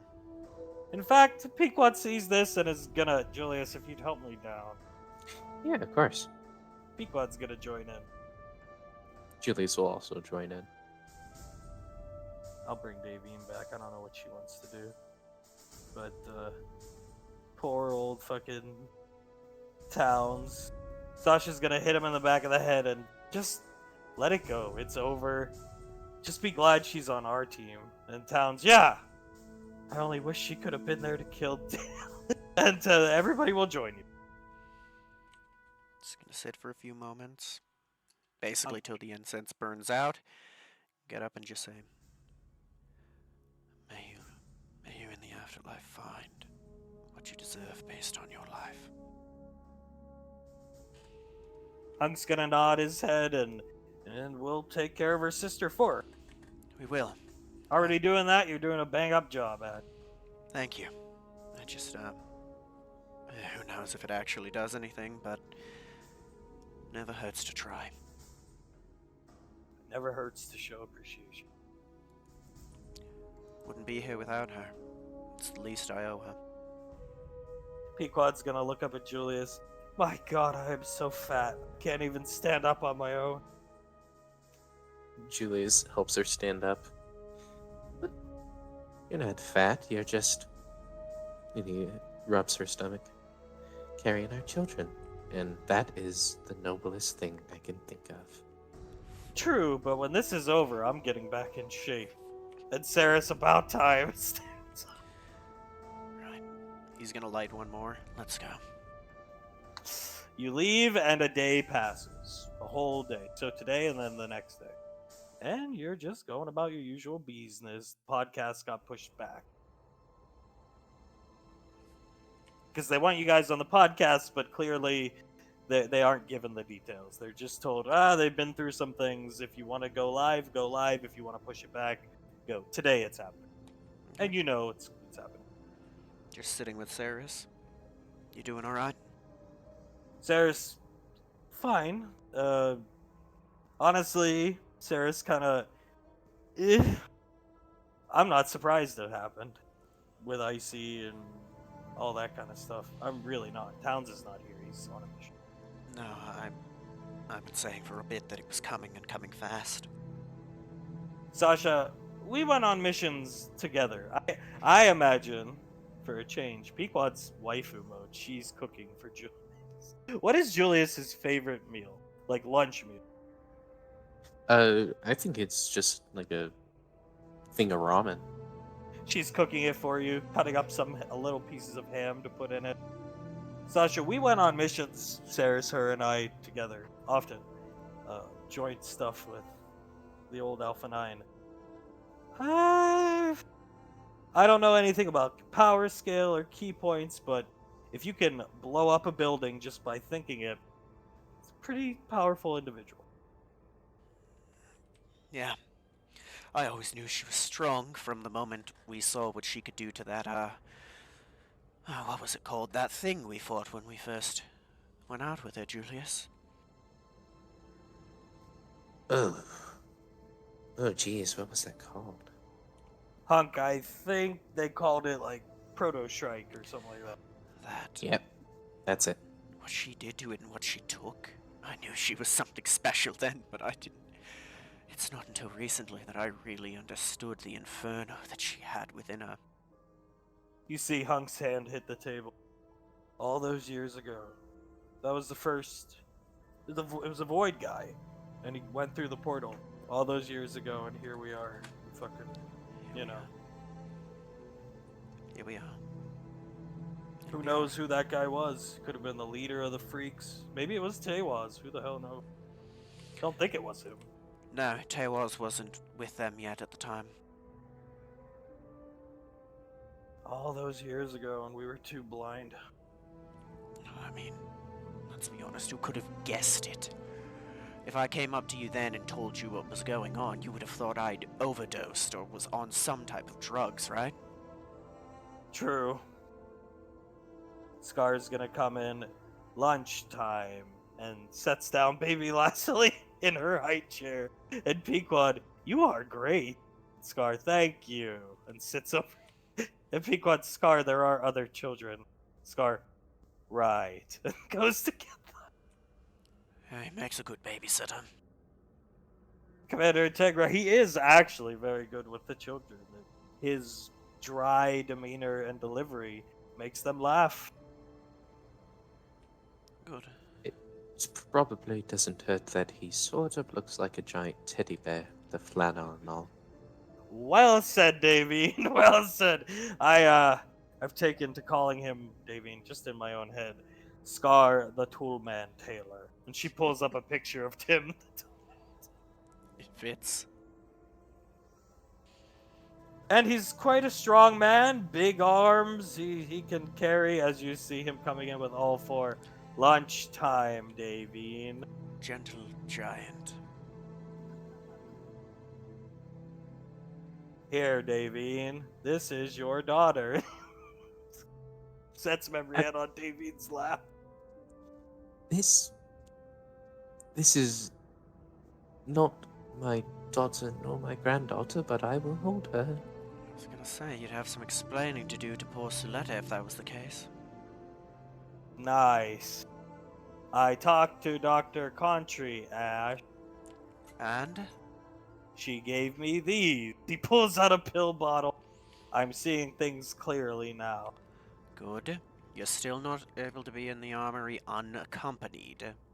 Roger that. I will be joining you on your next mission. Probably not. Scar, if I was there, I could have helped. Pequod, oh, you would have just made it. We would have died, Scar. And whatever will the kids do? They love you. You're here to help them, man. True. I took them for ice cream on Gateway, Julius. Oh. Oh, I'm sure they enjoyed it. Thank you. I used your credit card. Well, I wouldn't want it any other way if I'm buying a gift for my daughter and her friends. He sits down in the chair. I also used Julius's credit card to buy this. I overheard somebody wanted it. He pulls out a Game Man 5 Well, with all the new games. It costs close to 80,000 credits. This Pequod, how'd you even get his credit card? And Scar, he left it in the armory by mistake. A couple days ago. I right. thought he left it for me to buy the kids' stuff. Julius is tapping his fingers on the table. It's good. It's good. Yeah, it's good. Which one of the kids wanted this, Ash? It's for my wife. Here you go, Sandra. Sasha. As she slides it over to Saris, who opens it with a big smile. Ash will reimburse you for this, Julie. Already done, as he sends the 80,000 to Julius. Scar sits down behind Julius and begins rubbing his shoulders. Not in a sensual way like they do with athletes. Feeling good today? Yes. Thank you. Don't mind if I do, as Pequod's reaching with the bowl of ramen and Scar takes and starts eating it. Pequod, you are amazing. Just goes Yeah. back to make another one. You know, Cyrus, you can't go off Gateway that much, but do you want to come down with me to the kill house and show the Crimson kids a thing or two? Wouldn't mind. Looked fun. Was. And since we're not doing an exam, we can go more out there with the little drills we can have them run. Snarf's gonna come in. Ash, I got the M4 done. I sent it down to the Rangers for you. Thank you, Snarf. You are a savior. The MP5 I got done. When you need to use it, go ahead, but I don't think it's gonna net you a lot. Don't expect to get a big... Use it as part of a package deal, in my opinion. That's my plan. I would prefer to use it as a package deal. If need be, I can just probably bargain a few pieces of ammo for it. Plasma ammo came up from the Rangers too. So the plasma rifle's ready to go next time you guys need to rock and roll. Well, looks like the Void... Well, no. Void no longer gun may be up for trade as well. Snarf, yeah. Very confused. It's alright. Just, I heard bits and pieces, all I needed to hear. But, doesn't change my opinion about anything, but, It's I've lived a long time, Ash. I've seen a lot of things I thought not possible. Didn't think that would be possible. well, I agree. I've seen in the same boat, and well, we live in a world of magic and gods and monsters. Anything's True. possible. True. And Malcolm, as Scar turns on the TV in the kitchen and the match card comes up. Here you go. One moment, let me pull it up. Go for it. We get an opening shot of Malcolm, Denaria, and Scar Heyman at a commentary table. There I am. Well, Daz and Scar, we have an amazing lineup for you this upcoming weekend at MWF Malclash. Starting with our official theme song, Globknock Gonna Knock You Out by Coolem. This tune really kicks. Yes, it really hits. She said kicks, idiot. Yes. I'll tell you what, Cool M likes me, and I like his new song. Yes, and looking at the actual event. Well, from Globdown we have the Glob. Shut up! We have a very angry giant in the Glob Show versus Roly Mysterio. Yeah, we have those two in a match. Oh, shut up, you poor excuse for an ironing board. I've seen exoframes with more charisma. Yes, 2 weeks in a row, Rolly has embarrassed the Glob Show. But this coming week, can the Escalade take down the mobile suit? After that, from Monday Night Malk, we have 6-man tag. It's Triple G, Malk Flair, and Chris Scarico going against Danria Michaels, Roland Nash, and Snaffer T. A bloodbath for sure. Wait, I'm in that. We're gonna win. As you see Malcolm bent over, yes, Globknock, take care of this. Yeah. Household names in the ring, all at the same time. It's gonna be amazing. And then we're going to have Team Angle, the Majestic Tag Team Champions, defend their title against Los Navreros. Globgerman and Daz have worked hard to be champions, but you gotta be scared of the guys who live by the creed, lie, cheat, and steal. Yes, lie, cheat, and steal. She already said that. Where the fuck is Globknock? I mean, the World Tag Team Championships are on the line as Rolly Van Dam and Skittle defend against the Malky Boys. Yeah, those damn Malkas become the tag team champions against the most unique tag team the MWF has to offer? I don't think they can. They don't have a, as you hear a chair sound hitting his head. Oh, finally. Now all I have to deal with is the inane rambling of that hick. Yeah. The Women's Championship.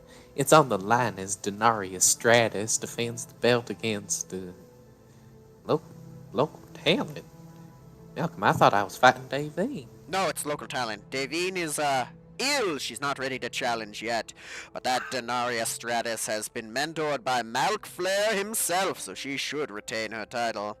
We then have the 350-pound Glabishi defending his Intercontinental title against the insurgent snake that is Snuff O'Hare. Yeah, I don't think that fight's gonna be fun to watch. It's gonna be brutal. It will be. And then there's the Glob versus Malkberg. Malkberg's first official match in the MWF is certainly gonna be something special. He's gonna have to face the one they call the Great One. Can the monster that is Globberg handle the Great One? Indeed. And then, finally, in the main event, the MWF Championship is on the line as Snarf Lesnar defends his title against the upstart kid Malk Cena. Yes, Malcasina is filled with attitude. Also frustration and desperation, but nonetheless he wants to prove he's the man. And I think he has what it takes, but when you're going against a submission and suplex machine like Snarf Lesnar, there's no knowing. Oh, he's waking up. Quick cut to commercial, and after that, we'll be back with the main event. Snarf Lesnar versus Rolly Van Dam in a chairs match. As it fades to black, you just hear, oh. Scar, what did you think, Davine? It was good, Scar. I especially liked your part in it. Leslie, yeah, we're gonna pat Scar on the shoulder. We're gonna order that one. As long as you take your meds, keep taking them, we'll order it and I'll watch it with you. Scar, nice. Sorry about the comment about your sheep. That's fine. That's okay. I have my meds now. Mm-hmm. And you make sure you take them every morning. Yes. Were you ever actually going to wrestle in his league, Davine? I think I know the answer, but I want to know. No, I wasn't going to wrestle in that league. There's nothing short of a couple of things that he could have done to make me. Short of. That means there's a chance. No pun intended. There was a chance if he had threatened Julius or you or someone, you know. The only reason that I kissed him in Spider Chance. Oh, you see Scar's Spider Chance. It was my favorite performance of mine. That's fair. I quite enjoyed you making Malcolm cry. Scar, did you know that teleprompter is worth like 400 million credits? You hear Pequod, whatever she's using to stir the pot of ramen, she drops the spoon. I'd imagine What? so. I'd imagine so. It was in the highest grossing movie of all time. Scar could fetch a nice Escalade. That it could. Pequod, I'm not sure I'm willing to part with that thing. That's a piece of cinema history. You know, we could. The mansions Malcolm had still exist. We could go look through them. I'm sure there's some memorabilia left in those. Scar, point me in the right direction. When we find them, big guy, maybe. Scar stands up, time to feed dog. You have a nice dog, Ash, as he gets some dog food. Takes it to Rocca. Whatever. How you doing, Davine? I'm doing good. Yes, I'm doing good, actually. Feels good to sit around a table talking to everyone. Does. And I'm guessing it feels like a bit of a weight's off your shoulders. She shrugs. I suppose one could say that. We could always play some Amalco games. Sarah's playing her game, man. Looks at me. If that's what everyone wants to do, I'm up to try. Oh, Sasha, I'd rather eat a dick. Fair. Yeah, you're not catching me dead playing that thing. Glob glob. Though I am a fan of Julian Fox. That's actually a decent game. The kids get a kick out of it, so that's why I think we keep it around. The games are simple, so good for kids. Well, I'm guessing the little ones here probably get a kick out of seeing their daddy or uncle Julius playing playing on the TV. I'm sure they do. He boops the noses of Memory Ann and Leslie. Oh, Memory Ann laughs. They're Integra. You know, I'm almost growing fond of Scar. And everybody in the room awkwardly turns and looks at her. On? He's an interesting character now that he's on his meds. He has instincts to take care of the children. Naturally, he does a good job, minus spending somebody else's money. Admirable. She sips her tea. Admirable, yes. Admirable, as she looks over at Hunk. Hunk. Scar Freetooth as Ash's father-in-law. Oh. Everybody starts laughing, and You might- even Lazuli. You see Lazuli grabbing her neck. You might not see me around for many Christmases. Oh, Lazuli, well, he's part of the family, Ash, and now that he's on his meds, go easy on him. I will. But oh boy. And if he ends up being your father-in-law, then Ceres is worth it. I know you feel that way, so... Oh god, she's worth anything. I'd deal with Malcolm as a father-in-law for her. Ceres laughed. Lazuli sits down behind Julius and then imitates Scar rubbing. Oh, God. And she, in a very bad impression, feeling good, Julius. Oh, yes, mother, thank you. She kisses Julius's cheek and stops. Any, I'm guessing no one's seen Icy since yesterday? Lazuli, she'll be coming up rather soon, actually. Her and Lorelai had a long couple discussions, talks. They had to. Lorelai doesn't lie, and I know Julius doesn't lie, but I guess there are things you don't want to believe. Well, rubs the side of his head. I haven't felt anything, so I assume the discussions went well. Lazuli, yeah, I think so. I do. Because even with his... What exactly? I mean, what? Leslie's struggling to talk because she wasn't with you guys on the journey on the Majestic. What exactly are we dealing with? Like, exactly? Lorelai was vague and nervous. It's interesting to see Lorelai sweating bullets for a change. Oh, you mean with Icy or with... With Icy, like what exactly? I mean, when we fought and she beat me one-on-one, I don't like to talk about it, but I'll go into it. She destroyed me. You see Leslie put her hand down on the table. I mean, completely. And then when she realized that she almost killed me, she broke down like a 4-year-old. Right. So... Well, Uh, you remember... You felt the depths of Lorelai's power, right?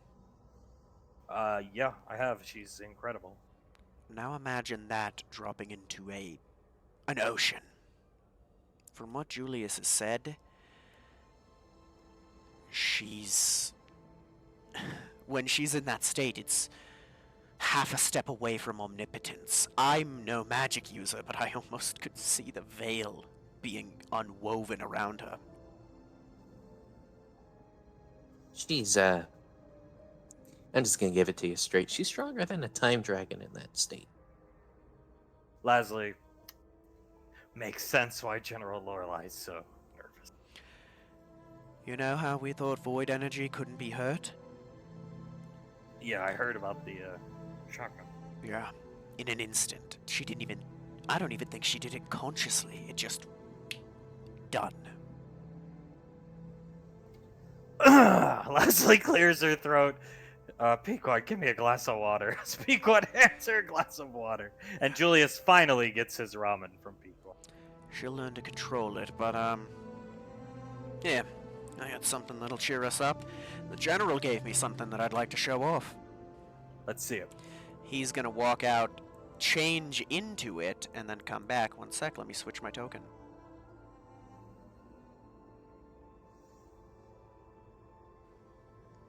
One moment.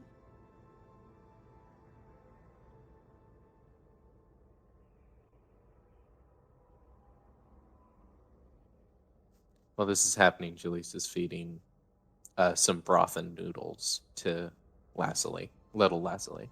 Okay. Hunk's gonna look at you. Yeah, in due time, well, Julius, you better grow a couple more arms and hands there, because in due time, you're gonna be doing that to 3 of them. Yeah, I am. It's nothing I can't handle. Pequod, I'll help. I'm taking care of. Turns your head by your cheek with her hand to her eyes. I'm taking care of my Julius from now on. He smiles up at her and scratches her cheek. Thank you. Julius, I don't want to cause drama around the apartment, but I do want to take you shopping. I don't want, to cause any problems between Saris and Ash. But I do want to take you shopping. You need a wardrobe makeover. Completely. He tilts his head. How so? Well, I want to get you suits. Not military dress suits, just normal suits, like the stuff you wore the day you proposed. I want to get you just normal casual clothes. I really think you would look good in a Hawaiian shirt. And Hunk, I second that. Just make sure the top of the shirt is unbuttoned so we can see your chest. We're gonna buy a lot of things for you, Julius. Shoes, yeah, and Davine too. If Davine needs more clothes, Carter took care of her in the past. Malcolm ruined it. I'll buy you guys some clothing, more clothing. More clothing sounds good. Davine or Pequod's gonna look at Davine. You should come pick out some things you think Commander Jiren would like you to see in Davine. Yes, I might just do that. I don't think you need makeup. You're naturally a bombshell, but maybe a nice dress, Asian themed dress, kind of like the one you had on in Spider Chat. You looked really good in that. I did quite like that dress. Commander Jiren was sweating when you were in that during that scene in the movie. I could see the back of his head sweating. She chuckles. I'll have to buy one then. Yes, you will. Maybe 10. All different colors. Where the hell's Ash? Right here. Walks in. Little gift from the general. Commander Integra. Aha! Fancy yourself. Come in the room. Let me get a look at you. Walks in. Fancy yourself a true SIS operative now, do you? The general does, says it fits me. Well, the general is rarely wrong. She's squinting. Is that old? Very, I believe she said it was, oh god, what was it? Null. I guess what she called it. I believe I've heard the name. They're from even before the Calamity Wars. A skeleton suit. Sneaking suit, if you will. Does suit you. Saris, you do look good in it. Thank you. Uncomfortable, and it's right, it feels... Ooh. Tight on the chest, hard to breathe, like she said, and... I don't like Well, how the suit will break in for you, Ash. You should just wear it around the apartment. Maybe not out in public, but wear it around the apartment and it will break in. It will become easier for you to use. When I joined SIS, they were still making suits like that, though. Armor like your friend Towns wears was becoming more prevalent. So those suits essentially were phased out because, believe it or not, they're actually harder to make than the armor. Towns' armor might be able to do more, be more protective, but those suits are incredibly difficult to make, the one you wear. Makes sense. This feels more like specialist armor. The bandana, the eye patch, you look good. Thank you. I'm gonna experiment with it. I don't even know everything this can do. Well, you have your Spartan children you can try your new toy out with. Fire Team Crimson, they look up to you. Wear it on your next mission with them, your training mission, I should say. Of course. How many autographs have they asked you for, Ash? Just be honest with 30. us. 32. Pequod starts laughing. Lasley repeats the same line that Hung said a few days ago. Nice having people who listen to you. As she pats Julius's shoulder and then starts squeezing it tightly. That it is. Well, it's good. You should all get to know them. You're going to be working hand in hand with them. And I believe Jiren has some training exercise squad, Alpha 9 versus Fire Team Crimson you'll be participating in. So you'll be working hand in hand with them. Get to know them, get comfortable with them, teach them the ropes. Of course. To them, Lasley puts up her hands. Like a generation of fighters looked to me, I guess, though I didn't enjoy it. You run into battle dressed like that.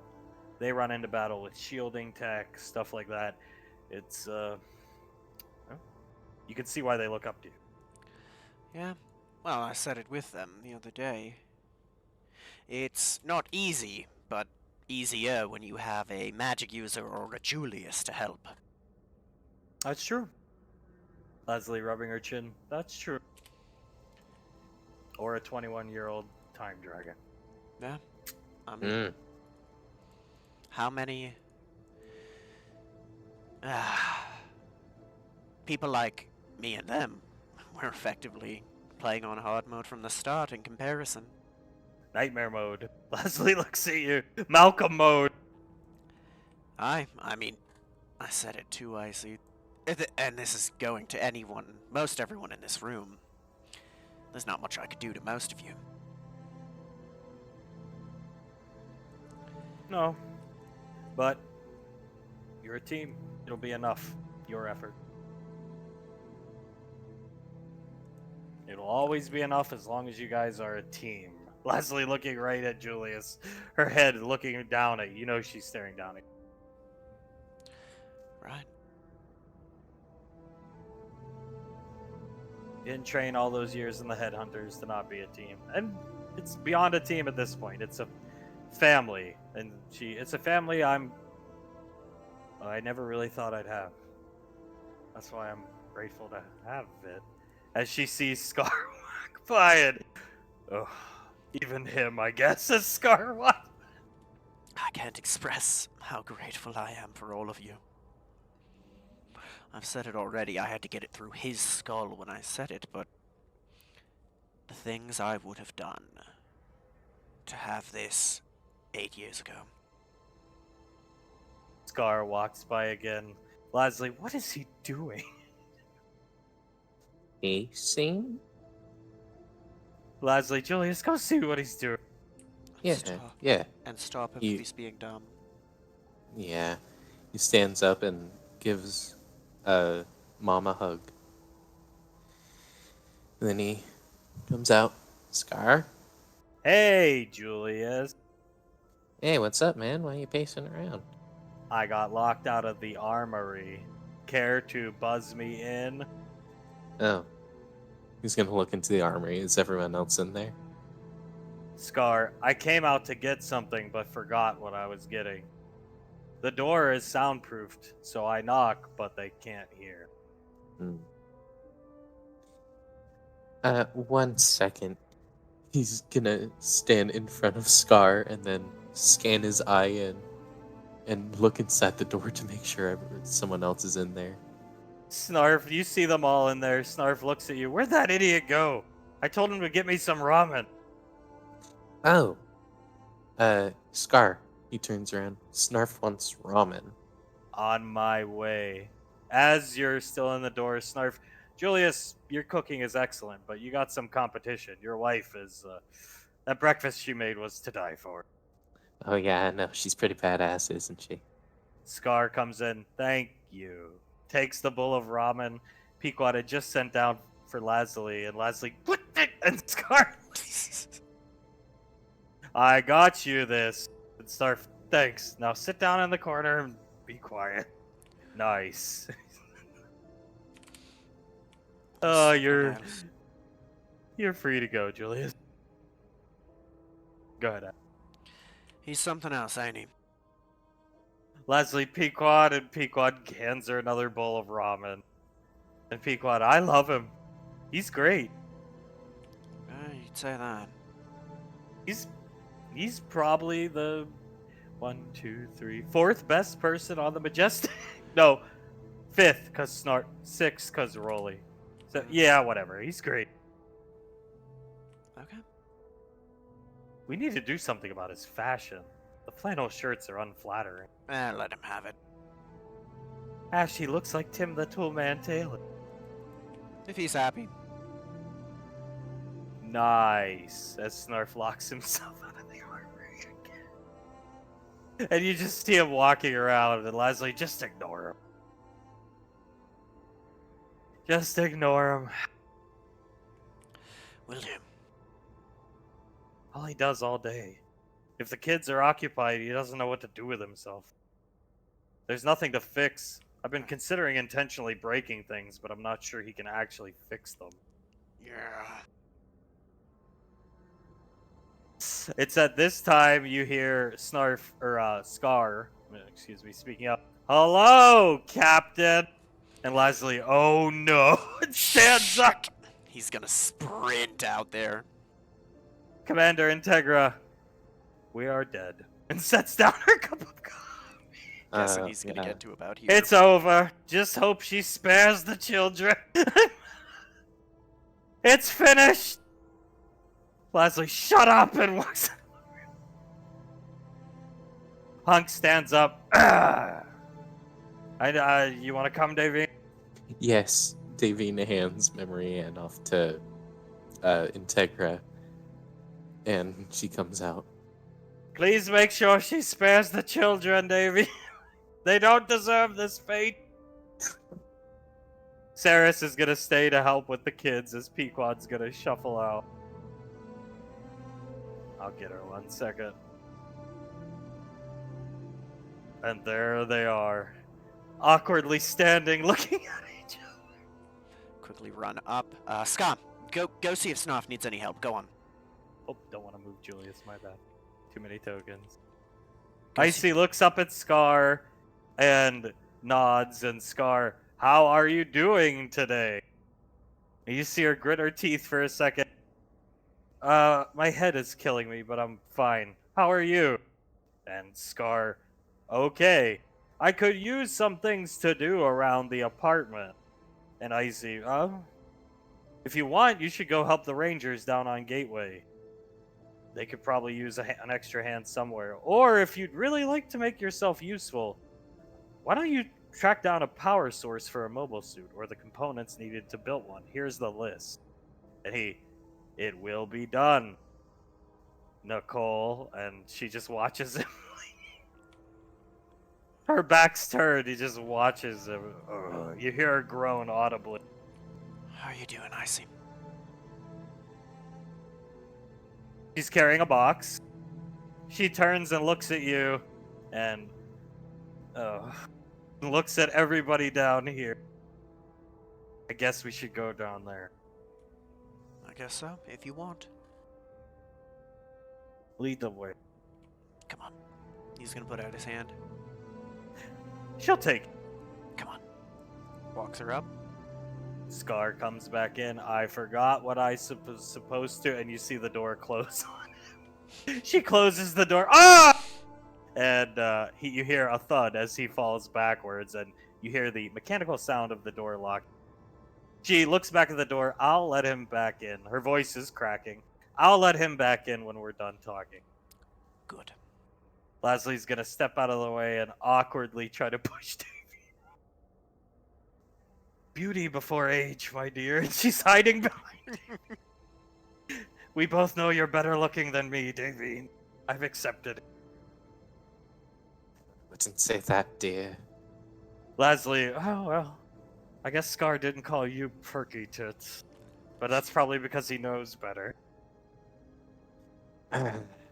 I'm more scared of you than I am of me. Leslie shuffles behind Pequod. She wouldn't hit the pregnant girl. Going back and forth. Icy comes right up here. Come here, Ash. She points to the ground. Yeah. She's gritting her teeth, looking at Davine. You don't understand how difficult this is for me.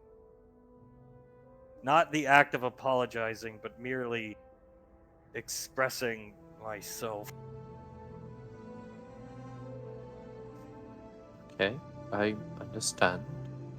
Trust me, if there's anyone who understands, it's the Rainfalls.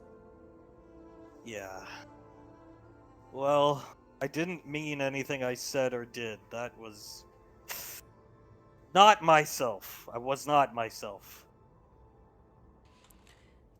No, I accept your apology. I honestly don't even know how I did it. Emotional strain. But know. what I do know, hang on, Ash. She puts up her hand. Could you actually hold this for me, Ash? He takes it from her. Take the box. What I do know is this. The reason it happened is because I'm an awkward idiot. And she grabs Davine's waist and puts her head in her stomach. And she starts to cry. And I am truly sorry, Davine. Davine holds her head close to her and just starts petting her head. It's okay. It's okay, little one. I really don't care what you did in Gallia, good or bad. When I first met you, I thought you were weird, but you were basically a female version of Julius. But then when I saw you train and fight, when I was growing up, I would envision the type of mother I wished I had, and you fit the bill. And she squeezes Davine tight. Davine squeezes her a bit tighter. I am honored for you to say that, Nicole. I'm sorry I- for hurting Julius. That's okay. You were. It was a high tension situation, I suppose, and I'll be honest. I think everyone here can admit it. He is a pretty punchable guy. He didn't deserve anything that I did to him, and she lets go of Davine. I think you understand probably better than me what it's like to be awkward. She's gonna do the same thing, still crying. Your shirt is dripping. Julius is gonna hug her tight. Hey, I see. It's trust me, it's okay. I get the whole awkward thing. Trust me, a lot of this probably would have been prevented if I just wasn't awkward and I actually asked you about stuff. It goes both ways. General Lorelei told me I'm aloof. I didn't help the situation. He shrugs. Eh, you know, hindsight's 20/20. You know, and he leans back. You're always going to be my little sister, and sometimes siblings hurt each other. It's just a little different for the two of us. Please accept my apology. She's Uh, crying. Obviously, it's okay. Don't worry about it. She lets go, comes up to Ash. Hunk comes here, and he give me the box. It takes the box from you. Hands it to him. Just like Julius, when I was growing up, I kind of envisioned Julius was like the brother I never had. And you are the same to me. But you, I know I respect the most. Because one, and she hugs you, I know you're genuine. Your attempts a few days ago were genuine, and I rebuked them. But more importantly, you're a man that rushes into battle against monsters, and I've never seen you flinch. That's bravery to me. I try. No. I have magic powers, apparently beyond my understanding, to always back me up. I've never had to fight without that. He's gonna bend down and look her in the eye. That's just fine. You use what you're given. You've got nothing to be sorry for. I wasn't afraid for an instant because I trust you. I love you very much, little sister. I love you guys. General Lorelei made it pretty straight and simple. Intelligent people have problems relating to people. I've had a family this whole time, and I was too stupid to see it. I love everybody here, even Scar, in some way. Not really, but I'll put up with it. You weren't too dumb to see it. You never knew what it really felt like.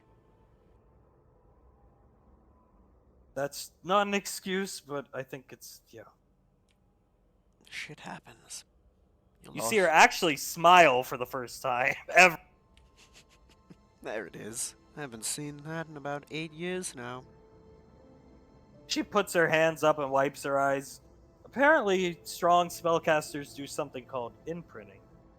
She turns and looks at Julius. Do you remember when you first came back to the Majestic, or from the Majestic?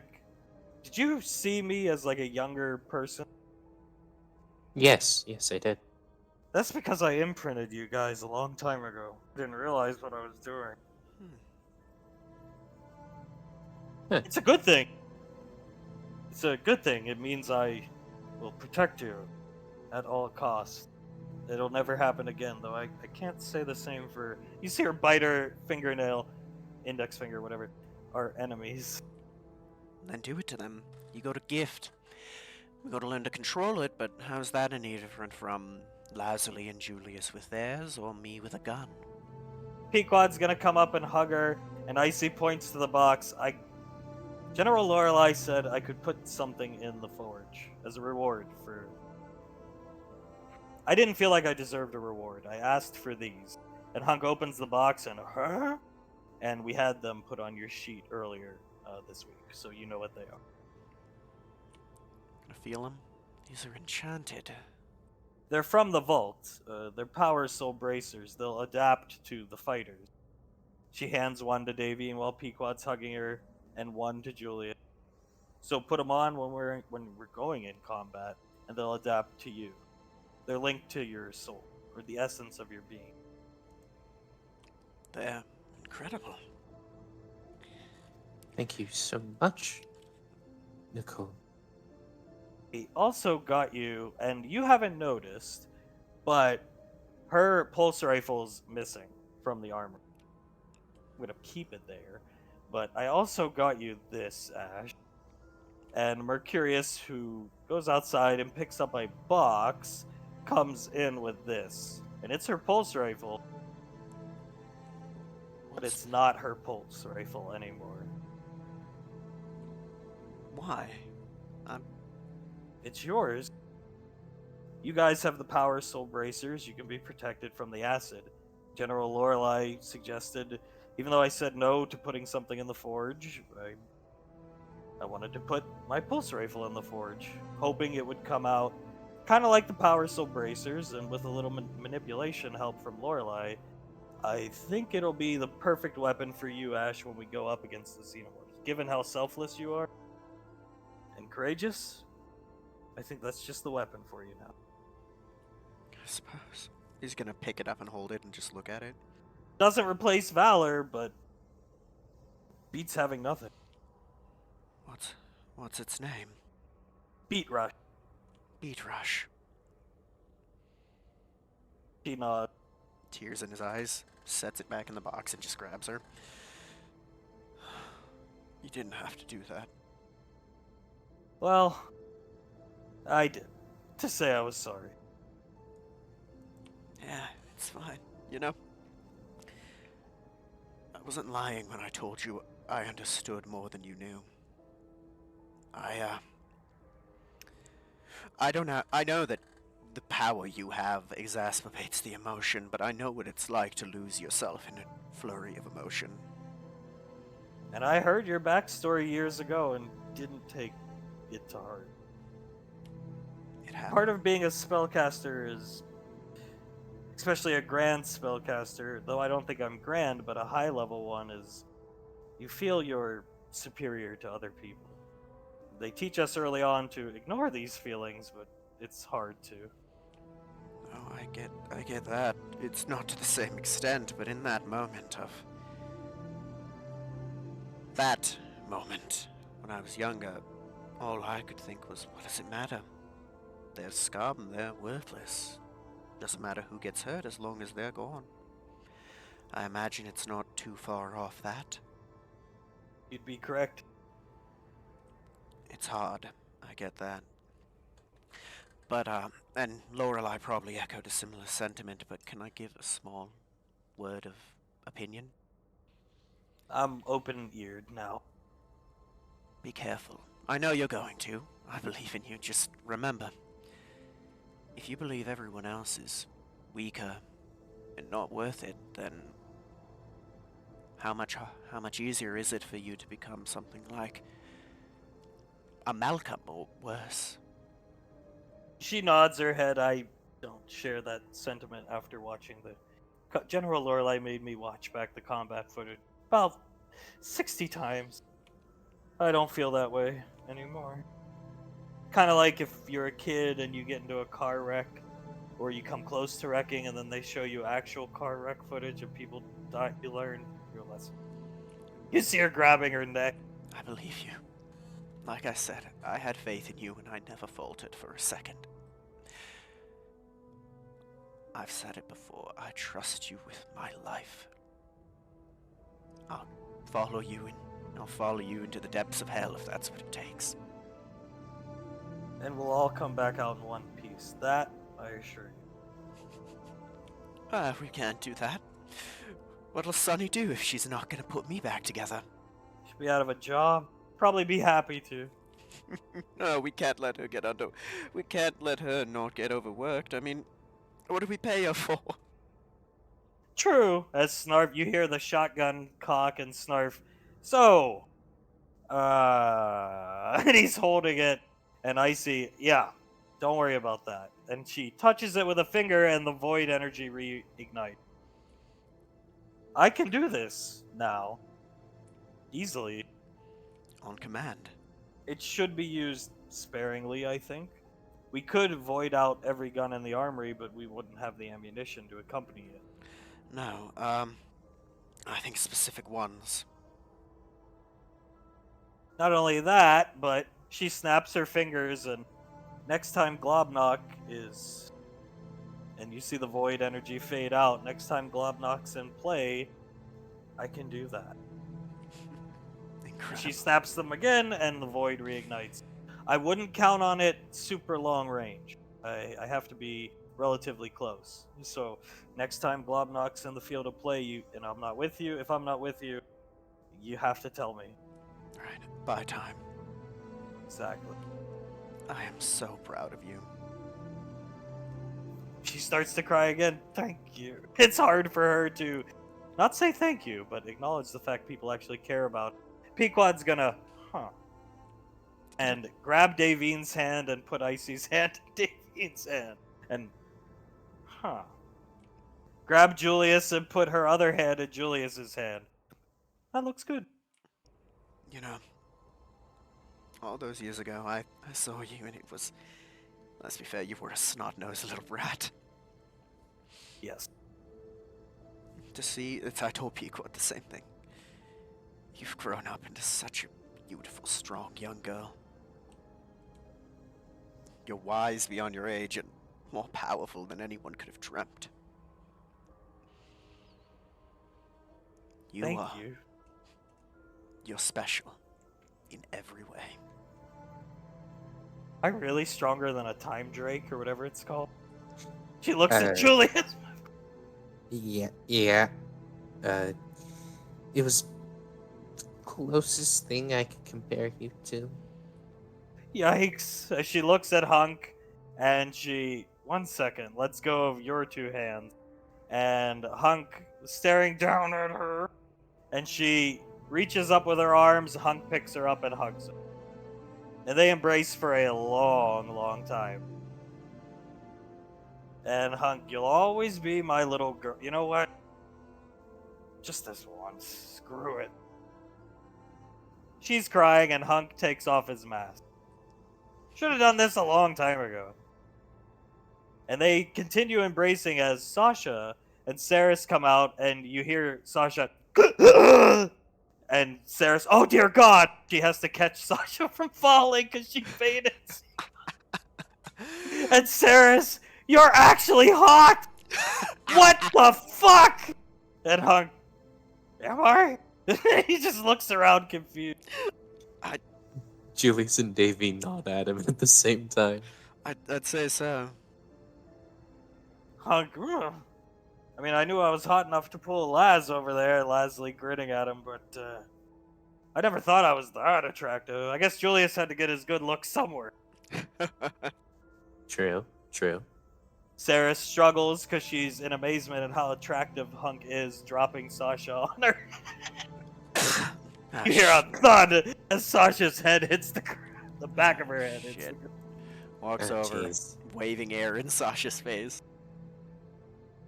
Pequod's gonna reach in for some smelling salts from her little med kit she wears on her pants and hands it.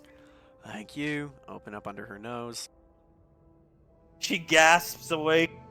Dear God! If I knew you were this attractive back then! Leslie, don't get any ideas. You've got the SIS agent. And Sasha, yeah, I know. But still, he's hot. I thought you were Jason Voorhees' face. And Hunk kisses Icy on the cheek and lets her down. And, I've been told that before. Fair enough. Hunk's gonna grab Julius's head and pull it in. You see where he gets the good looks from? Well, and yeah. mostly Davine. No, no, no. I think it's all you there, Hunk. Well, thank you, Davine. I do appreciate that as she lets Scar back in. Who wants a hug? Right next to you, Ash. He puts his arms out to embrace you, Ash. Fine. He hugs you, and then my turn. And I see. Yeah. And hugs!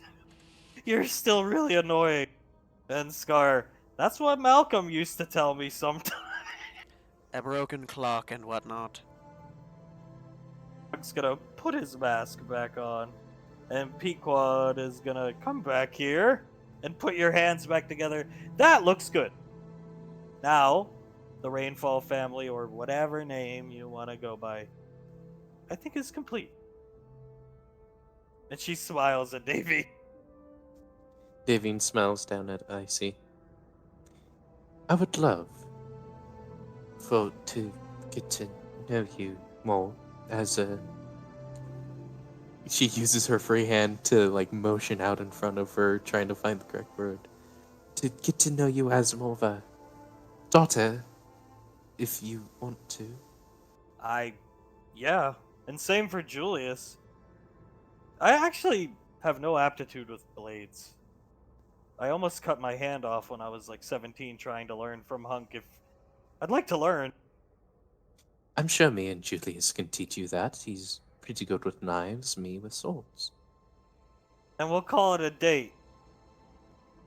And Leslie, speaking of dates, and Hunk ruin the moment. Nobody says anything, Davey. Can continue. That it does. What were you saying, lass? Leslie, I believe you have not a date with a Spartan, but a date with the CU podcast boys. Oh, yes.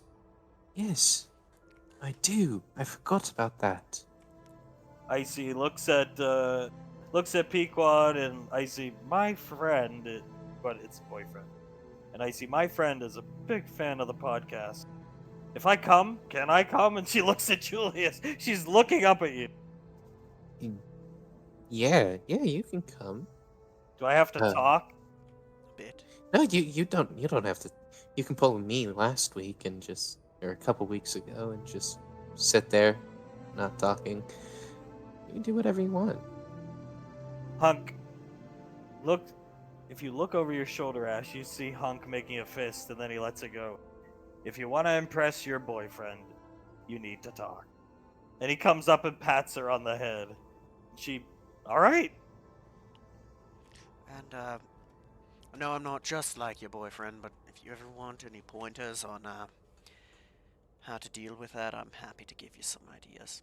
I need all the help I can get. Trust me, that guy doesn't even know my last name. Well, that's Yeah. a good place to start. Yeah, maybe introduce yourself. That's probably a good place. Pequod, not walk away from him. We'll talk about it more. Maybe we can go out to eat after the cast. And Scar, will I be coming, Ash? Not this time. I think it's going to be a couple's night.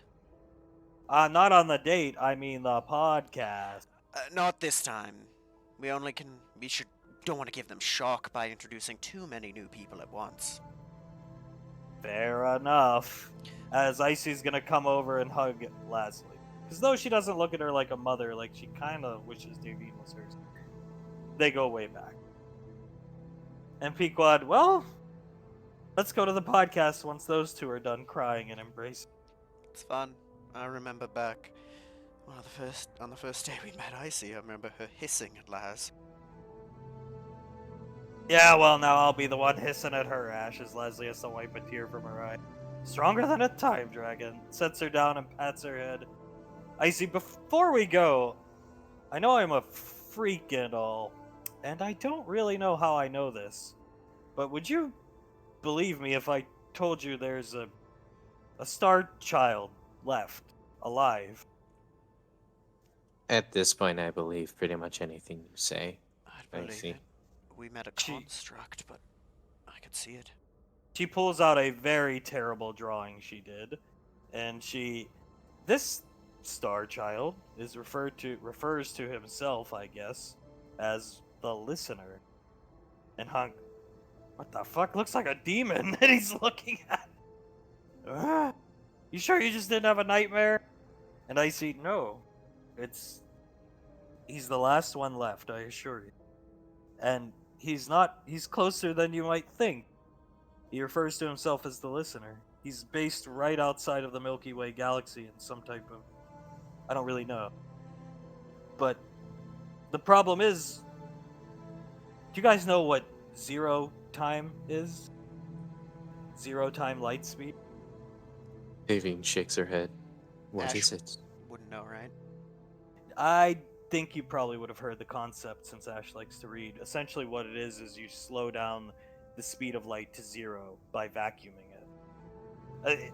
Essentially, what it is it's a way to mask one's presence. It's the ultimate form of camouflage in a sense of in a galactic scale. So if you, it's impossible in real life, I'm sure.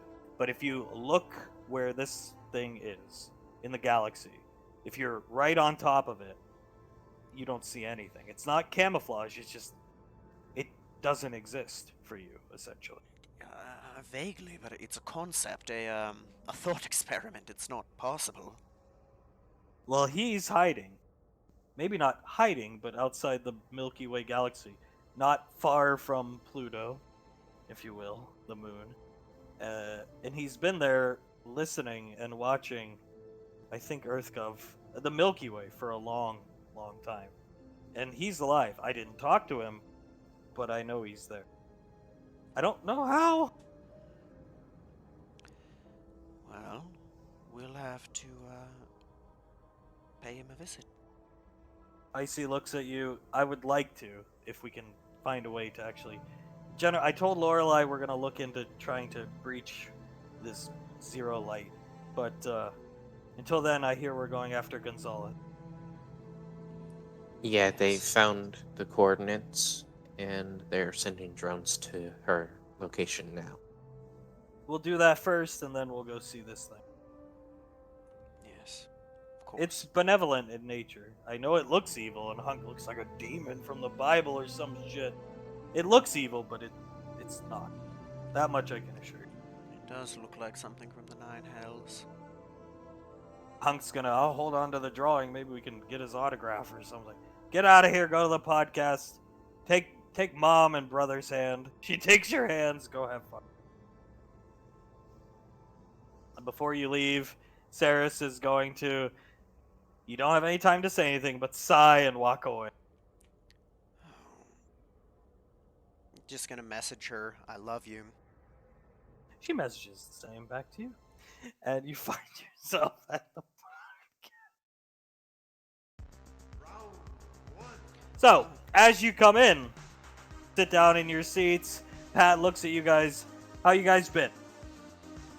Good. Ian looks at you guys. Pleasure to see you, Miss Davine. Bows respectfully. Pleasure to see you both. So we got a lot to cover today. Pat speaks up. I see we brought a new person. Icy introduces herself by full name. So an Arcane Council captain. That's a dream come true for the podcast. You guys just bring all the good guests. What about your wife, Ash? When's she coming along? Not for the time being. Can't make it. Arcane Council business. Fair enough. No questions asked. Glad to see Pequod back. Everything's going good. So we have a lot to cover. If we're going to show you some things, if you weren't aware of them, just give us your honest reaction. We're going to open the show just, asking the normal questions. What have you been up to? How you doing? And then we have a thing or two to discuss at the end of the podcast once we go off air. You tell us when you're ready. Ready whenever. Icy nods. The podcast theme plays. They go through their introduction. And Pat, welcome back to the CU podcast. We have a very special guest here today, an Arcane Council squad captain, the only one to my knowledge. But we're gonna go down the line. We're gonna start with Ash this time. We're gonna go right to left instead of left to right. Ash, how you been doing? How's life been treating you? What are you up to? Are you aware Saint Guillotine has almost been assassinated again? Yes, I am. I've been doing good. Working, training, actually. Helping some of the young recruits train. It's been good. Oh yeah? Are they rangers? Are they? Cause we know you're a ranger cadet. Spartans, actually. Oh really? How many of them? A small squad of, how many was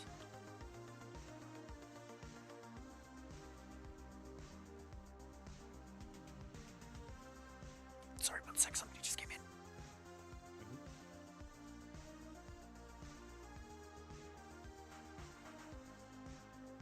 Well, Julius, what have you been up to? How you doing? How's life treating you? Probably pretty good, judging by. Anyway. Yeah, life's been pretty good. Better than last time I was on. The whole throat problem was fixed. Yeah, I've been feeling pretty good. I've been eating some good food. He looks over at Pequod and winks. And, yeah, it's all been good. Back. Pat nods. So we've heard. We're not going to refer to you as this because, to be frank, we're just happy you come on the podcast. I'm grateful to have you here. But we hear you've donned the new title of Pupinator. Care to explain? Yeah, so when my facial hair grew in, when I wasn't very much taking care of myself, throat issues and all, it put me out for a couple weeks. The hair on my face grew in akin to that of pubic hair. Right. Well, an awesome nickname to be sure. Ash, now that you're off your call, what the Spartan squad? How many of them are there? 6 of them. Nice. They look up to you. Training the future, paying it back. Doing my best. Good kids. Very good kids. You enjoy it. That's all that matters. They enjoy you. I try. So, Captain Winters or Nicole, whatever you prefer, what have you been up to? And you see her think for a second, her eyes roll back in her head. Oh, well, I was knocked out for a day and a half. Pretty much 2 days. Because I lost control of myself and thought about killing everybody in the room, excluding you two. And then I killed some evil scientist. You see Pequod's eyes start to widen. Then I thought about crashing the planet we were on into the... It's called a nova, like the sun, but a stronger version of the sun. Then I thought about just crashing the nova. Pequod sharply elbows Davine in the rib to get her to stop. Julius and Davine at the same time grab her hands and look at her, smiling, shaking their heads. She looks back and forth at you guys and... I'm doing a lot better now. I have a family. And she smiles again for the second time. And Pat, good? That's great. Alright, Davine. The cream of the crop. Miss Davine, how have you been? I've been doing much better. Well, I'm doing as good as I always am. Much better, in fact. And she pats Icy's head. Yes. I've been trying out some new things. I hope they stick. Very much hope they stick. Because if they don't, then I don't know what I'm going to do with myself. Yes, it's all been good. Icy's gonna rest her head on Davine's shoulder. You see Peacock with a big grin. Pat, alright, Miss Rico, how are you doing? Pequod, I'm doing great. Patricia Rico, back in the military. Been cooking for Julius, being a good wife. Gonna keep it that way. Stay away from my fucking husband. She says through grit teeth into the mic to any woman out there. You don't have me you have to get through. And she points to Icy, Icy's just resting her head on Davine's shoulder. That's who you have to get through, and you won't. The podcast dudes look really confused. And Pat, care to comment, Julius? You heard the lady. Don't try. Well, hands off him. The heartthrob of EarthGov, heartthrob of the Headhunters. Though I'd say Ash is a close second. Wouldn't you agree, Ash? I'll take whatever you say. I don't know anything about a heartthrob. They chuckle. Well, you're better looking than both of us. Trust us. So we're gonna get into. We like to start off with just some memes people made, of the Malcolm situation and everything like that. Gauge your reactions. Our viewers. I don't think most of our viewers make them. They send them in. This actually wasn't a meme, believe it or not. It was not made in the sense of humor. It was made apparently by Malcolm. He produced it. It was some type of love card. Care to explain?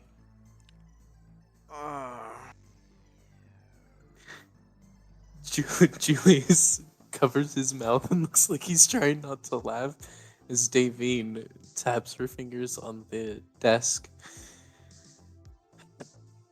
It was a love card made by him, gifted to me, and then he posted it on the e-net as a little, like, an engagement thing, I suppose.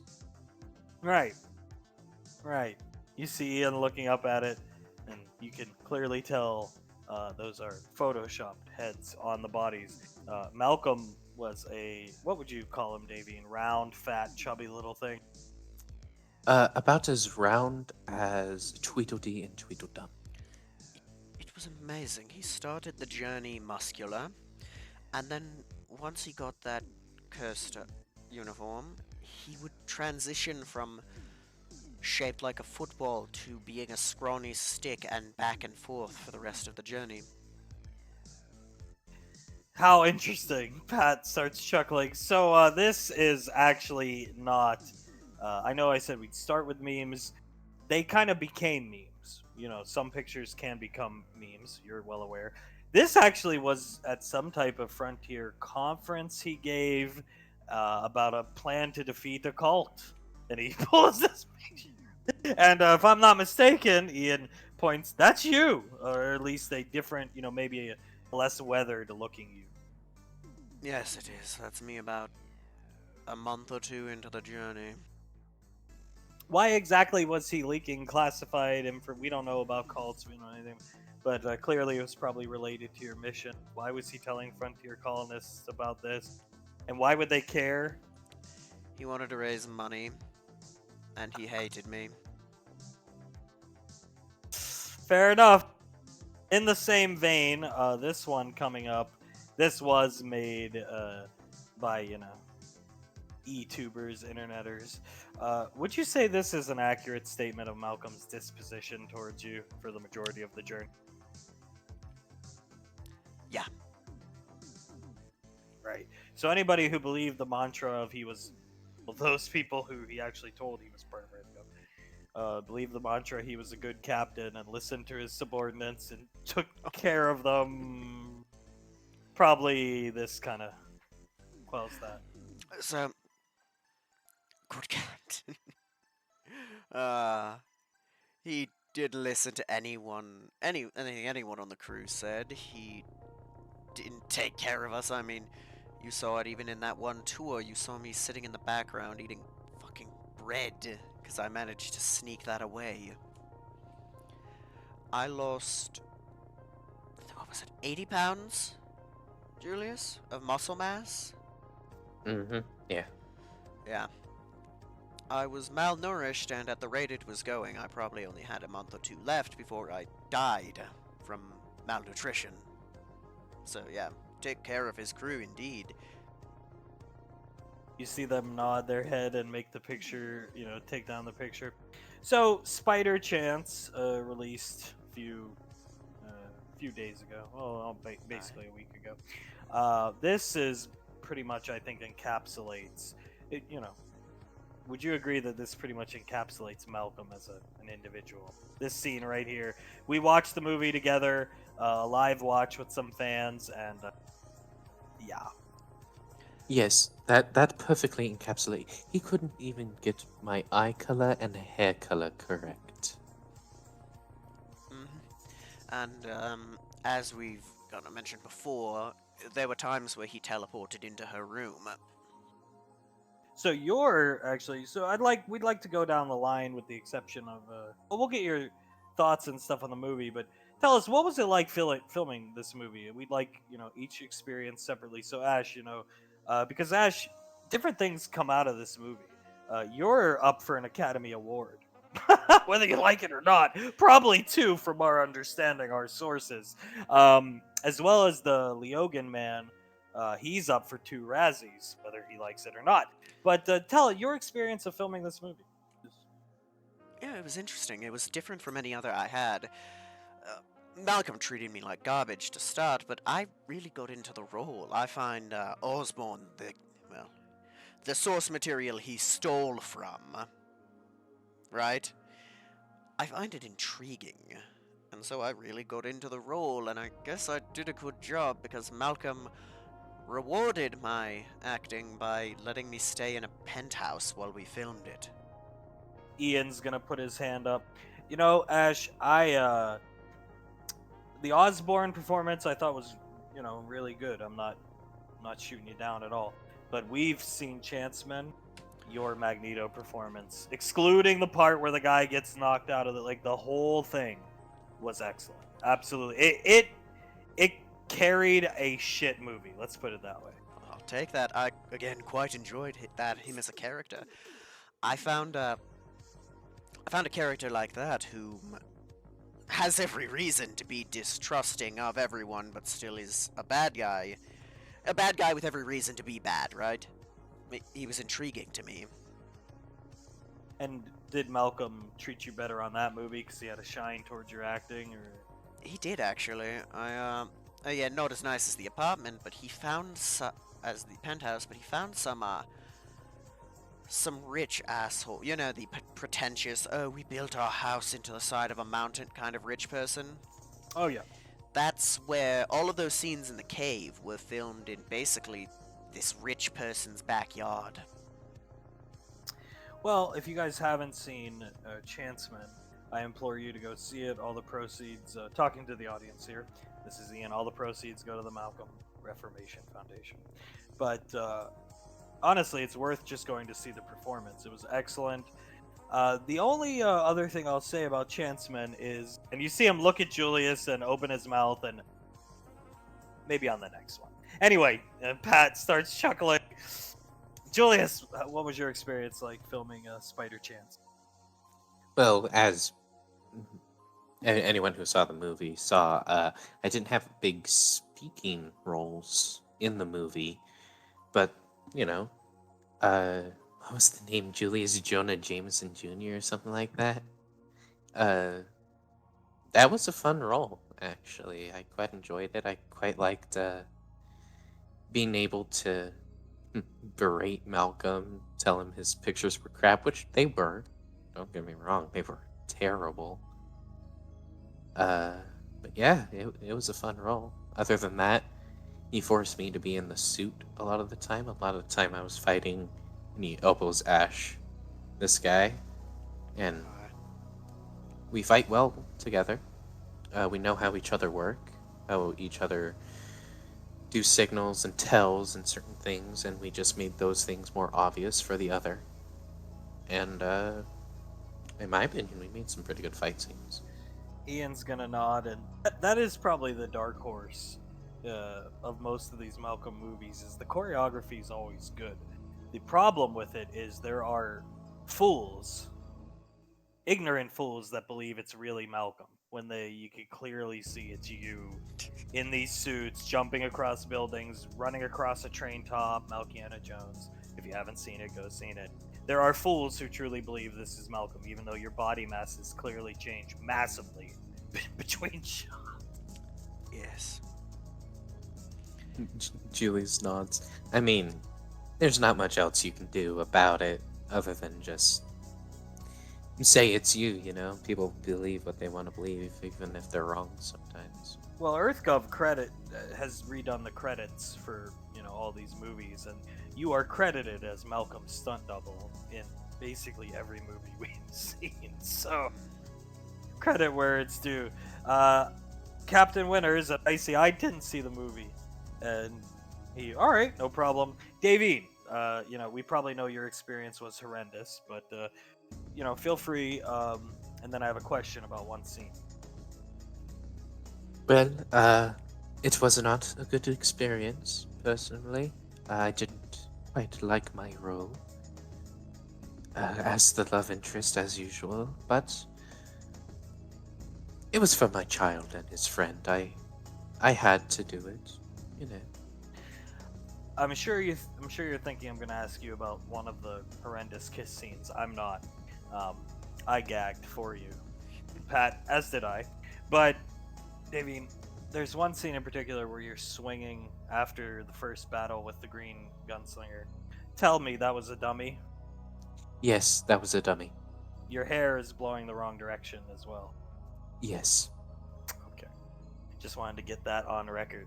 And Miss Rico, what do you think of the movie? And Pequod, way better than Chancenator 2. Yeah. Way better!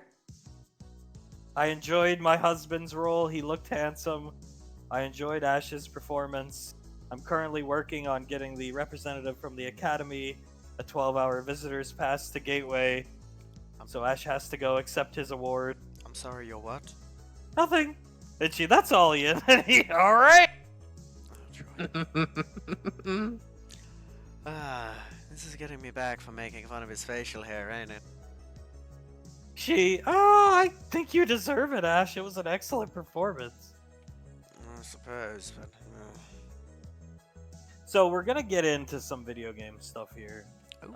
But first we want to get into this. This image, this video has surfaced online of Malcolm. It's apparently you on some frontier colony. You can clearly see this is security cam footage. He's pouring something on you, clearly dressed in drag. And look at this poor young man. He's in shock at what's unfolding. Yeah, so the story behind that was I got some time off of the Majestic. I think that was one of the few times we stopped in an actually built up colony. And I found some little gaming shop and I went in looking for, well, games for myself, presents for Saris. And then we got to that and I was just playing the arcade cabinet. And I heard a bing as he walked in as this young man was helping me. And I turned to see Malcolm in drag as he unscrews the cap on a bottle of milk and douses me. Why was he in drag? Pat pointing up to the video. Pequot, please give me a copy of this. And Ian, no problem. That is an answer to which I don't know There's a question to which I do not know the answer to. I think some things with Malcolm are just better left unanswered, because I don't know if I want to know. Why would he pour a bottle of milk on you? You really want to know why? Absolutely, sir. We want all the Malcolm misdoing out in full view. Julie leans forward. So I'm an alchemist. If I wasn't a fighter, if I wasn't good at cooking, I would be the alchemist. Here. I am pretty good at making certain acids and poisons. Malcolm somehow found this out, even though I never told him about it. And he was like, Julius, my boy, could you get me just a vial of acid? For no reason at all. I'm not going to try and kill Ash. And I already saw that he had a wig on. So I looked to my side, saw a bottle of milk that I had bought on the previous colony we were on, picked it up, handed it to him, and said, there you go, Malcolm. So if I didn't hand him just a bottle of milk, if I actually gave him acid, Ash would have had acid poured on him. Yes, which is why you can't hear it on the camera footage, but I heard wither away, scum, as he poured it. Wither away, scum! What a good captain, to be sure, right? Is Ian staring directly in the camera? Yeah, thought it was acid. So before we get into some, video we'd like to go over, were you guys aware that Malcolm? I mean, there's tons of unfinished Amalco games. Excuse me. But were you guys aware he made some type of game where he was Santa Claus, and the little imps that chase you around are you, Ash? and the presents you pick up are Davine. Here, we'll blow up the image for you so you can get a better look. I saw him working on it, but I didn't know he finished it. Yeah, it's quite an interesting game. It is horrible. The controls are unresponsive. He called it Malcolm Claus's Little Helper.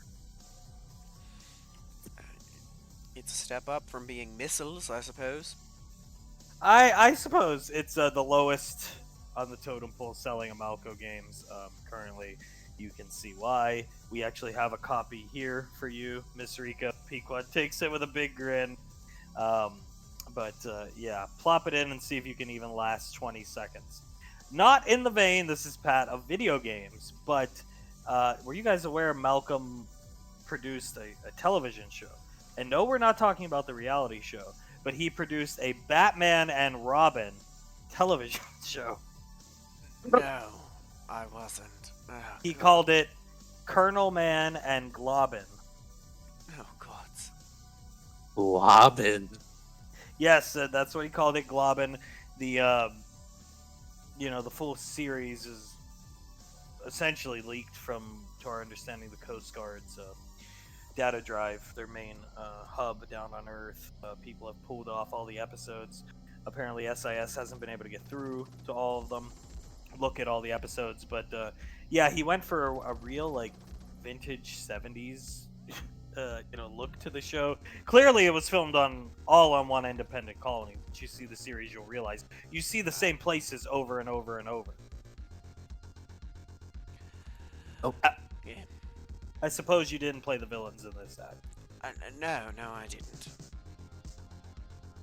Pequod, we need to get our hands on that. Look at him! And she points up to Malcolm's beard sticking out of the mat.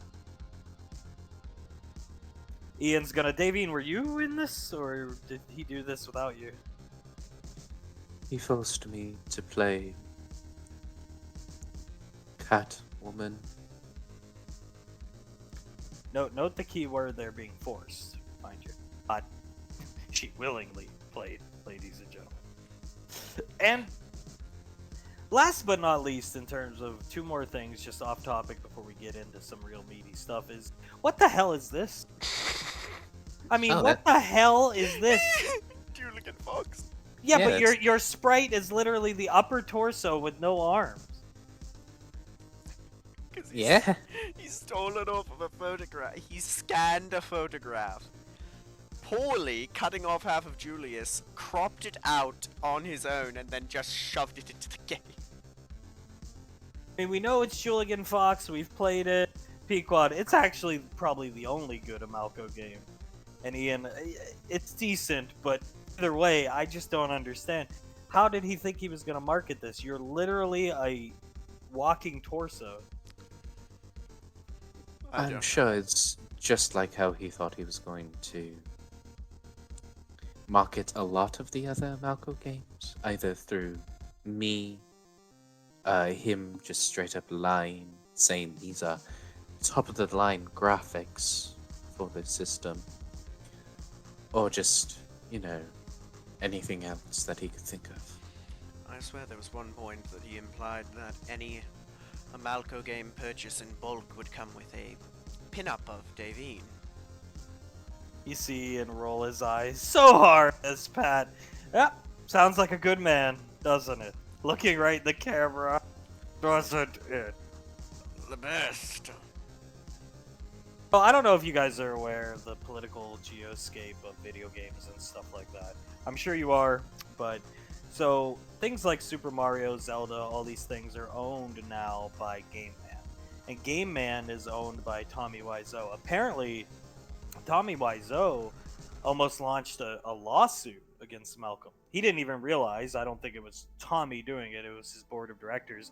But Malcolm tried to claim this as one of his Amico games. And you can click here. Let me grab my soundboard real quick here. Here we go. Here's the sound. Yahoo!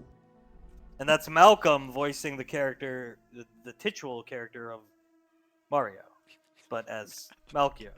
Yes. Were you aware this game was being created for the Amalco? Because apparently it's 80% done. Oh, I was very aware. He was having our Mercurius unit work night and day to take a picture of his face, put it onto the model of Mario, but make it the same 8-bit text, or what is that, 36-bit texture, whatever, texture. You see Icy looking up at it. I used to play that when I was young with Hunk. And Pat, well, if you played this, you would be playing the same game. Just Malcolm's face on Melchio. Davine is Princess Peach. And Ash is Bowser and the Goombas. And Julius is the little mushroom kids. Toad. And, Scar is, for some reason, the plesiosaur that you meet in the one level. They start laughing. You know, we would actually really like to have Scar on the podcast sometime. We would prefer your wife, but we would like to have Scar on the cast at some point. We have a lot of fans that are big fans of his. Of course, why not? Nice. So, moving down the line. Malcolm, the Long War video. Go ahead and play it. No.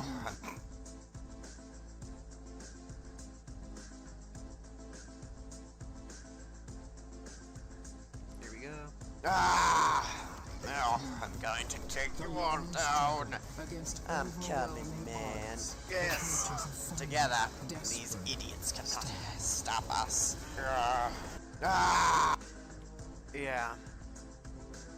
So, Malcolm, that's the intro to a documentary. This is a AAA documentary. Well, maybe AA, we'll say, because it was produced by a Frontier studio. But still, a high-quality documentary. Malcolm actually didn't make this. What he did was provided the footage, the POVs, and voiceover. And him and Globnock were interviewed for this documentary. And we've sat down and watched it. I think someday you should. Just so you can, defend yourself to these Frontier bumpkins who claim you did nothing. Malcolm in this documentary basically claims that Julius went AWOL during the Long War, disappeared. Davine wasn't allowed to leave the ship because she was too delicate, air quotes, to fight these beasts. And Ash deserted at the beginning of the Long War, and the rest deserted and followed Ash back to the Majestic, and Malcolm and Globnock single-handedly defeated the Geist in one day, when, in reality, we all know the Long War took at least, the Geist incursion, Long War, whatever, took at least, like a couple months, right? Yes. Couple weeks. So, let's start at the beginning. I believe there's a footage of it floating around out there, but we would drop-pod it in. Yes, we've seen it. He's throwing up. That one? Yes.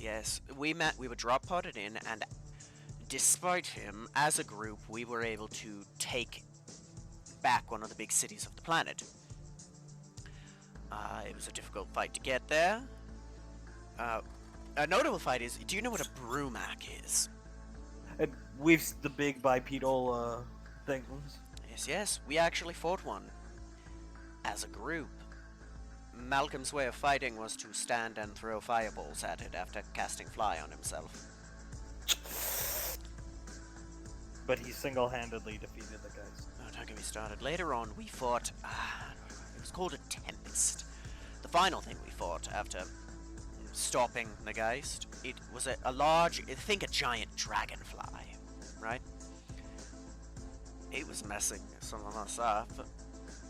But Malcolm ran away from its rider, teleporting around while taunting the guy, saying he couldn't catch him, whilst the rest of us took out the actually dangerous thing.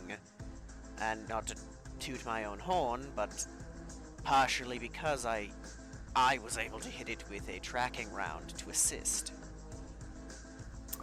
Fair enough. Julius, your account of the Long War. My kind of Long War? Malcolm did nothing. Let me go on this a bit more. Malcolm did nothing. The most he ever did was throw fireballs at that Brumac and distract that one little guy when we were fighting the Tempest. Everything else he did.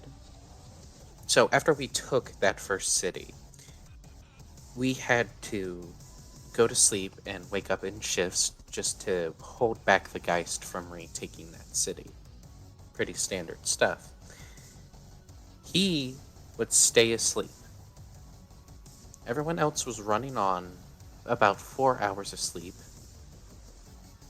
He would stay asleep for like 12 hours. And Gurok, Globnock, whatever you want to call him, he wasn't even there with us while it was all happening. He was a new transfer after the Geist War. You see, Ian, that's what we call a straight flush. Davine, your account, if you wish. My account. It was one of the first missions where I actually went out and fought with everyone. At one point, Malcolm was injured, and for reasons that I won't necessarily get into, I was a dog at that point. I do have the ability to somewhat change my form. I was a dog at that point, and he threw me in front of himself, saying, "Protect me, Davine, please." She looks at the camera.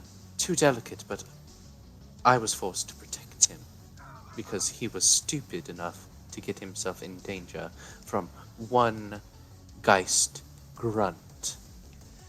Or the time where we were pinned down by a turret and he demanded Julius run out to give distracting fire. Well, he snuck around and took the monster out while hiding. Well, Julius, correct me if I'm wrong, this is Pat, does not rely on firearms. And probably didn't even carry one. Is that being presumptuous? Or? No, that's completely correct. I am able to fire firearms, but I just don't like them. You don't like them and you don't need them.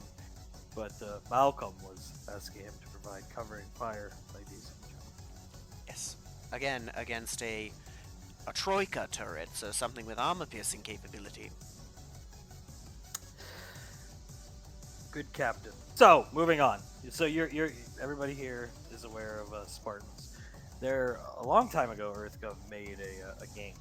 We're going back a while, but they made this game that was to kind of like entice kids. You know, whether you want to say it's a good thing or a bad thing, but to somewhat reach out to kids who like video games and entice them to try and join the military. And of course, they modeled everybody after Spartans because they're like the when you're a kid growing up, you think like, oh, it'd be cool to wear that armor and stuff like that, or have these cool toys and armor and all this kind of crap. And it's the hardest kind of program to get into based on genetics, because only certain genetics will take to the augmentation from our understanding.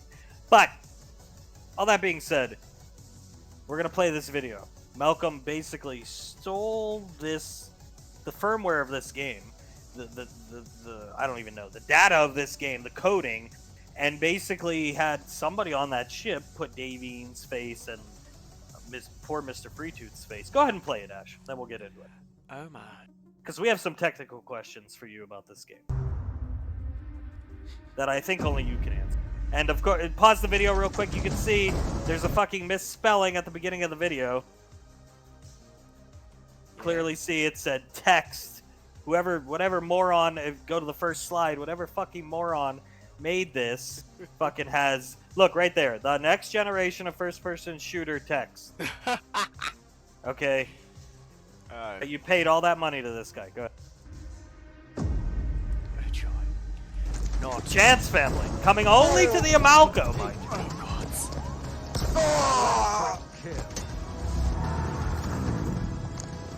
Look, there's Davine's face on the flesh. Wait, no. Who did all this voice acting?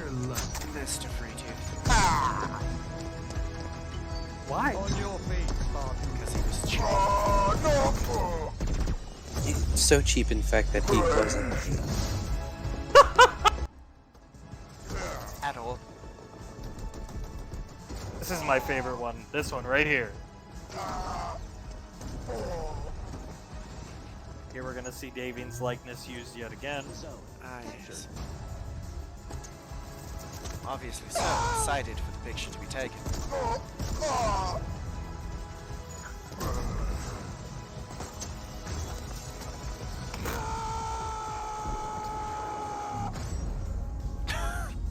And then wait till you see the end screen. Colonel Infinite. Yes. And Mr. Freetooth's likeness used over all the, pre-rendered Spartans. So with that said, that game is ways and away above any Amalco game we've ever seen. We're not, Amalco games are generally speaking 2D and 2.5D. That is a full-fledged. Could that fucking shitty system even have ran that game, Ash? Maybe if you lowered the rendering down to 240p and lowered the frame rate down to 1 a second, possibly. Okay. All right. And that still is keeping the idea of the Amalco possibly lighting on fire from overheating while trying. I do think Mr. Freetooth's death rattles are oddly enjoyable, like funny.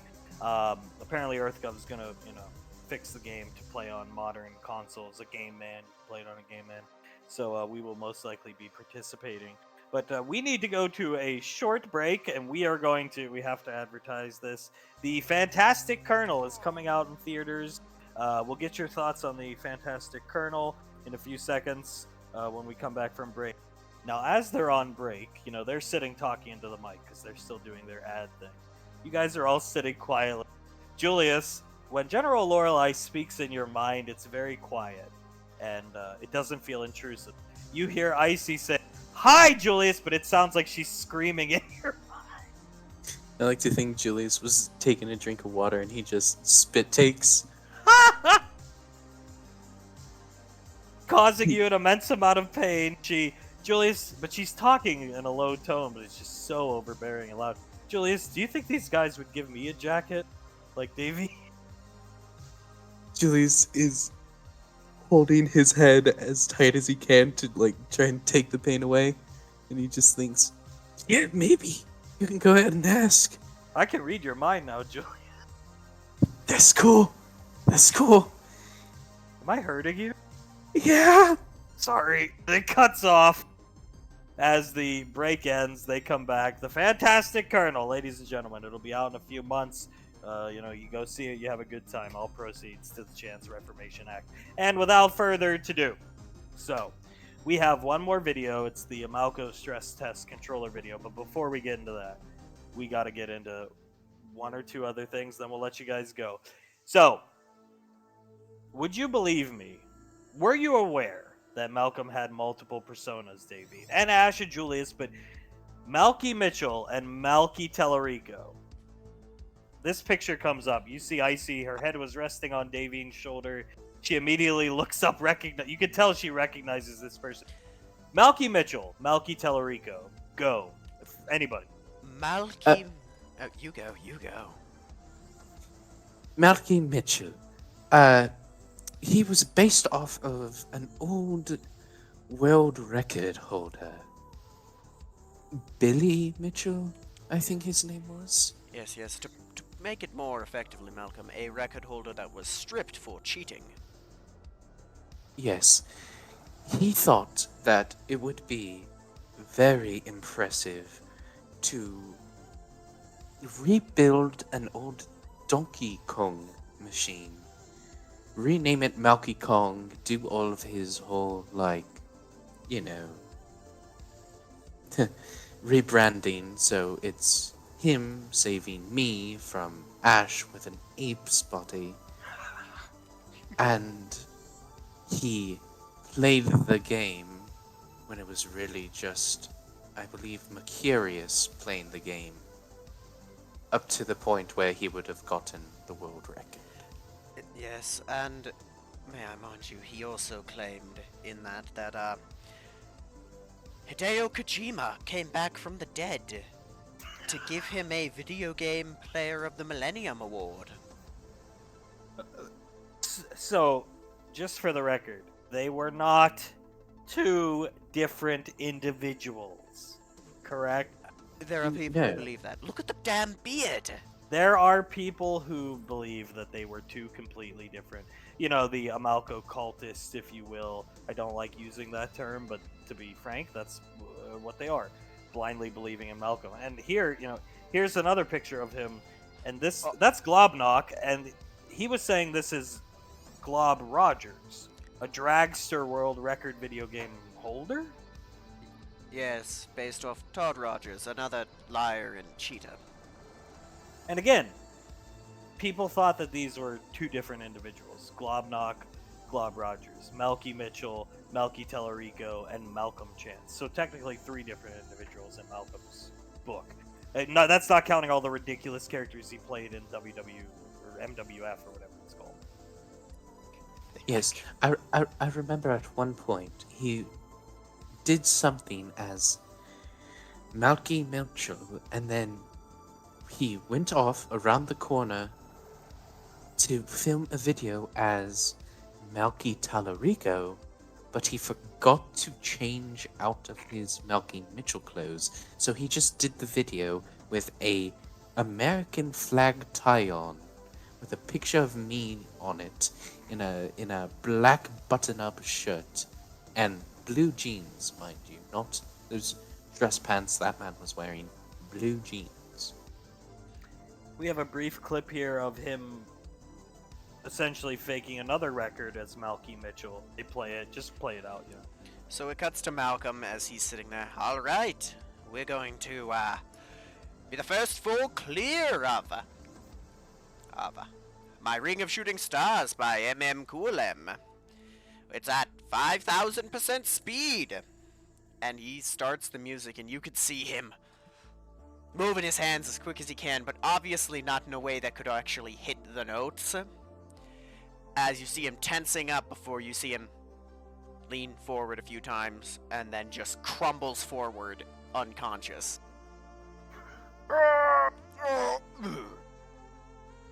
They take the clip down. So, clearly the video game footage on left-hand side of the screen, that was all doctored, if I'm Yes. understanding it. Yes, I believe again he had Mercurius running a task. So the level, I'm not sure if you know this, but the level of depravity, mind you, Malcolm is an officer of EarthGov, a captain rank. He wasn't colonel, but captain. It is an illustrious rank. Am I wrong in saying that? He kind of looks at all you guys, because we're not in the military. Not in the slightest. It's more than many could hope to achieve. It's something to be immensely proud of. And an Arcane Council captain is even more to be proud of. So why, back to Lord Namaste, this character you saw in some earlier images, were you guys aware that this guy was a high-ranking UIR official? Icy's head lifts from Davine's shoulder again, looking at it. No, I thought he was just some dumbass Malcolm found. Yeah, I thought this guy was just a druggie that Malcolm picked up and he liked. No, in fact, Lord Namaste was Icy speaks up, they stop talking. I killed that guy. They both look confused at all of you. You what? Icy, he was here, can I have control of the TV?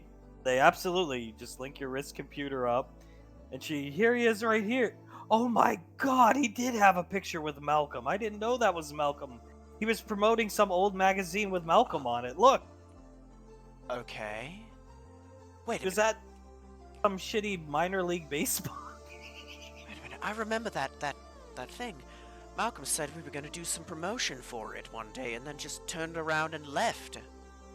Yeah. My squad was there. We had to wait till he got away from the civilians trying to peddle Malcolm's crappy magazine. I don't know if this is okay or not to shoot. Take that down. And you see Namaste getting shot 3 times in the back. And, man! Falling over on the pitcher's mound. Uh-huh. I shot him. We were tasked with killing him. He was a high-ranking UIR fish. He was good friends with the Lightning Count. Another one that is gone now. So, an EarthGov Arcane Council captain in league with high-ranking officials of the UIR. Astounding, really. Apparently, Lord Namaste even had some loose connections to Max Tech, if you can believe that. I can wholeheartedly. So the last thing we want to go over before we let you guys boogie on out of here, it's got almost 1 billion views. It's the Amalco stress test video. There is There is no comparing the level of stupidity. We're gonna play out the video, and then we'll get your thoughts, and we'll let you guys bounce out of here. Alright, so the video opens to show the outside of the Ripper System Amalco headquarters, which then cuts to stock footage with the Getty images still across it of MaxTech and EarthGov scientists working in a lab and people walking upstairs. We then cut to Malcolm loudly banging and welding on an Amalco console before Gurok and Danria walk into the room.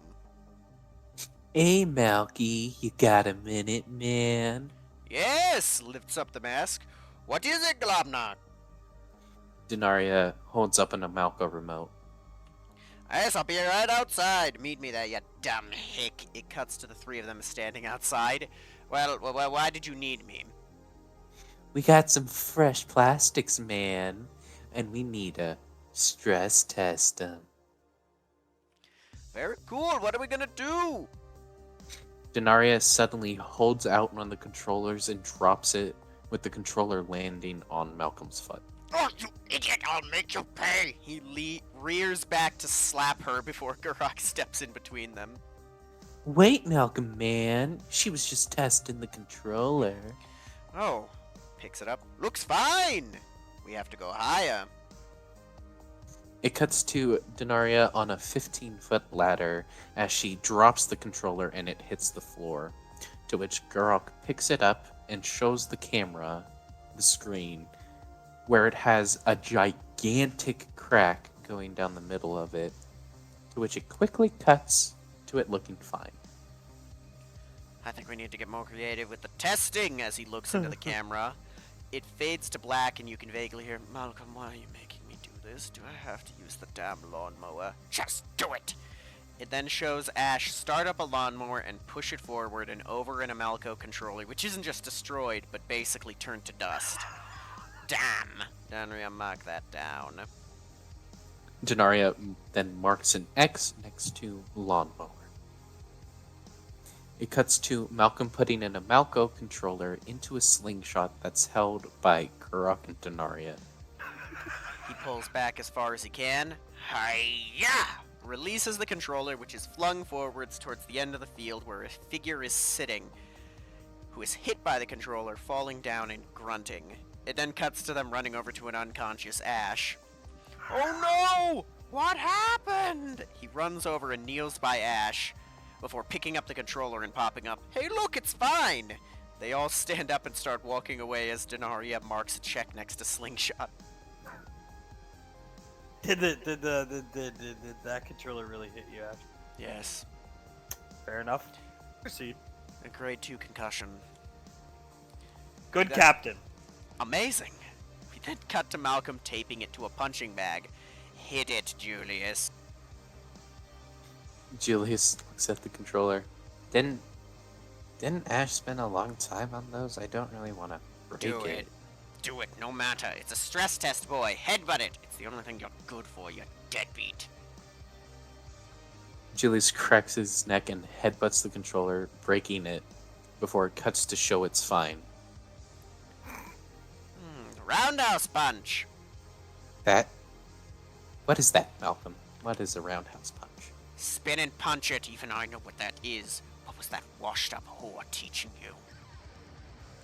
Julius grits his teeth and turns the punching bag so it's facing Malcolm, to which he sends a punch into it, destroying the controller and sending the bag flying back, hitting Malcolm. Ah! As it hard cuts to him, them standing there looking annoyed. Now kick it. Julius sends a side kick into the bag, missing the controller, but it still somehow breaks. The bag flying into Malcolm again as he screams, and it cuts to him standing behind Julius. And now nunchucks, boy. Add that to a list of things I don't have, including the ability to see my wife and daughter, food, and the ability to get more than 3 hours of sleep on this goddamn ship. He gets cut off as a pair of nunchucks hits him in the side of the head. There you go, dumbass.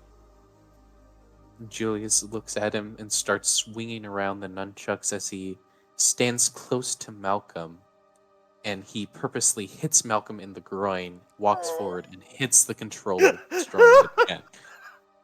Oh, come on. These are absolute crap. It hard cuts to him now standing next to Davine, handing her a moonblade. Hit it, my darling. Davine looks down at the Moonblade, then at Malcolm, then down back at the Moonblade, up at Carter, down at the Moonblade, and then back at Malcolm before she sighs. You'll get your day where you burn, but that day isn't today. She walks forward and cuts the controller in half. We then see Denaria mark X next to sword with checks next to everything else Julius did. We then see old woman Denaria riding a horse with a controller on its neck as it rides to Malcolm. Pat, there she is! Yes. It survived! Takes the controller. Now get out of here! Slaps the horse's ass as it runs away with Denaria still halfway on it, being drugged behind him. We then cut to Malcolm and Scar Freetooth in a Ferrari. Ah, so the controller is on the... Looks outside the window as you can see the teleprompter. Engine, right? Yes, we're gonna take it for a spin. Now shut up, please. He starts the car and floors it. Scar is smacked back into the seat with the G-force. Ah! Can you feel the G-force, Scar? How about we go faster? He continues his screaming as Malcolm suddenly slams on the brakes, and Scar, who didn't have a seatbelt on, flies forward, slamming his face into the dashboard of the car. Idiot. It then cuts to them outside with Gurok holding the Spinker missile launcher straight up. Ready? Aim! Fire! Gurok shoots the missile straight up, which in a slow motion shot you can see has a controller attached to it. And as it flies up, it gets higher and higher, and it suddenly just explodes. Ah, shit, God! It cuts to them running over to a perfectly intact controller on the ground. Look! It's practically indestructible! It then cuts to Malcolm, Gurok, Denaria, and Davine sitting around a campfire. Nothing like the great outdoors as he tapes a controller onto a stick and holds it over the fire. Julius, from what you can tell, is behind the camera. Wait, Malcolm, what are you doing? You didn't take the batteries out of that. I know what I'm doing, idiot. Did the hag teach you chemistry? Ah! He gets cut off as the controller blows up in his face, and you hear him screaming as Denaria marks X next to fire. It then cuts to what is obviously just outside the Majestic, with Snarf and Rolly in spacesuits reaching for an Amalco controller before it fades to black with the Amalco logo. They're gonna pause the video. Pat's gonna... So those two were members of the crew. We've seen them before. Snarf, the Kobold, was our engineer, and the Millipidian Rolly was our janitor helper. And how are they doing? We'd like to have them on the cast someday, but how are they doing in their post-Malcolm life? Very good, very good. Good. Glad to hear it. So, any thoughts on that video? Clearly, those controllers, all those strikes Julius did to those controllers broke them. I could have twisted them in half. I did in frustration many times. About how many of those controllers that were destroyed were actually, working? That you put blood, sweat, and tears into, only to have him nonchalantly have Julius or Davine or whoever destroy them. All of them. So, I told you, if I'm being fair and optimistic, I probably made about 1,000 working controllers.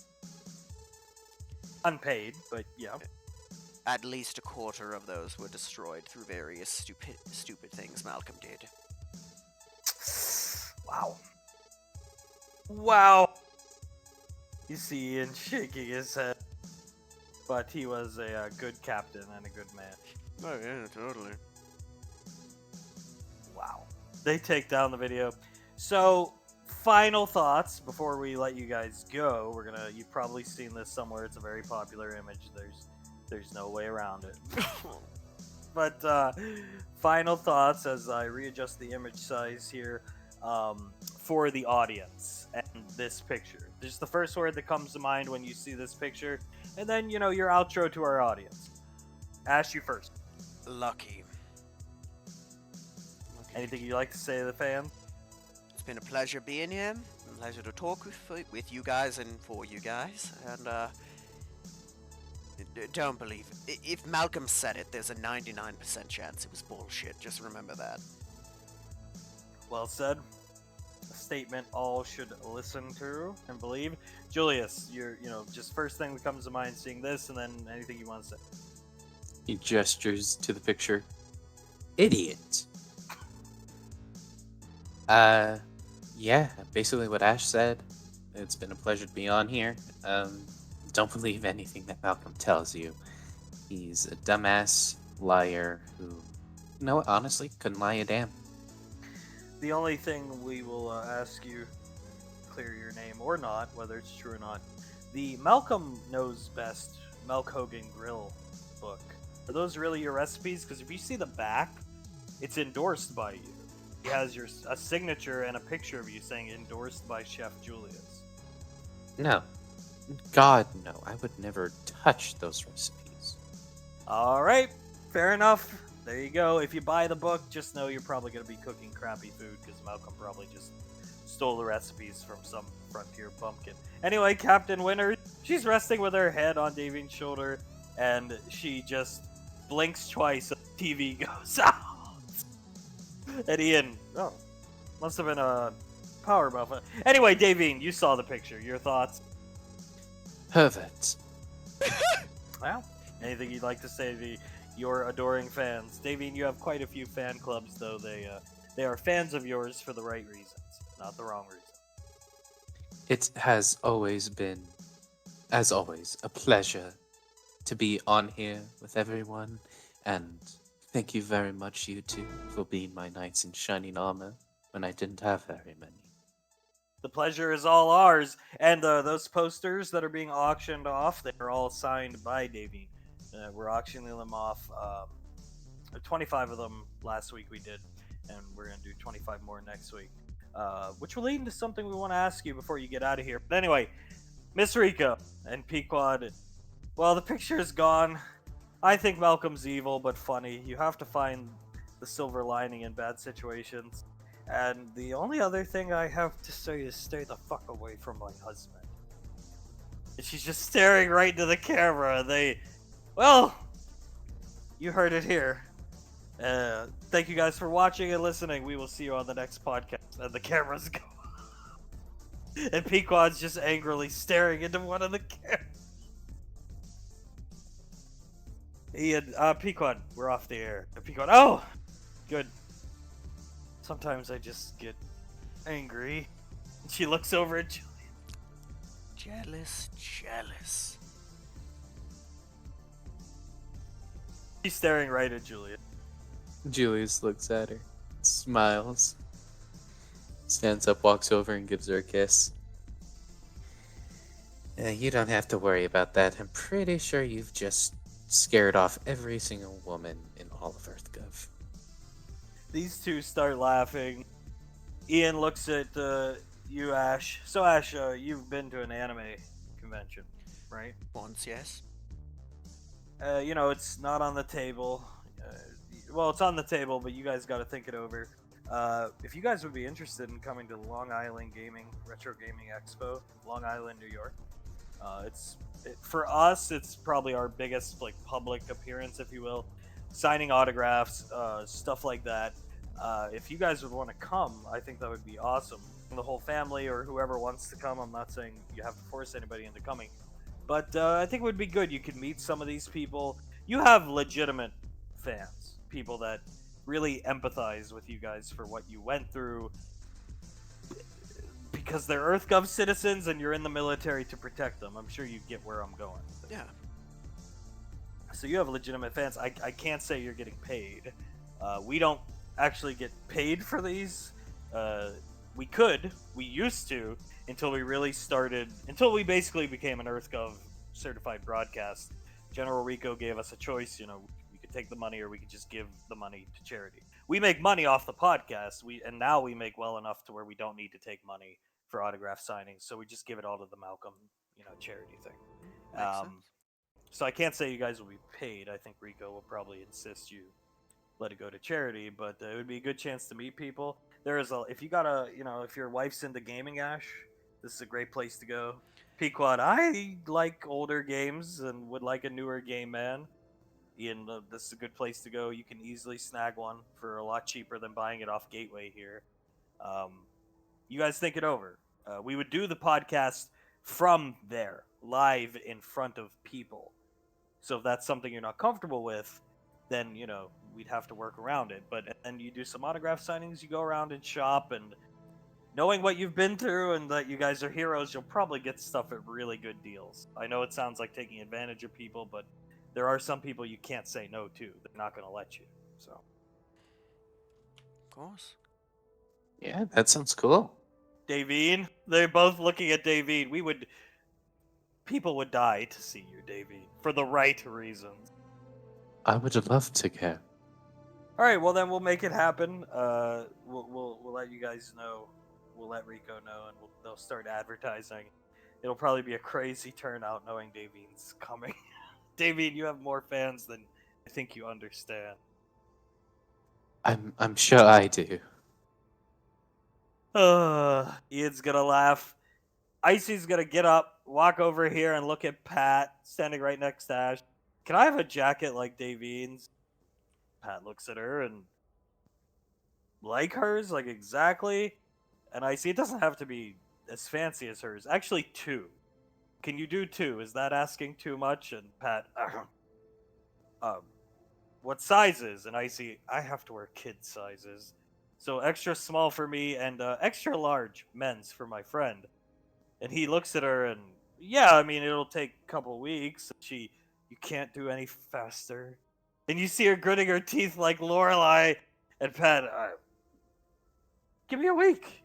Anything for, Davine's friend, captain, whatever. She good. And Pequod, time to break this up. Come on, let's go call your friend, as you call it, and Commander Jiren. See if we can go to Tommy's. And I see, thank you, podcast guy. And they leave to call the boys, I guess we'll say. And now it's the 3 of you. Ian's gonna look at Davine and watch them leave, and all that stuff at the beginning when she was talking. Is she just saying that to impress her friend, or can she actually do that? Davine looks at Ash and back at them. She can do she can do it, yeah. She's capable of that. You see their faces go away. She's not going to, though. She is on our side. Just, sometimes in war, certain things happen to you and emotions get high and strained, and sometimes you lose control. It's happened to me before. I've lost control before, and it's never good. Some thoughts go through your head. And Expedite the process of getting the jackets then. Yeah. She's fine now. Just hard time. Trust me, we could get into what I did when I was her age and lost control, but rather we not. And you see, and you know what? They can 2-day the jackets. We'll just pay the extra fee. We have the money now since we're part of EarthCo. I can help cover it if you'd like. No. We'd love to have her on the podcast more. I think spellcasters are kind of, I don't want to say ignominious, but the general public doesn't know a lot about them because compared to, normal people like me, extraordinary people like you, Ash, who are fighters, there's few of them. And I think people would really like to hear from her, so we'll get her jacket, and we'll even, and Pat, get her 4 pins. 4 pins! Yeah, it's 2-day shipping. We'll have it up here. Yeah. Mm-hmm. Well, thank you guys for coming. I hear it seems like you're going out to eat somewhere, so have a good day. Miss Davine, a pleasure as always, as they both bow to her. Will do. She bows back to them. Thank you very much for everything you have given me. They smile. They're going to leave the room. Their podcast is done for the day, and you'll make your way to. There you go. And I'll get you on the board. Hang on. There's Julius. There's Ash. There's Davine. Oh, there's 2 of us. Yeah, we gotta get rid of the old ones. Where are the old ones? Oh, I see you. Because you are not back there. And here you are. And Pequod's coming. She was just pulling up the rear. Coming right here. And Pequod, I called Commander Jiren for you, Davy. Ash is gonna call up Saris. She answers. Hey, why don't you come down to Tommy's? Oh, I can leave the apartment. I know, I'm sorry. Make my way. Good, we'll have a good time. You think Tommy can actually feed me? We can figure something out, trust me. Alright, I'll make my way down. He's gonna call Mercurius. He answers, of course. There is a bottle of blood wine. He's gonna tell him where it's hidden. Bring it down quickly ahead of Saris, okay? You see him running. He closes the call as you see him moving. Nice. Quickly, Tommy, you here? Oh. Who go there? He comes. Oh, hello! Hello, hello. We're having a quadruple date here tonight. We're just waiting on the last 3 of us. Oh, quadruple day. We just about to open for dinner rush, but Tommy will close just for you all. Oh, you don't have to do that. Oh no, Tommy need to. Send rest of staff home. They tired. Now Tommy here alone. Can't really run place alone. Fair. This might be hard, but can I ask you for help on something specific? Oh, excuse me, 1 second, Ash. He comes over. Davine, you look beautiful today. Thank you, Tommy. You look good as well. I am very much a fan of your leather jacket and CU podcast. I was watching some of the show. You are heroine to EarthGov. Never forget this, Davey. He comes over and bows respectfully to Pequod and Icy. Very pleased to see you all here today. Now, Ash and Julius puts his arm around Julius. What can I do for you, Ash? Saris is a vampire, and she can't Yes. eat normal food. But, if we can draw some of my blood, would you be able to make her something to eat using that? What about Tommy blood? She prefers Ash's blood, you know, Husband. Sweet. husband. It is the connection of love. Yes, yes. So, Very good. What shall I make her? I can draw your blood easily. I am trained doctor. I deliver babies. Pequod. very well. What do you think, Julius? Do you want to go with something we've already made, or do you want to test something like a very bloody Black Forest ham? Let's try out something new, I guess. I can cook it, yeah. Alright. Tommy, I can cook it for you, Julius. You should be out here having a good time. Tommy might not be a great chef like you, but good enough to get job done. Sometimes I have to cook when we get very busy. Fair. What can't you do? I can't fly any spaceships. I try to learn, but they tell me my eyesight not good enough. Pequod starts trying not to laugh. Fair enough. Well, let's get the blood drawn and let's try out a very bloody let's try a very bloody steak.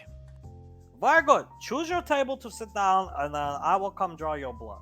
You sit anywhere you like. I will be your waiter and maitre d' for the night.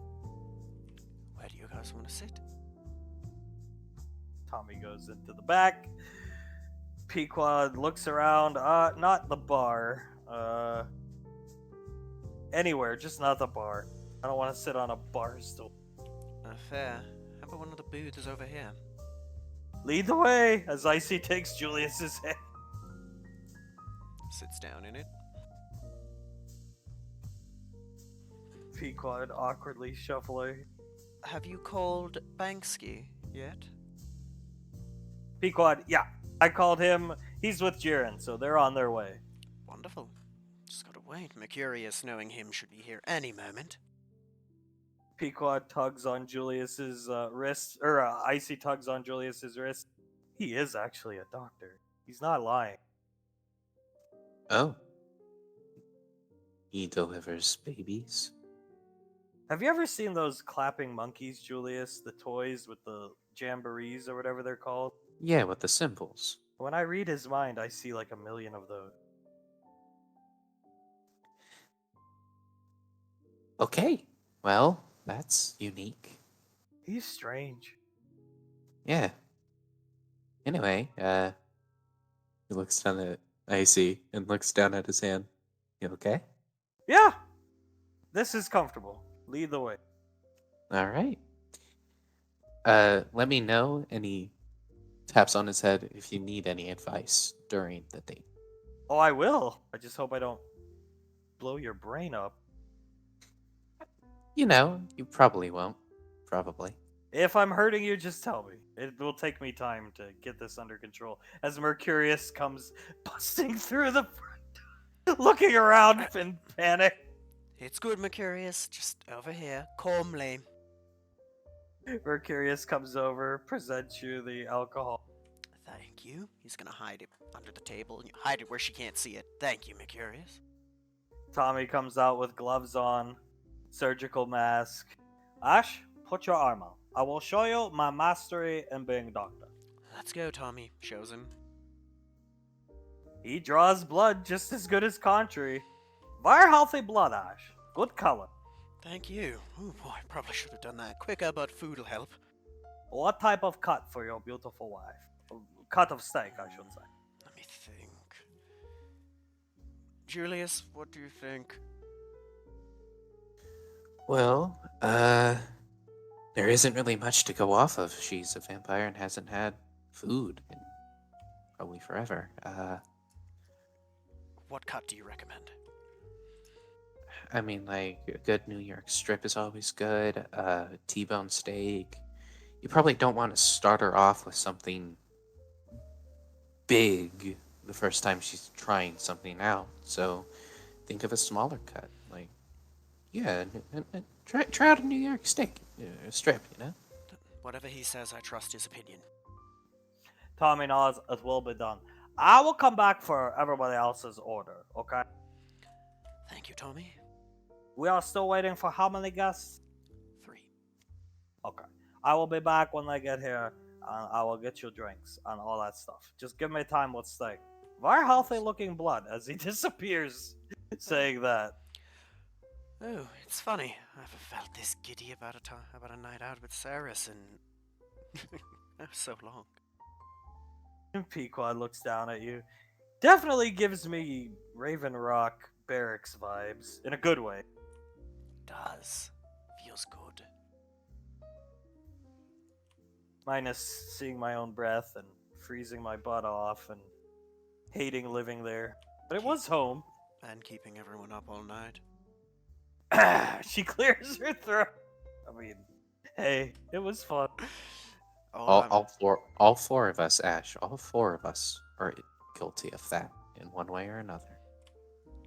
Maybe. Just not with the same consistency. Pequod, yeah, there was many a nights where I awoke to, oh, Saris, my darling, I wish I could come see you. Always with Major Lazuli. Gods, if this moment. She grabs Julius's wrist and starts shaking it. Dramatic. Yeah, it was hard, but I'm happy we got through it because, man, is it good to just be near her. Pequod's gonna turn Julius's cheek towards her. My beautiful blood hunter, darling. Kiss. Julius laughs while he's kissing her back. Gods, if this moment could last forever. As Saris comes in, and I get out of the apartment. Wow. She sits down. What's the occasion? No occasion. I just wanted to have a beautiful night out with the most wonderful woman to ever live. Should be fun. Oh, it should. And, well, once everyone gets here, I have some things for you. Oh, I look forward to it. Everything's fine at the apartment. We were watching the podcast, some parts of it. Uncle Scar is tending to the children. Fun, fun. Him and Commander Integra, my mom, went out, took the kids out to eat, Ash. Oh. It was right. not Scar's idea, Ash. He's looking you right in the eyes. Yeah, I got that feeling. Yay. You see, I see Commander Integra likes Scar. She's stroking her chin. Yeah, it seems that way. Yeah. She's too intelligent for that. The mind wants what the heart wants. I guess. Maybe we could. Whatever. If she's happy. Pequod, were you really thinking of attempting to sabotage Commander Integra and Scar's fledgling relationship? No. I was vaguely thinking about trying to set her up with Tommy. Pequod, Tommy would be an excellent father-in-law, and Tommy's already seen her shirtless from my understanding. Yeah.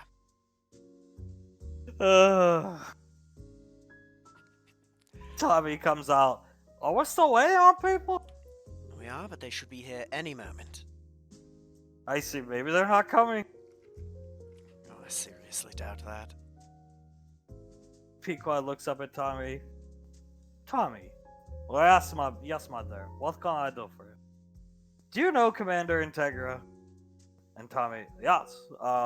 She was eye patch old lady. Ash's mother, right? Yes. What do you think of her, Tommy? And Tommy, well, she was old woman. What do you mean? And Pequod, she's smart, famous among some EarthGov circles, was a real looker in her day, still very beautiful. What do you think about going out on a date? Wait, no. I don't like old ladies. And besides, I am ancient. She is actually young compared to me. And I don't think we have too much in common. Fair enough. I see her naked once. I was not impressed. But not because she old, just because she's so crazy she come down take her shirt off right in front of me. I was at first confused, then repulsed, then I think to myself, this is Ash's fault. He must fix this. Yes, and which we did, thank God. Yes, thank God. They were talking about putting her in jail. Yes, they were. She come down, take her shirt off. I have picture. Pequod, no. Please delete it. Tommy, well, I didn't take it. It was taken from security camera footage. Delete it anyways. Tommy, whatever you want, Ash, I'll do for you. I'll be back when the rest of your guests be here. Decide. Here are some menus, Julius. Thank you, Tommy. You order whatever you like. It is free of charge. And he goes and stands behind the bar. And you see him just mindlessly watching cartoons. SpongeBob SquarePants. Very good show. And he's... Well, it was worth a try. Pequod, you would actually sabotage their I wouldn't say sabotage, but gently lead her in a different direction, yeah? Sarah says, I don't blame you, Ash. It's okay. It's really okay. Scar being my father-in-law, or father, I don't know. Yeah. At the very least, he would be good with our kids. He's great with the kids at the apartment. Yes, and if he's good to her, I can tolerate it. I mean, he is rich now. Yeah. Money. I don't give a damn about money. If I've got enough that I can make you happy and let you live how you'd like to, then that's all that matters. Tommy hears you say that. That is the right attitude to have. Oh, by the way, Julius, base model Escalade, 2 billion credits. Just to keep you up to date. Julius puts up a thumb. You might Someday you will have it. Someday. You might as well just on the entrance to the restaurant just put up a nice LED counter that goes up as the dollar amount does. This is not a bad idea, Ash. You are a master of marketing. Ash, would you like to leave Earth Government and take over St. Guillotine's role in Cadillac? No, not for me. And I couldn't be apart from my dear. But Ash, I buy you suits. You already look like CEO. You handsome, powerful man. I will buy you any suit you want. And the bodyguards I hire for Guillotine, I hire for you. Even though I don't think you need them. Maybe someday, but for now, I've got work to do in the military, and I can't abandon my family. I understand. You are a good man, Ash. I very much appreciate seeing you here as the door opens. And finally, they show up because they had to put equipment and crap away. Jiren and Banksky. Hello? And Tommy, are these our final guests, Ash? Yes, they are. Boys, come on over. Excellent. I will get out of the way. Who is Baldman? Oh, that is Commander Jiren. Who is he dating? Devine. Oh, Commander Jiren, you are a very lucky man. You see Jiren shaking his hand. Very lucky to have Devine. You take good care of her. She is very important to the future. I have seen it. Do you understand? Commander Jiren. Yeah, I plan to. Very good. What is this in your pocket you're playing with? And Jiren, gum. Oh. It's Wiseau flavor gum, actually, Tommy. Oh, excellent gum. Julius, what do you think of LED of your face outside restaurant? It's very good, Tommy. Thank you. I'm honored. We're going to get another one for this set of windows over here. Wonderful. Thank you, Tommy.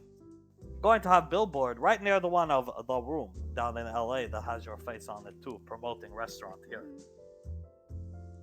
That sounds good, Tommy. Good marketing choices. Thank you. Well, I will get out of the way, get comfortable, and I will come over for your drink order. Oh, nice to meet you. Have I met you before? And you see this Spartan shaking his... Yeah, I come here every day. Very nice to see you. You and Ash make beautiful couple. You see this Spartan... Why did I even come? Come on down, boys. Jared's just trying not to laugh. And he pushes the Spartan down this way. Go sit. And then Jared, pardon me, and he comes in, his muscles sitting right next to Davine. And he sighs and puts his arm around Davine. Davine rests her head on his chest. Now that we're all here, Cyrus, can you close your eyes for a moment? Of course. He's going to quietly open the bottle and pour her a glass. Open them. Well, as you pour, she smells it. I thought we got rid of... I drank all that. Opening her up. We found a way to make more. Small portions, but more.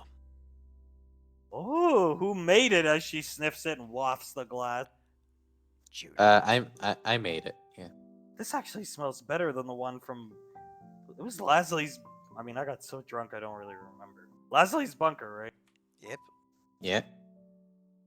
Cheers! Here's to never getting off the station, and she gulps the whole glass down. Holy crap, that is amazing! Ash, and she puts the glass up. He's gonna pour her another one. Savor it. We can only make so much.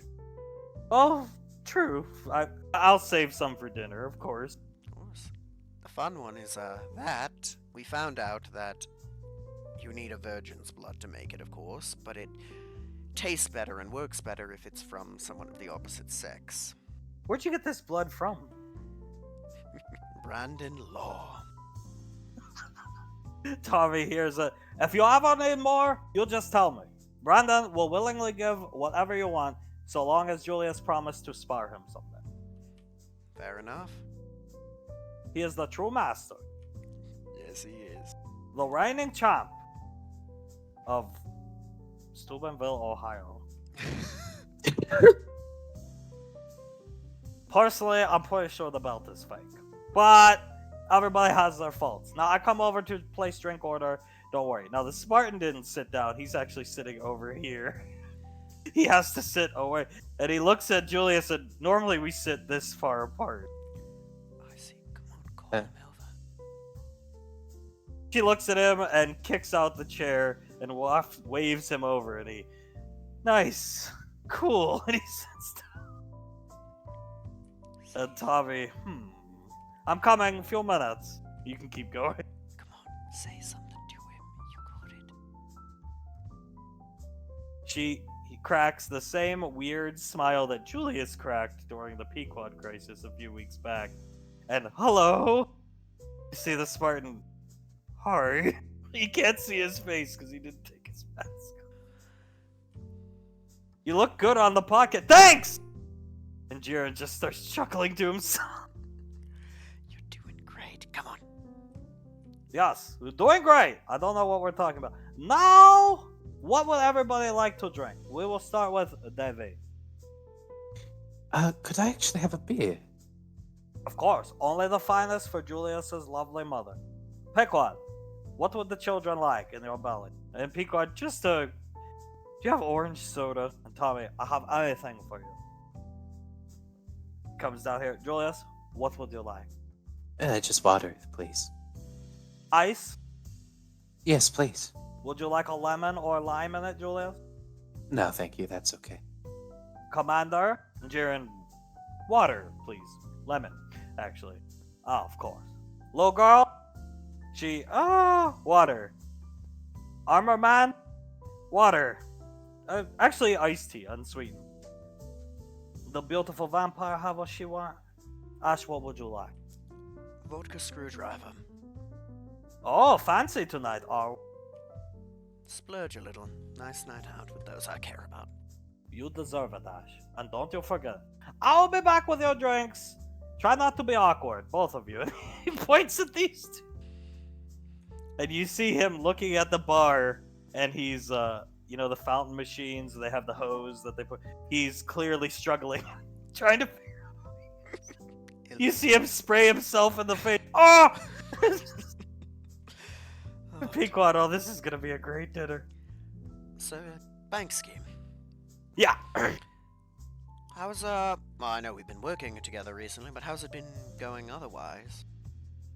Great. I'm actually getting to sit at the same table. Yes, you are. Usually I have to sit about 10 feet away.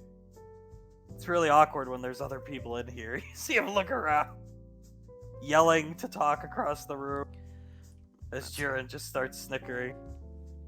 Well, that's fair. You have anything you want to say, I see?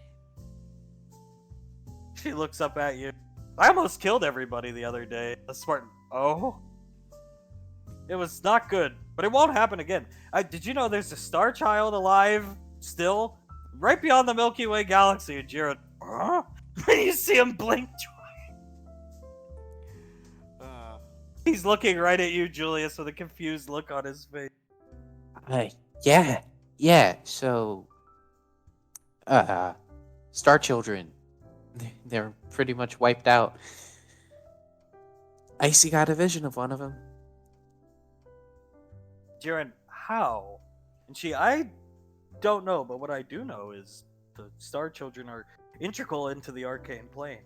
I think they might have created it or connected it, so it's a universal constant.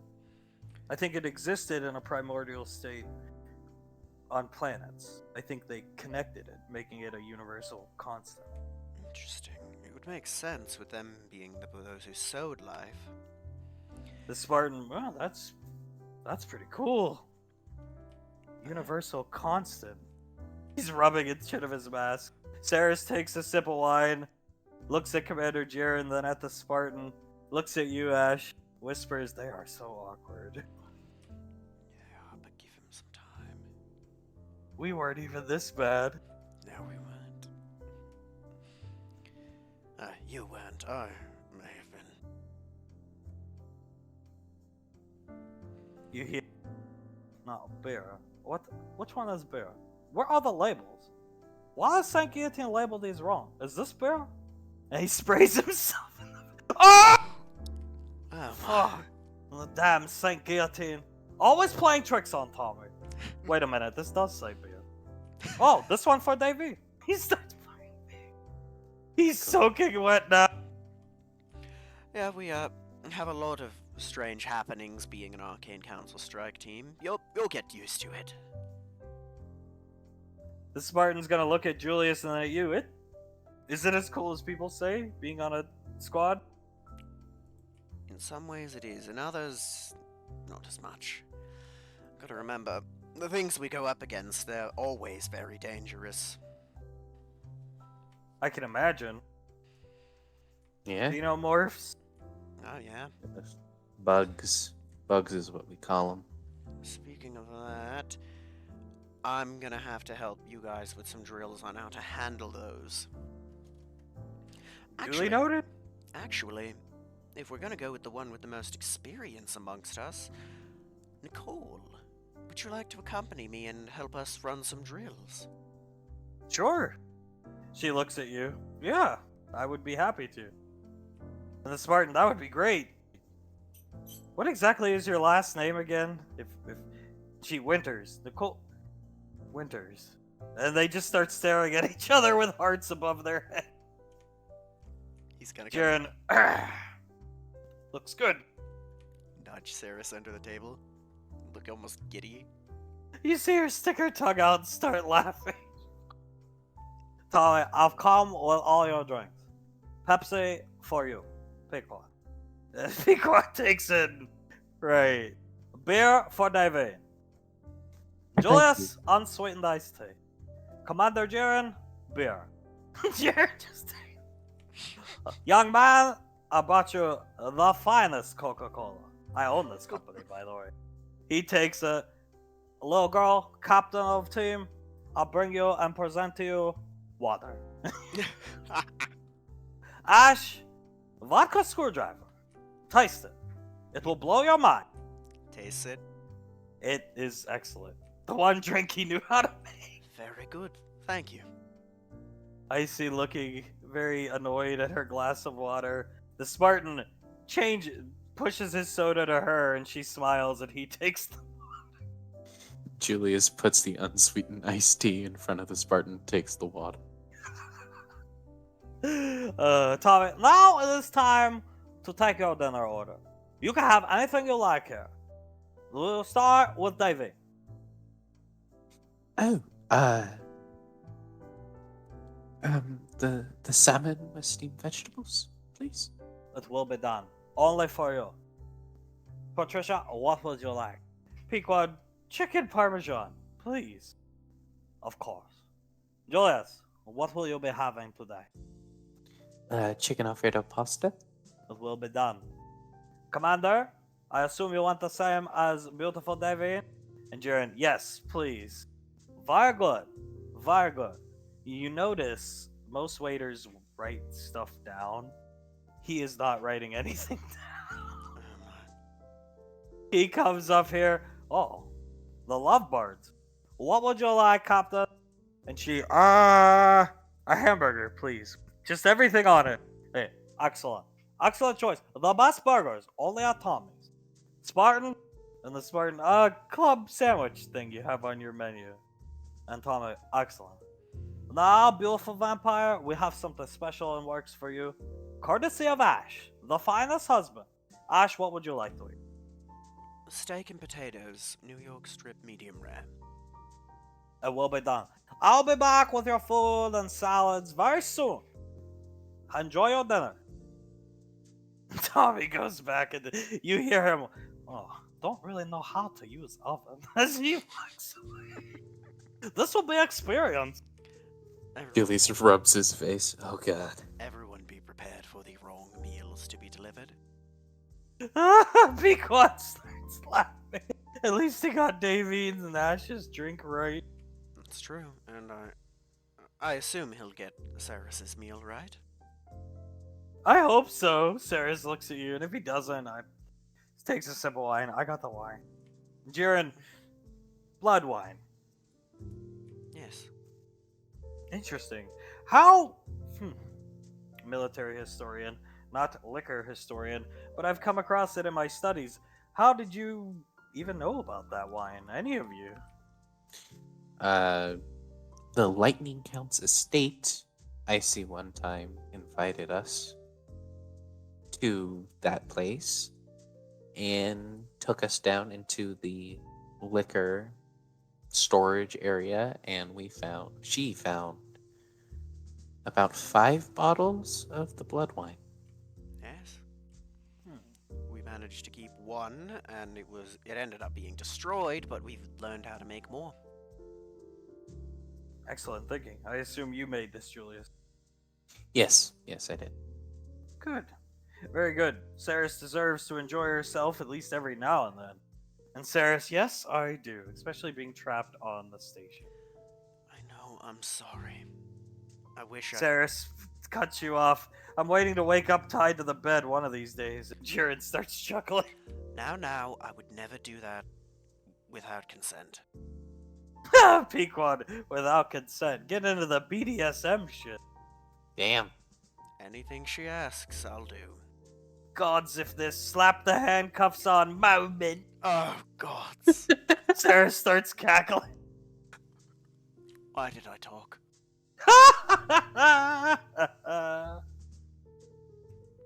You hear some pots and pans banging.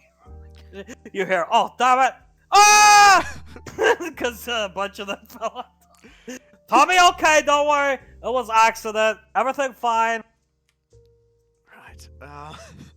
Pequod, well, this is probably going to be a terrible meal, but this is enjoyable. It is. Bankskin, have you guys run any actual missions of any sort? Oh, negative, sir. Just live fire exercises like with you.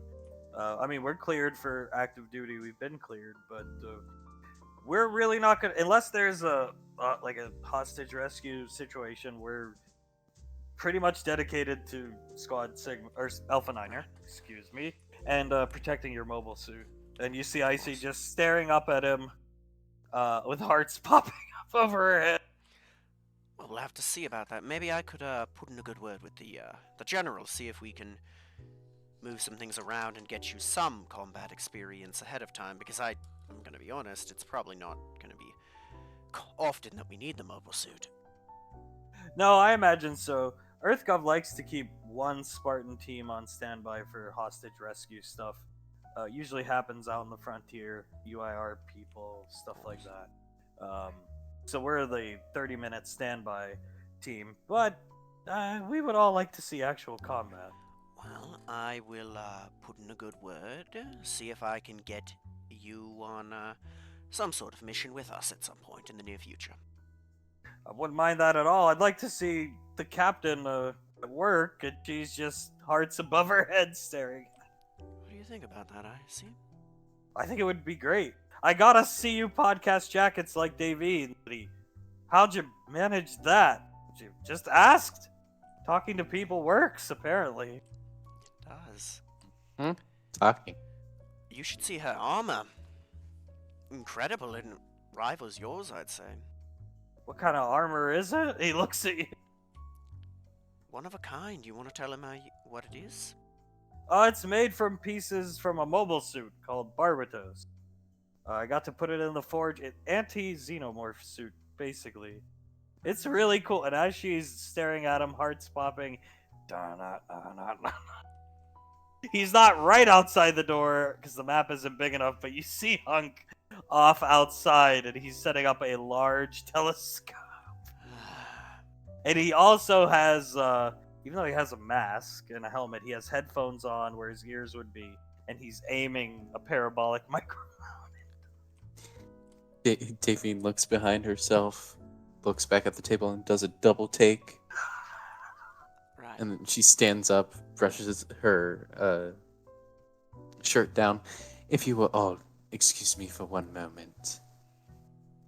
Icy's gonna try to look to see where she goes if nobody. No, Icy. Hmm? Let's talk about the xenomorphs for a bit.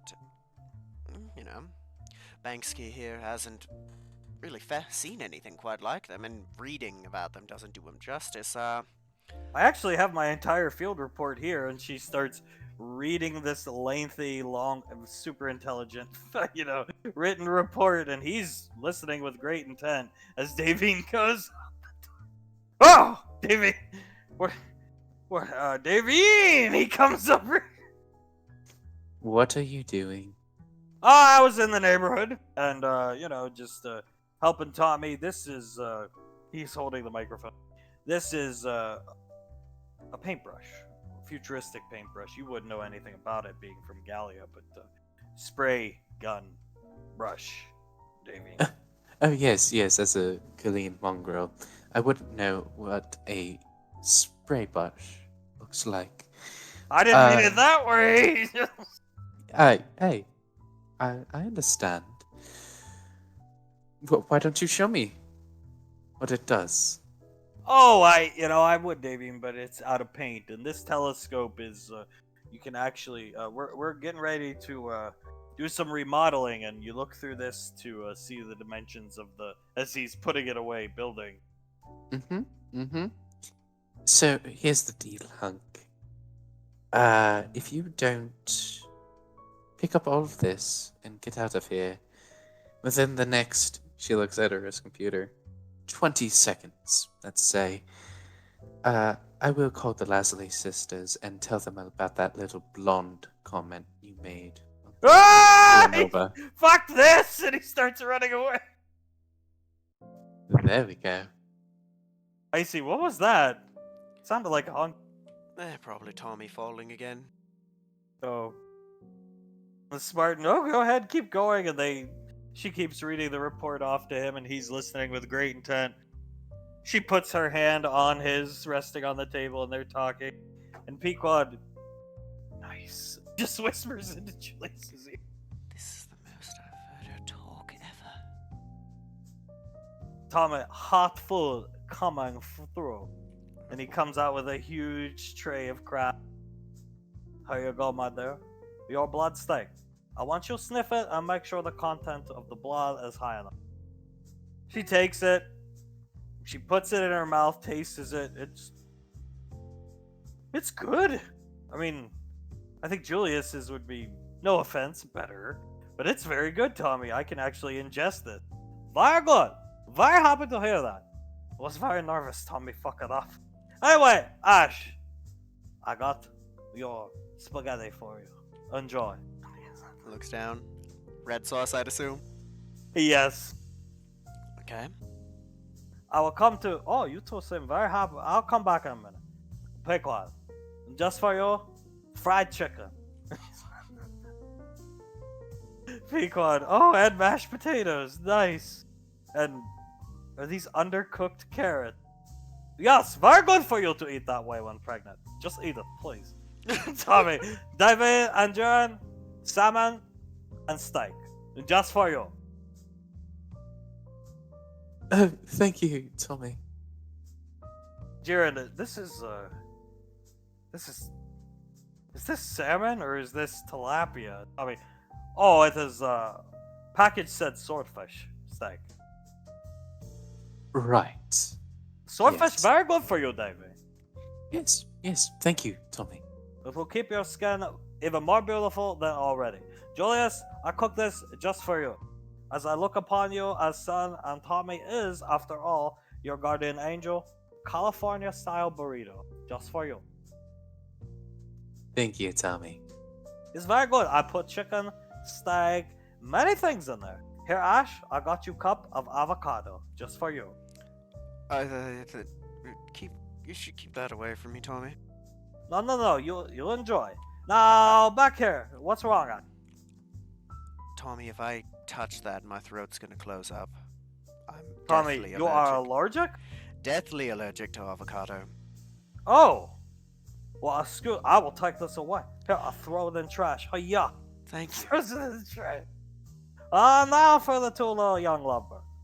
For you, Captain, liver and onions. And you see her good mood immediately vanish as he sets it down in front of her. And for you, Spartan, all-American cheeseburger, just for you. Now, everybody enjoy, as he walks. Alright, let's swap around. I know it's not Parmesan, but he'll slide the pasta over. Maybe you mix it with the fried chicken? I see. Hunk used to make me eat this fucking garbage. She's staring down at it angrily, and you see Lorelai, basically. Or acting the way Lorelai acts when her food gets fucked up. Move. Julius starts elbowing Binksky. Here, have my burger. And he slides the plate to her, and you'd really eat this liver and onions? And for you, sure. And he finally takes off his helmet, and she's just back to her happy mood. Right. Pequod, oh. Well, at least he got half of Davine and Jiren's order right. If you guys don't want the steak, I'll take it. Of course. Jiren slides down the steak to you. I am quite fond of swordfish, and Tommy did do it. He's eating it. A good job on this. Good. Saris takes a sip of wine. How's your burrito, Julian? He picks it up. I don't know. And he takes a bite. It's pretty decent, actually. You know what? It's pretty decent, honestly. It's pretty good. I like it. You hear Banksy next to you choking down the liver. I haven't eaten all day anyway, so whatever. As Icy, I can't believe you'd actually eat that for me. And he just, well, we eat a lot of MREs. This is pretty akin to MREs as Pequod. I can imagine. It smells like shit. Yeah, good man. Seems to really like you. Pequod's gonna Ash. I don't remember you ever telling us you were allergic to avocados. Never came up. How did you find out you were allergic? Well, I found out when I was fairly young. I barely survived the shock. Believe it or not, EpiPens and epinephrine are not a thing in Gallia. Understandable. But I suppose it got worse with age, because when I was there, my throat closed up a little, but I survived. On the Majestic, however, Malcolm, I don't even know how, found out that I was allergic, and infused some food, I don't even remember what it was, with it heavily, and, well, if Eloquin weren't there, I would have died. You see the Spartan next to you, Julius. His body is recoiling with every swallow. Malcolm was really that bad, huh, Julius? Yeah. Julius just puts a hand on the guy's shoulder and pats it.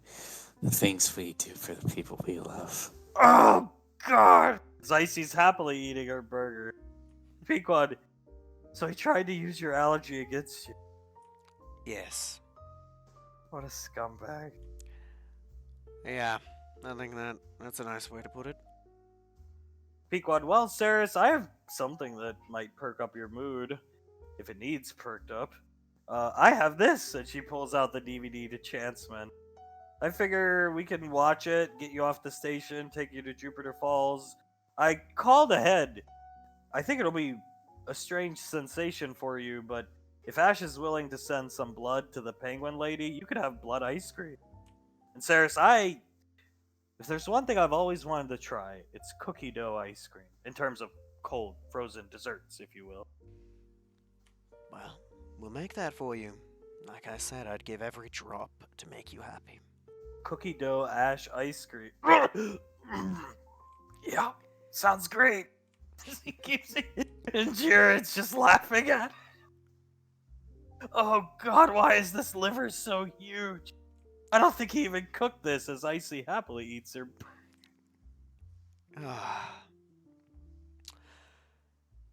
Tell you what. You want some? Moves the steak over. Oh, I got it! This is, I made it through the academy, the Spartan Academy. This is nothing! And I'm Pequod keeps laughing at it. I'm sure. Well, when we go out later for the, training exercises, I think a reward's in order. You want to shoot something that came from the forge? You see him. Yeah! Did she give you your pistol that she mentioned once? No, not yet. Icy gave me a gift from the forge.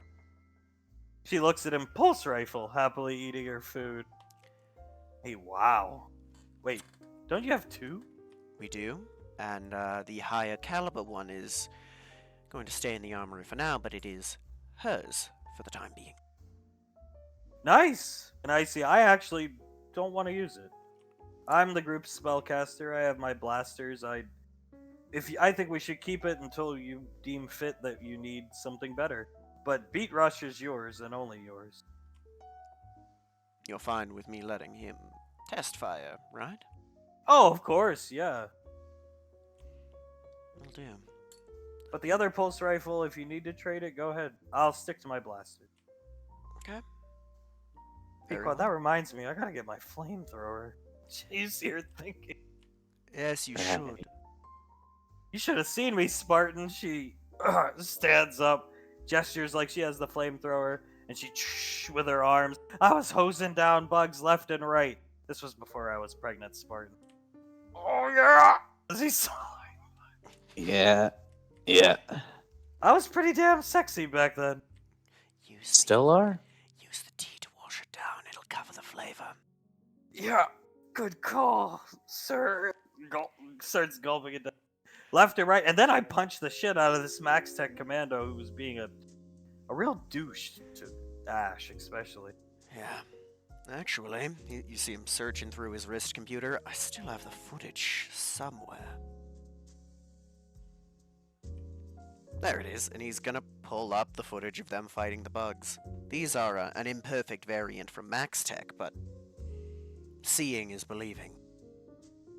He watches it. Yeah, heard General Orlai cracked a planet that got overrun by them. Oh, she did crack it.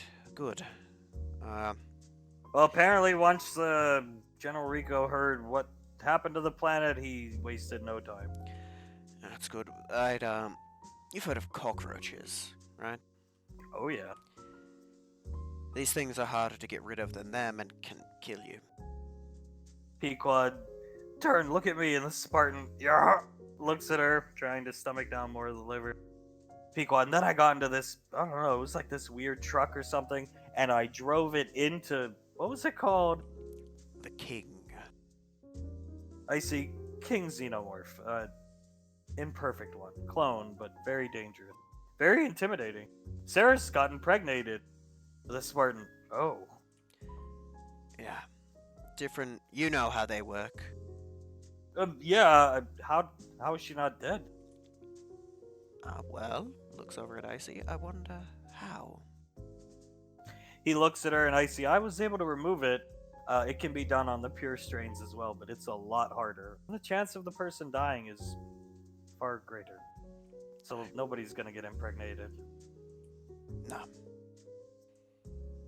Pequod pretending like she's driving a wheel. And then, well, then the truck almost blew up and the Smart, oh really? Looking at her. And Yes. Julius saved me as per usual. But I gotta get my flamethrower. And she sits down. If that flamethrower would net the squad a good item, I'm fine with you parting with it. I can take any of the weapons in the armory as my backup. Very well, but for now we'll try to keep it. You know, I wonder. It's a good thing we got that one scientist because she may be able to answer questions. I've always wondered how those, I think they're called, we've referred to them as face huggers. I wonder how they would react to Spartan shielding. Commander Jiren, that is an excellent question, Ash. You see him thinking, given the fact they have acid for blood, it would take them a lot. If they could get through the shielding, theoretically speaking, then they could use their blood that they excrete, from my understanding, to melt through the mask armor, though it would take a long, long time. Right. It's just a thought, but if the shielding matches up well with them, it could make you guys a very formidable opponent if we ever do have to fight against them. The Spartan, oh, I would rather be fighting them than doing. I mean, yeah! I would love to come along, so would the rest of the squad. Of course, it'd be a joy. We'd have to test it. Damn, if only we could have brought... Well, it's for the best that we didn't, but if only we could have brought one of those things back. Tommy comes out. Now, how was everybody's meal? Devane, how is the swordfish salmon? It's very good, Tommy. Thank you. Excellent. I am to please. Commander? And Jiren, steak isn't my thing, but the swordfish was. I'll be ordering this next time I come, Tommy. Very good. Hey, I knew it. Tommy is excellent cook. I'll teach Julius everything he knows. Pequot, why have you not eaten your chicken? I insist you eat this. And Pequot, oh, I was just telling a story to the new guy. She points out here. I'm eating. See, she starts eating. It's not bad. It tastes like Tommy. Yes, Pequot. This tastes like KFC. And Tommy, well, that's because I'll go get some for myself earlier today. And then reheat it for you. And Pequot, yeah, this meal is for free, Tommy. And Tommy, of course. Next time I'll make sure one of my chefs is here for you, Pequot. Julius, how was burrito? I did not reheat that. It was good, Tommy. Thank you. Very proud of you, Julius. How was liver and onion not good, huh? Well, it's not Tommy's favorite either. Little girl, oh, you already ate your hamburger. Can I have another one? Icy says, and Tommy, of course, I will make you one. The same way, exact same way. And one for him. Hey, no! I can't stomach anything! And Tommy, I will get it. Okay, I'll get you one. Don't worry. Ash, how was your meal? Good. The steak's well cooked. Sarah, he looks down at Sarah's plate, which is completely empty, and Sarah's, I think that says all it needs to say, Tommy. And Tommy, excellent. I am glad to please everybody. I am the greatest of waiters, don't you think? Yes, Tommy. Now, what will we be having for dessert as we wait for Pequod to finish her Tommy chicken? Did you know I own KFC, Pequod? Pequod almost chokes on the piece of chicken she's swallowing. Let's see. How much blood did you take for the steak? I did not actually have to use a lot of it, Ash. I used half the syringe. I still have half left. Sarah's down, some more wine. Any, other than ice cream, anything else you've wanted to try? Sarah's... No. Let me think for a minute. I've lived a lifetime of watching people eat delicious-looking things. Tommy, David, do not deny me. What can I get you for dessert? Anything you want, I will get for you. And this time, I promise to get it right. Okay, how about a simple slice of cheesecake? As you wish. Pequod, what would you like? And Pequod, the cheesecake. But if you could, do you have strawberry jam? And Tommy, absolutely. Anything for you. Put some strawberry jam on mine, please. Good. Very good. Julius, do not say no. You must eat something. What would you like? I'll just take the same as Pequod. It will be done for you. Commander, what would you like? And Jiren, I'll have the same actually. Hold the strawberry, please. Of course. He's gonna. I'll come back to you two in a second. The beautiful Ash and Saris are first. Ash, what would you like? A cheesecake myself. And would you like to see if we can make blood cheesecake for you, Saris? Saris, yeah. And Tommy, excellent. This cheesecake is already pre-made, so what I will do is inject blood into the center of the cake, and then drizzle some on top. Alright. If you need more, just ask. Very good. Very good. You're a good husband, Ash. If I had treated my wife like you treat her, I think I'd probably still be married, to be honest with you. Fair. He comes over here. Now, young man in red armor. What can Tommy... Okay. Well, maybe no dessert for you. Little girl, captain, grand magister, whatever you like to be called. What can I got for you? Tell Tommy, your dessert heart desire. Is she cheesecake? Blueberry dressing? Jam? And Tommy, I will bring one for him when he is done throwing up. I'll be back. Have fun. Tommy goes into the back. As he's walking away, you hear him. Oh no. Tommy never buy more cheesecake. Oh god. Well, we almost got away with all ordering the same thing. Tommy comes out. Very good day. Very excellent meal. Tommy be right back. Do not worry, I will lock door. Nobody get in and bother you. Have to go get something. Ah, Harris, your guardian angel. he is. I see. He's probably gonna go down to absolute best steak and potatoes and just order a bunch of cheese. Oh, he probably is. Almost certainly. Spartan's gonna put his helmet back on and mute his helmet so you can't hear him gagging as he finishes the liver and onions. Pequod, yeah, my dad loves liver and onions. They're disgusting. I've hated liver and onions. My grandma liked the too. Just the smell. Think about it. You see the Spartan's head starts to bob back and forth. Pequod, not a good idea. I mean, it's horrible. It's disgusting. It smells like an old lady's foot. You see him reaching, whatever, like Saris does when she thinks of Pequod, blood. let's not make the poor kid vomit. And the texture. Pequod! She stops. What? Points to him. He's fine. Barely. You see him stand up. I'll be right back. Yeah. I have to go clean off my head. Yeah. You know, you actually can make, then again, my palate is destroyed, so I don't know. You can make liver halfway edible. Pequod, yeah, you can. And Saris, but Tommy can't. It actually smells good. I would have eaten that if it was edible for me, so he didn't have to suffer. You know, we'd have to check, but if there's any meat you could eat without adding blood, it would probably be liver, because if I remember correctly, doesn't it have an insanely high blood content compared to other organs? And iron, I think.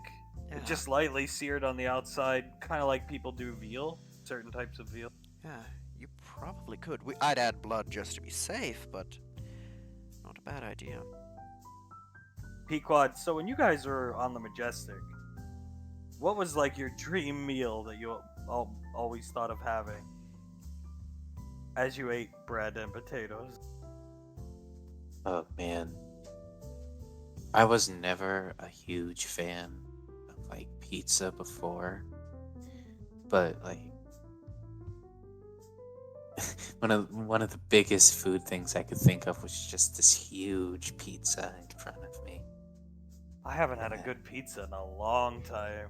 You see Pequod thinking, I think that's what we'll have for dinner tomorrow. If you're willing to have one of us go pick it up, there's this really good place in Chicago I read about called Lumelnati's. Sounds good to me, aye? Gee, what type of... Is it the deep dish stuff? Chicago deep dish, and from what I understand, just one of those pizzas would two of them probably, would feed our entire group. I see, then we'll go get it. Perfect. And I'll see about something else very special for you, Saris. Icy looks at Pequod, and you have no problem landing the Majestic in the middle of downtown Chicago, considering your past. And Pequod starts laughing. I used to land right in the middle of downtown Japan. It was great.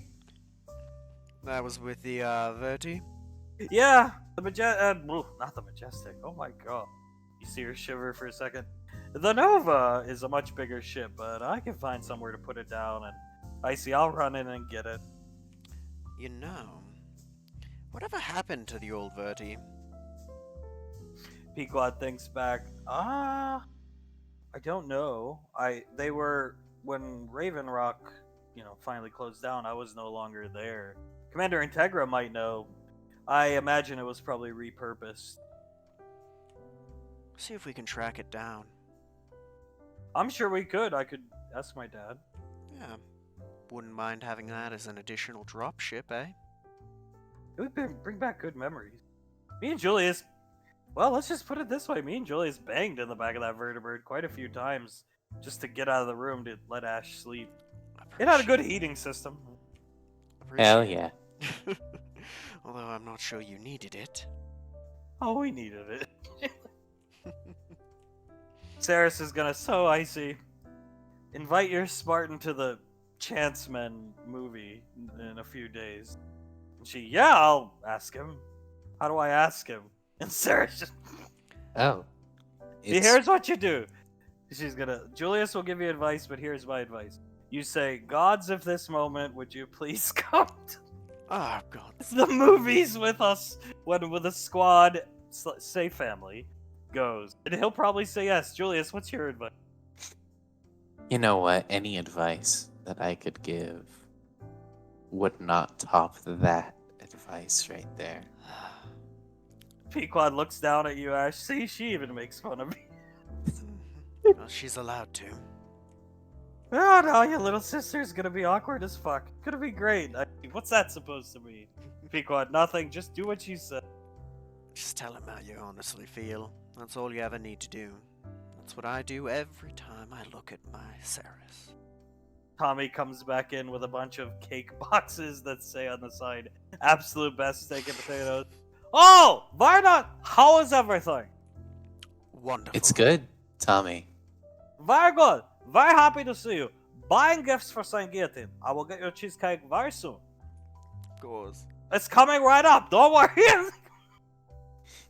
Davy leans forward and looks at Icy. Do you want to know how to invite him? Yes. Do it like this. Pretend Jiren here is Banksy. She leans back. Banksy, would you like to go to a movie with me and the family? She's mouthing what Davine's saying to herself. And it's as simple as that. And Or- Jiren says yes. Or you can even add in a little, I would love to be there with you. And you see her typing it down on her wrist. Okay, when he comes back from, wonder what happened to him. I think he said he had to wash off his face.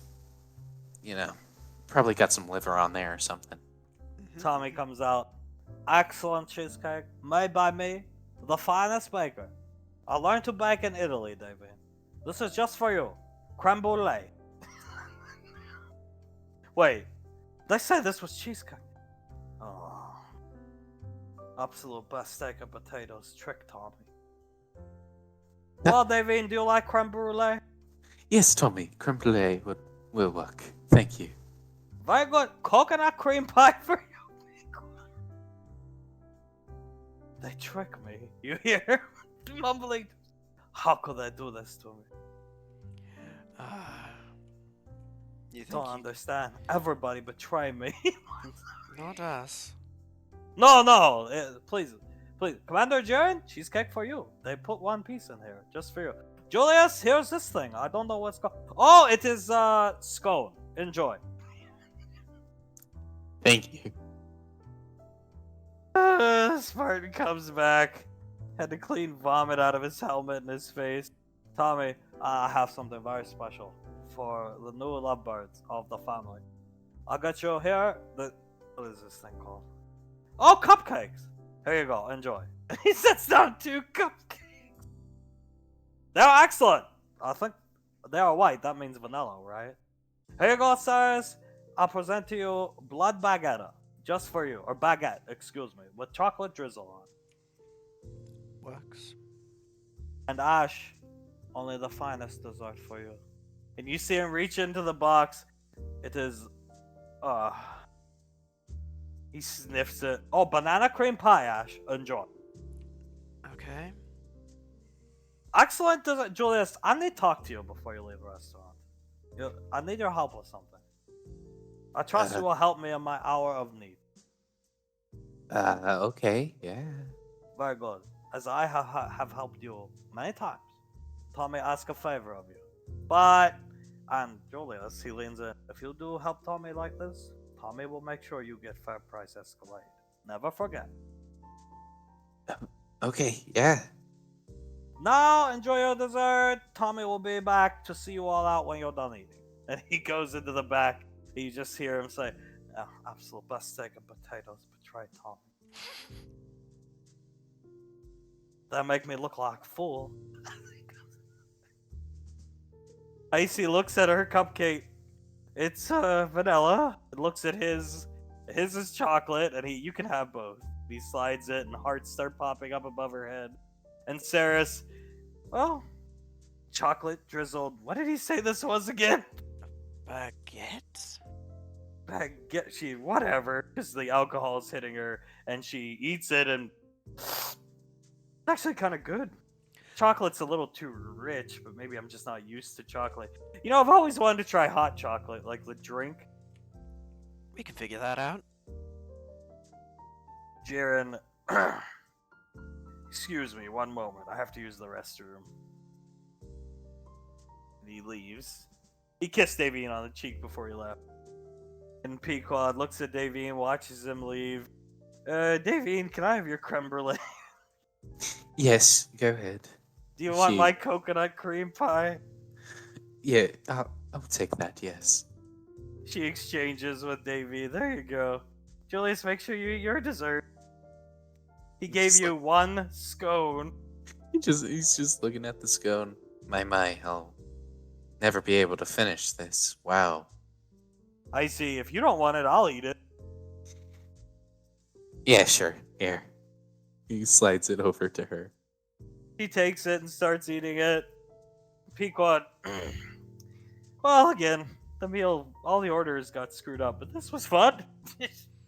Was Ash about like a quarter of the way through the pie? Oh, I'll take it. Pequod, maybe I'll give you a box. We can take that back to Lasley, the part you do. Gladly. It's not bad. I mean, come on, I'll eat anything. You guys know that. You know what we should really do? Pequod puts up her finger. We should just bring the whole family down here for dinner. Can you imagine Tommy trying to keep everybody's orders straight? He would just probably leave and order food from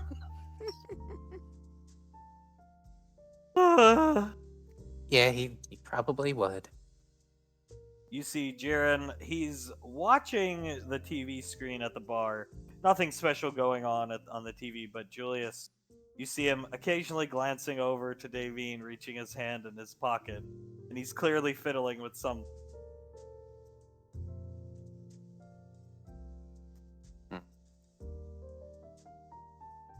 Pequod elbows you, Julie. Alright. Julie stands up and walks over to Jiren. I'm coming. I'm just checking out the news. He leans in. What do you have in your pocket? Gum. Mhm. Yeah, what else? More gum.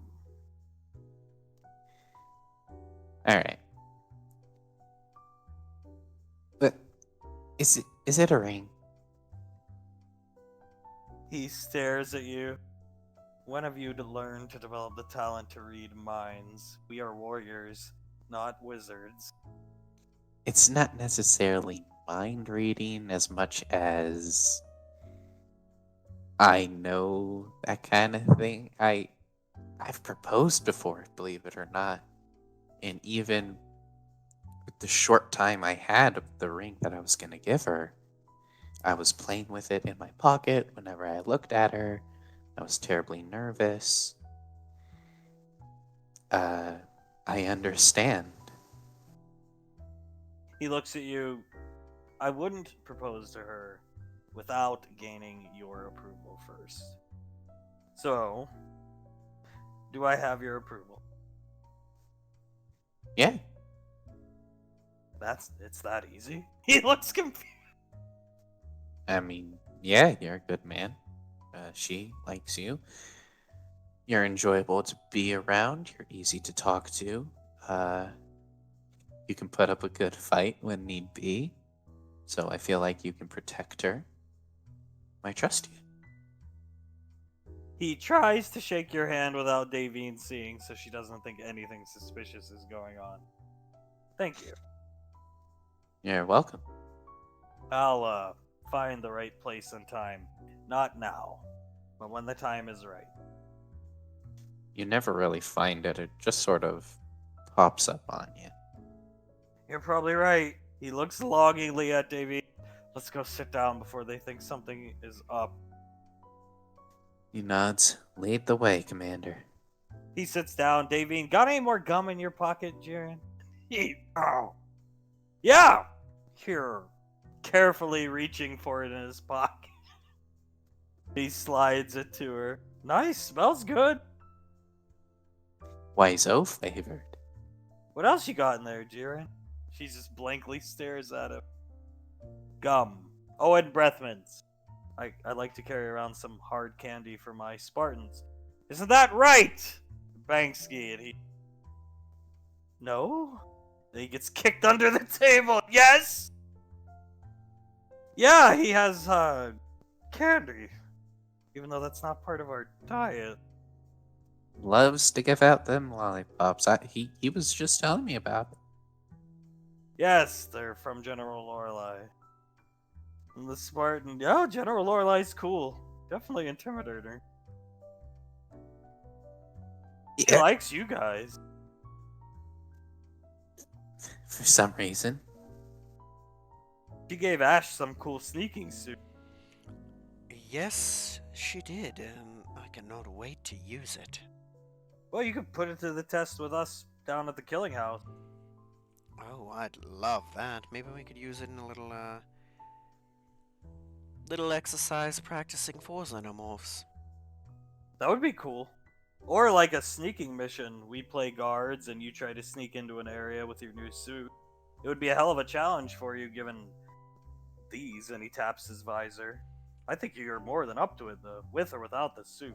I agree. We'll have to have some fun with it. I'd like to see the I keep saying it because all I see is Malcolm on TV. The Nova, the Spartan speaks up. And I see, you can see it whenever you want.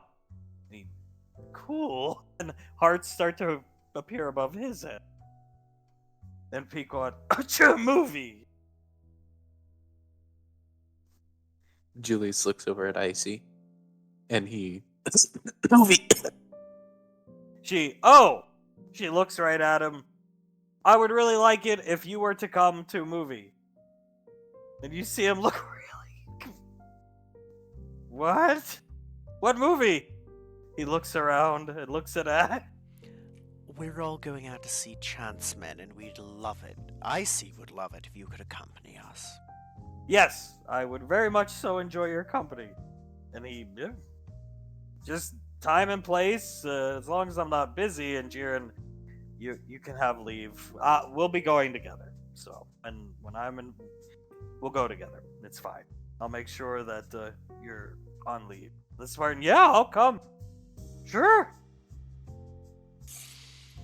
Davine is pinching the bridge of her nose.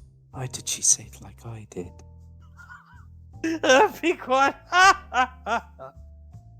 Like mother, like daughter. Julius starts chuckling. Saris is getting clearly tipsy as you see her head back in the chair. Well, As Tommy comes out, anything else I can get for you? Tell me now. It looks like you're all done. How was dessert? Tell me. wonderful. Very good. Ash, Julius, I need your help. I want you to come talk to me in private. She'll asleep. He comes over here, pokes Saris on the forehead. Tipsy. Leave it here. I'll carry her back up to the apartment.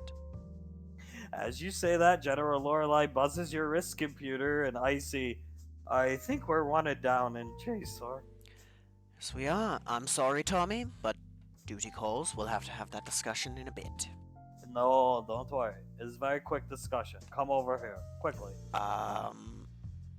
Icy, I'll go down, and would you take me? And she looks at the Spartan. He absolutely puts out his hand, and they walk down together like two little kids.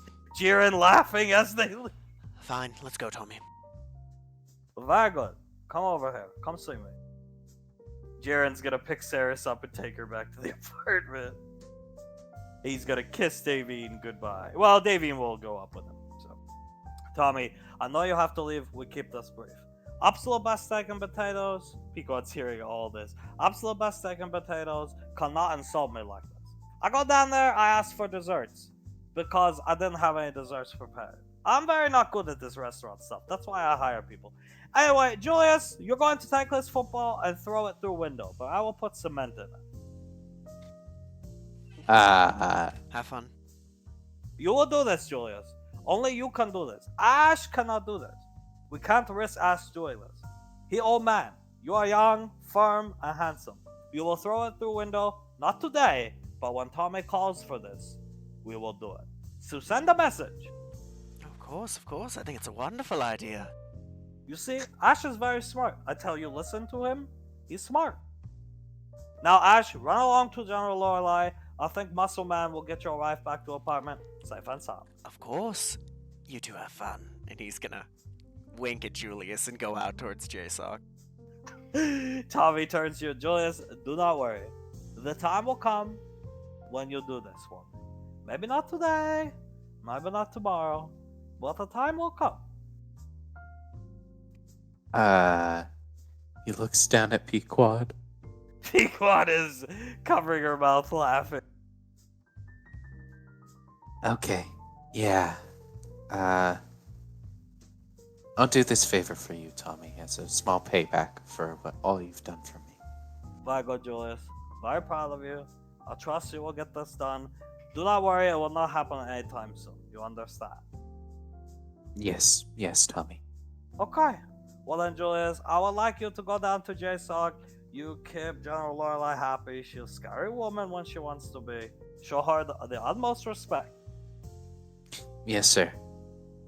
Very good, Julius. Head off now. Run along. Pregnant lady, always a pleasure to see you, my beauty. Pequod, always the pleasure is mine, Tommy. She puts out her hand and he kisses it. You are royalty. Never forget that. And you guys leave. In the back of your mind, I think the realization will dawn on you. You're about to throw a football through a restaurant window on Gateway Station where there's like 1 million cameras and guards. Yeah. I will take you there and then we're wrapped. We'll finish something off here, but I gotta get everybody as I set it up. So you make your way down to Jewel Sock. Davine and Jira went back to the apartment. There you go. She's holding her Spartan's hand. Pequod with you. You next to Icy. General Lorelei is going to come out to you. Pleasure to see you. Pleasure's ours, ma'am. How was dinner?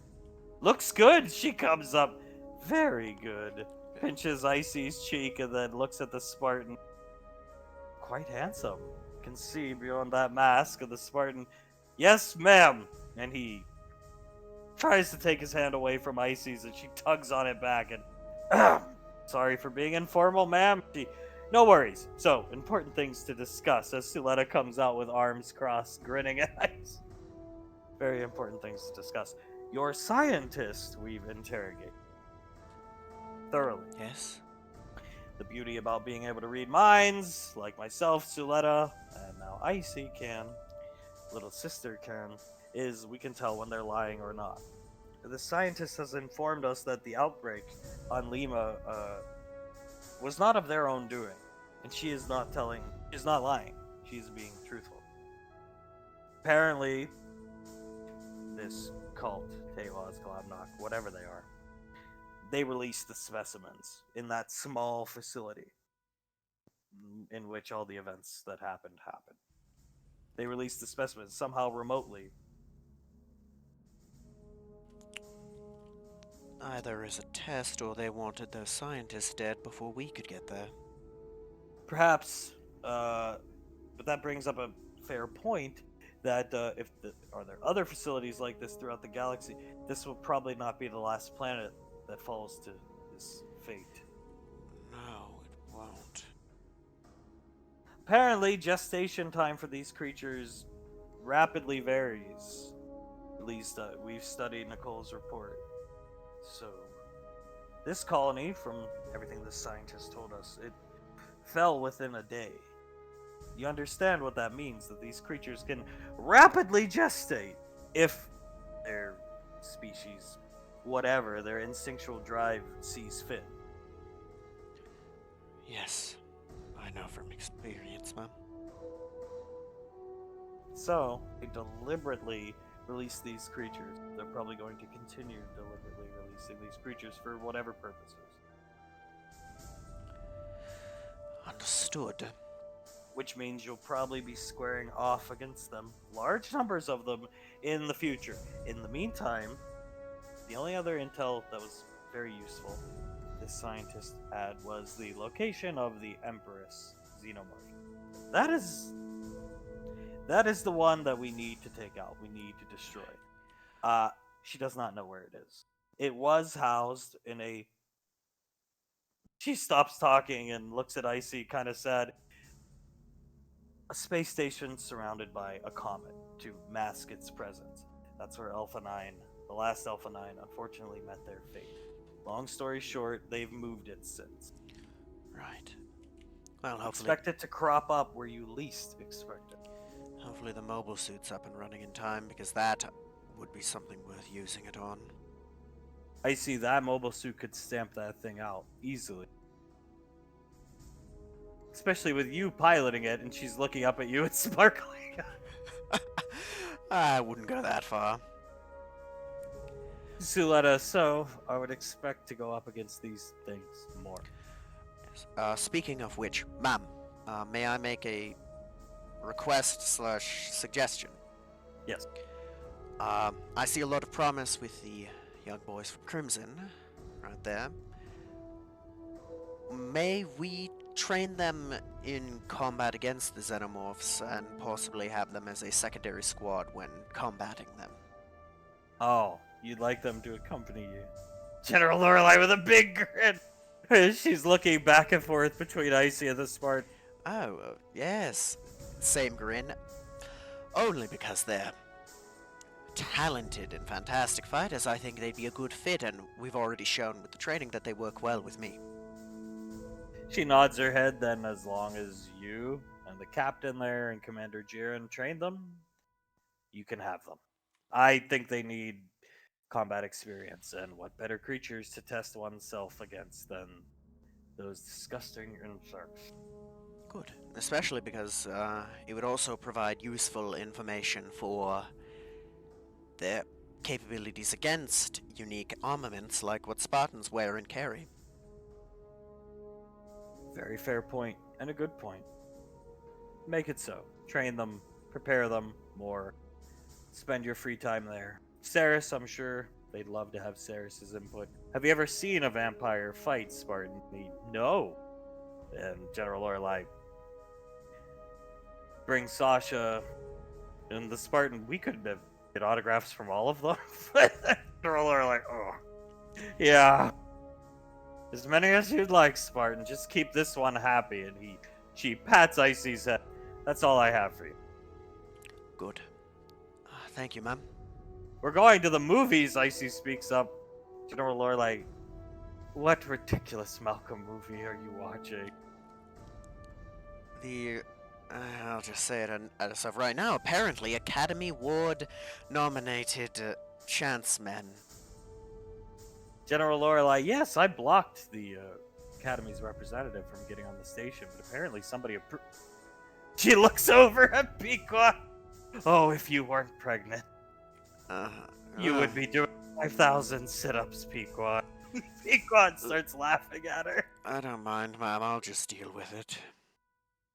Oh, that's fine. I'm going to let the Razzie representative come up and ruin Mr. Freetooth's day. Yeah, Scar-Free Tooth. Oh, God. Icy, you should come to movie with us. General Lorelei, you need to work on your talking. She just, what? They look at each other. That's fine. Have some alone time. General Lorelei puts up her hand. You two, go out, go for a walk, go somewhere, take one of the ranger shuttles down to Earth, go anywhere but that apartment with Hunk waiting there. And the Spartan, I'll have her back before... What time is it? I'll have her back before 8 p.m., ma'am. And General Lorelei, good. Have fun. And watches them leave. They make such a cute couple. Suletta starts cackling as she hears the elevator go down. Come to a movie with me, ma'am. She's imitating I. She's trying. She's a pretty awkward kid. I'm proud. Suletta leading men into combat and women is a lot different than trying to socialize outside of one's job. She's. Yeah. You'd think they were father and daughter, but she's just like Hunk. Brilliant, genius when it comes to combat. I'd say a generational talent when it comes to that. Completely and utterly stunted and clueless when it comes to anything else. Lorelei, of all the people in the world to achieve a transcendent state of being, I'm glad it was her. I know she puts her hands up. I know it was scary, but this is useful. Trust me. Oh. It took her a few hours to master, and she's snapping her fingers something with void. I can't even. She was doing it on the machine back here, voiding it and unvoiding it. I am truly outmatched in that sense. Well, I noticed it when she was young. She seemed to just pick things up like that. Now imagine, she's a prodigy, ma'am. She always has been. I mean, you knew that. Yes, I think she's quite fond of her big brothers, most especially the pubinator here. The pubinator is going to try to be a good big brother. I think your mother, yourself, Ash here, and the rest that you have at the apartment, even including Mr. Freeturf, will do a fine job. It was her fault. She needed to realize she's had what she had always wanted. She was just acting like a moron. Now, try telling that to her when she's angry. Not a good idea. Thank God Hunk hit her in the back of the head. She chuckled. Yeah. It's a shame it had to come to that, but it did. Oh, I think it's for the best. Lorelei looks at you. She won't hurt you again. That I'm willing to bet my life on, which I don't bet my life on many things. I feel sorry for your enemies, though. Oh, ma'am, I agree. You know, I said it. It was gonna happen, and it needed to. And I'm happy it did. I'd be lying if I wasn't afraid for a moment, but I don't know. I knew she wouldn't really hurt us. General Lorelei is gonna stand here and cross her arms, looking right at Julius, talking. Solves many problems. Talking. You both were not very good at it. Now she's trying and you are. So, you'll be fine. Big brother. Oh, look, ma'am, yet another thing I told him almost a decade ago. She looks right at Julius. Uh-huh. Yeah. Cook her favorite meals. Do the little things. You know what to do. You're smarter than I give you credit for, Julius. You were a late bloomer, but you bloomed. And you bloomed into the most handsome of the flowers. She strokes your cheek. Thank you, ma'am. Look out for her. I trust you will. All of you, but most especially you. She pokes your chest with her finger, Julie. He nods at her. I will. Suletta, I had a wonderful dinner with Commander Integra and Scar. Really? Yes, we went out to dinner. They invited me. I'm still not sure how Scar got down here in JSOC. He said he just got on the wrong elevator in the I don't know. Oh. But Commander Integra followed him down, demanding he come back. And I said, "What are you guys doing here?" And Commander Integra said they were going out to dinner. Oh. I said, "Well, have fun." And she invited me along. Scar paid with Julius's credit card. You God. should have taken that back from him. God damn it. Oh, Scar-free Tooth and the mom. Oh. Pequod, this is great. I used to get some boyfriend. Then Scar, General Lorelei, you'll come to Chanceman to see it with us, right? And Lorelei, if only to watch Nicole and her Spartan. Young love is a beautiful thing. So, yes, I'll come. Whenever we do that. Yeah, it really is incredible. It was. You should have seen how much she talked with him. Yes, I'm sure. Would you come movie to us, please? Or whatever. She's trying, but I mean, he choked down liver and onions for her. brave. Ooh, brave man. Yeah, I hate liver and onions. She's dancing. Yeah, he threw up in his helmet. Pequod, yeah, Julius made him. It was a shame. Real shame. Yeah. Suletta, Yeah. well, Ash, you probably have a new stepfather soon. Father-in-law. Yeah, for better or for worse. General Lorelei, return to the apartment, enjoy yourselves, but be ready. Once the drones scan the planet, you're going in. Second, we have information on the facility they're hiding in, you're going in. So be prepared, as always. Understood. Oh boy. Guess I'm gonna break in that new suit in quite a tremendous way. Yes, I think you are. She looks at you, crosses her arms, and will cut there. That's that.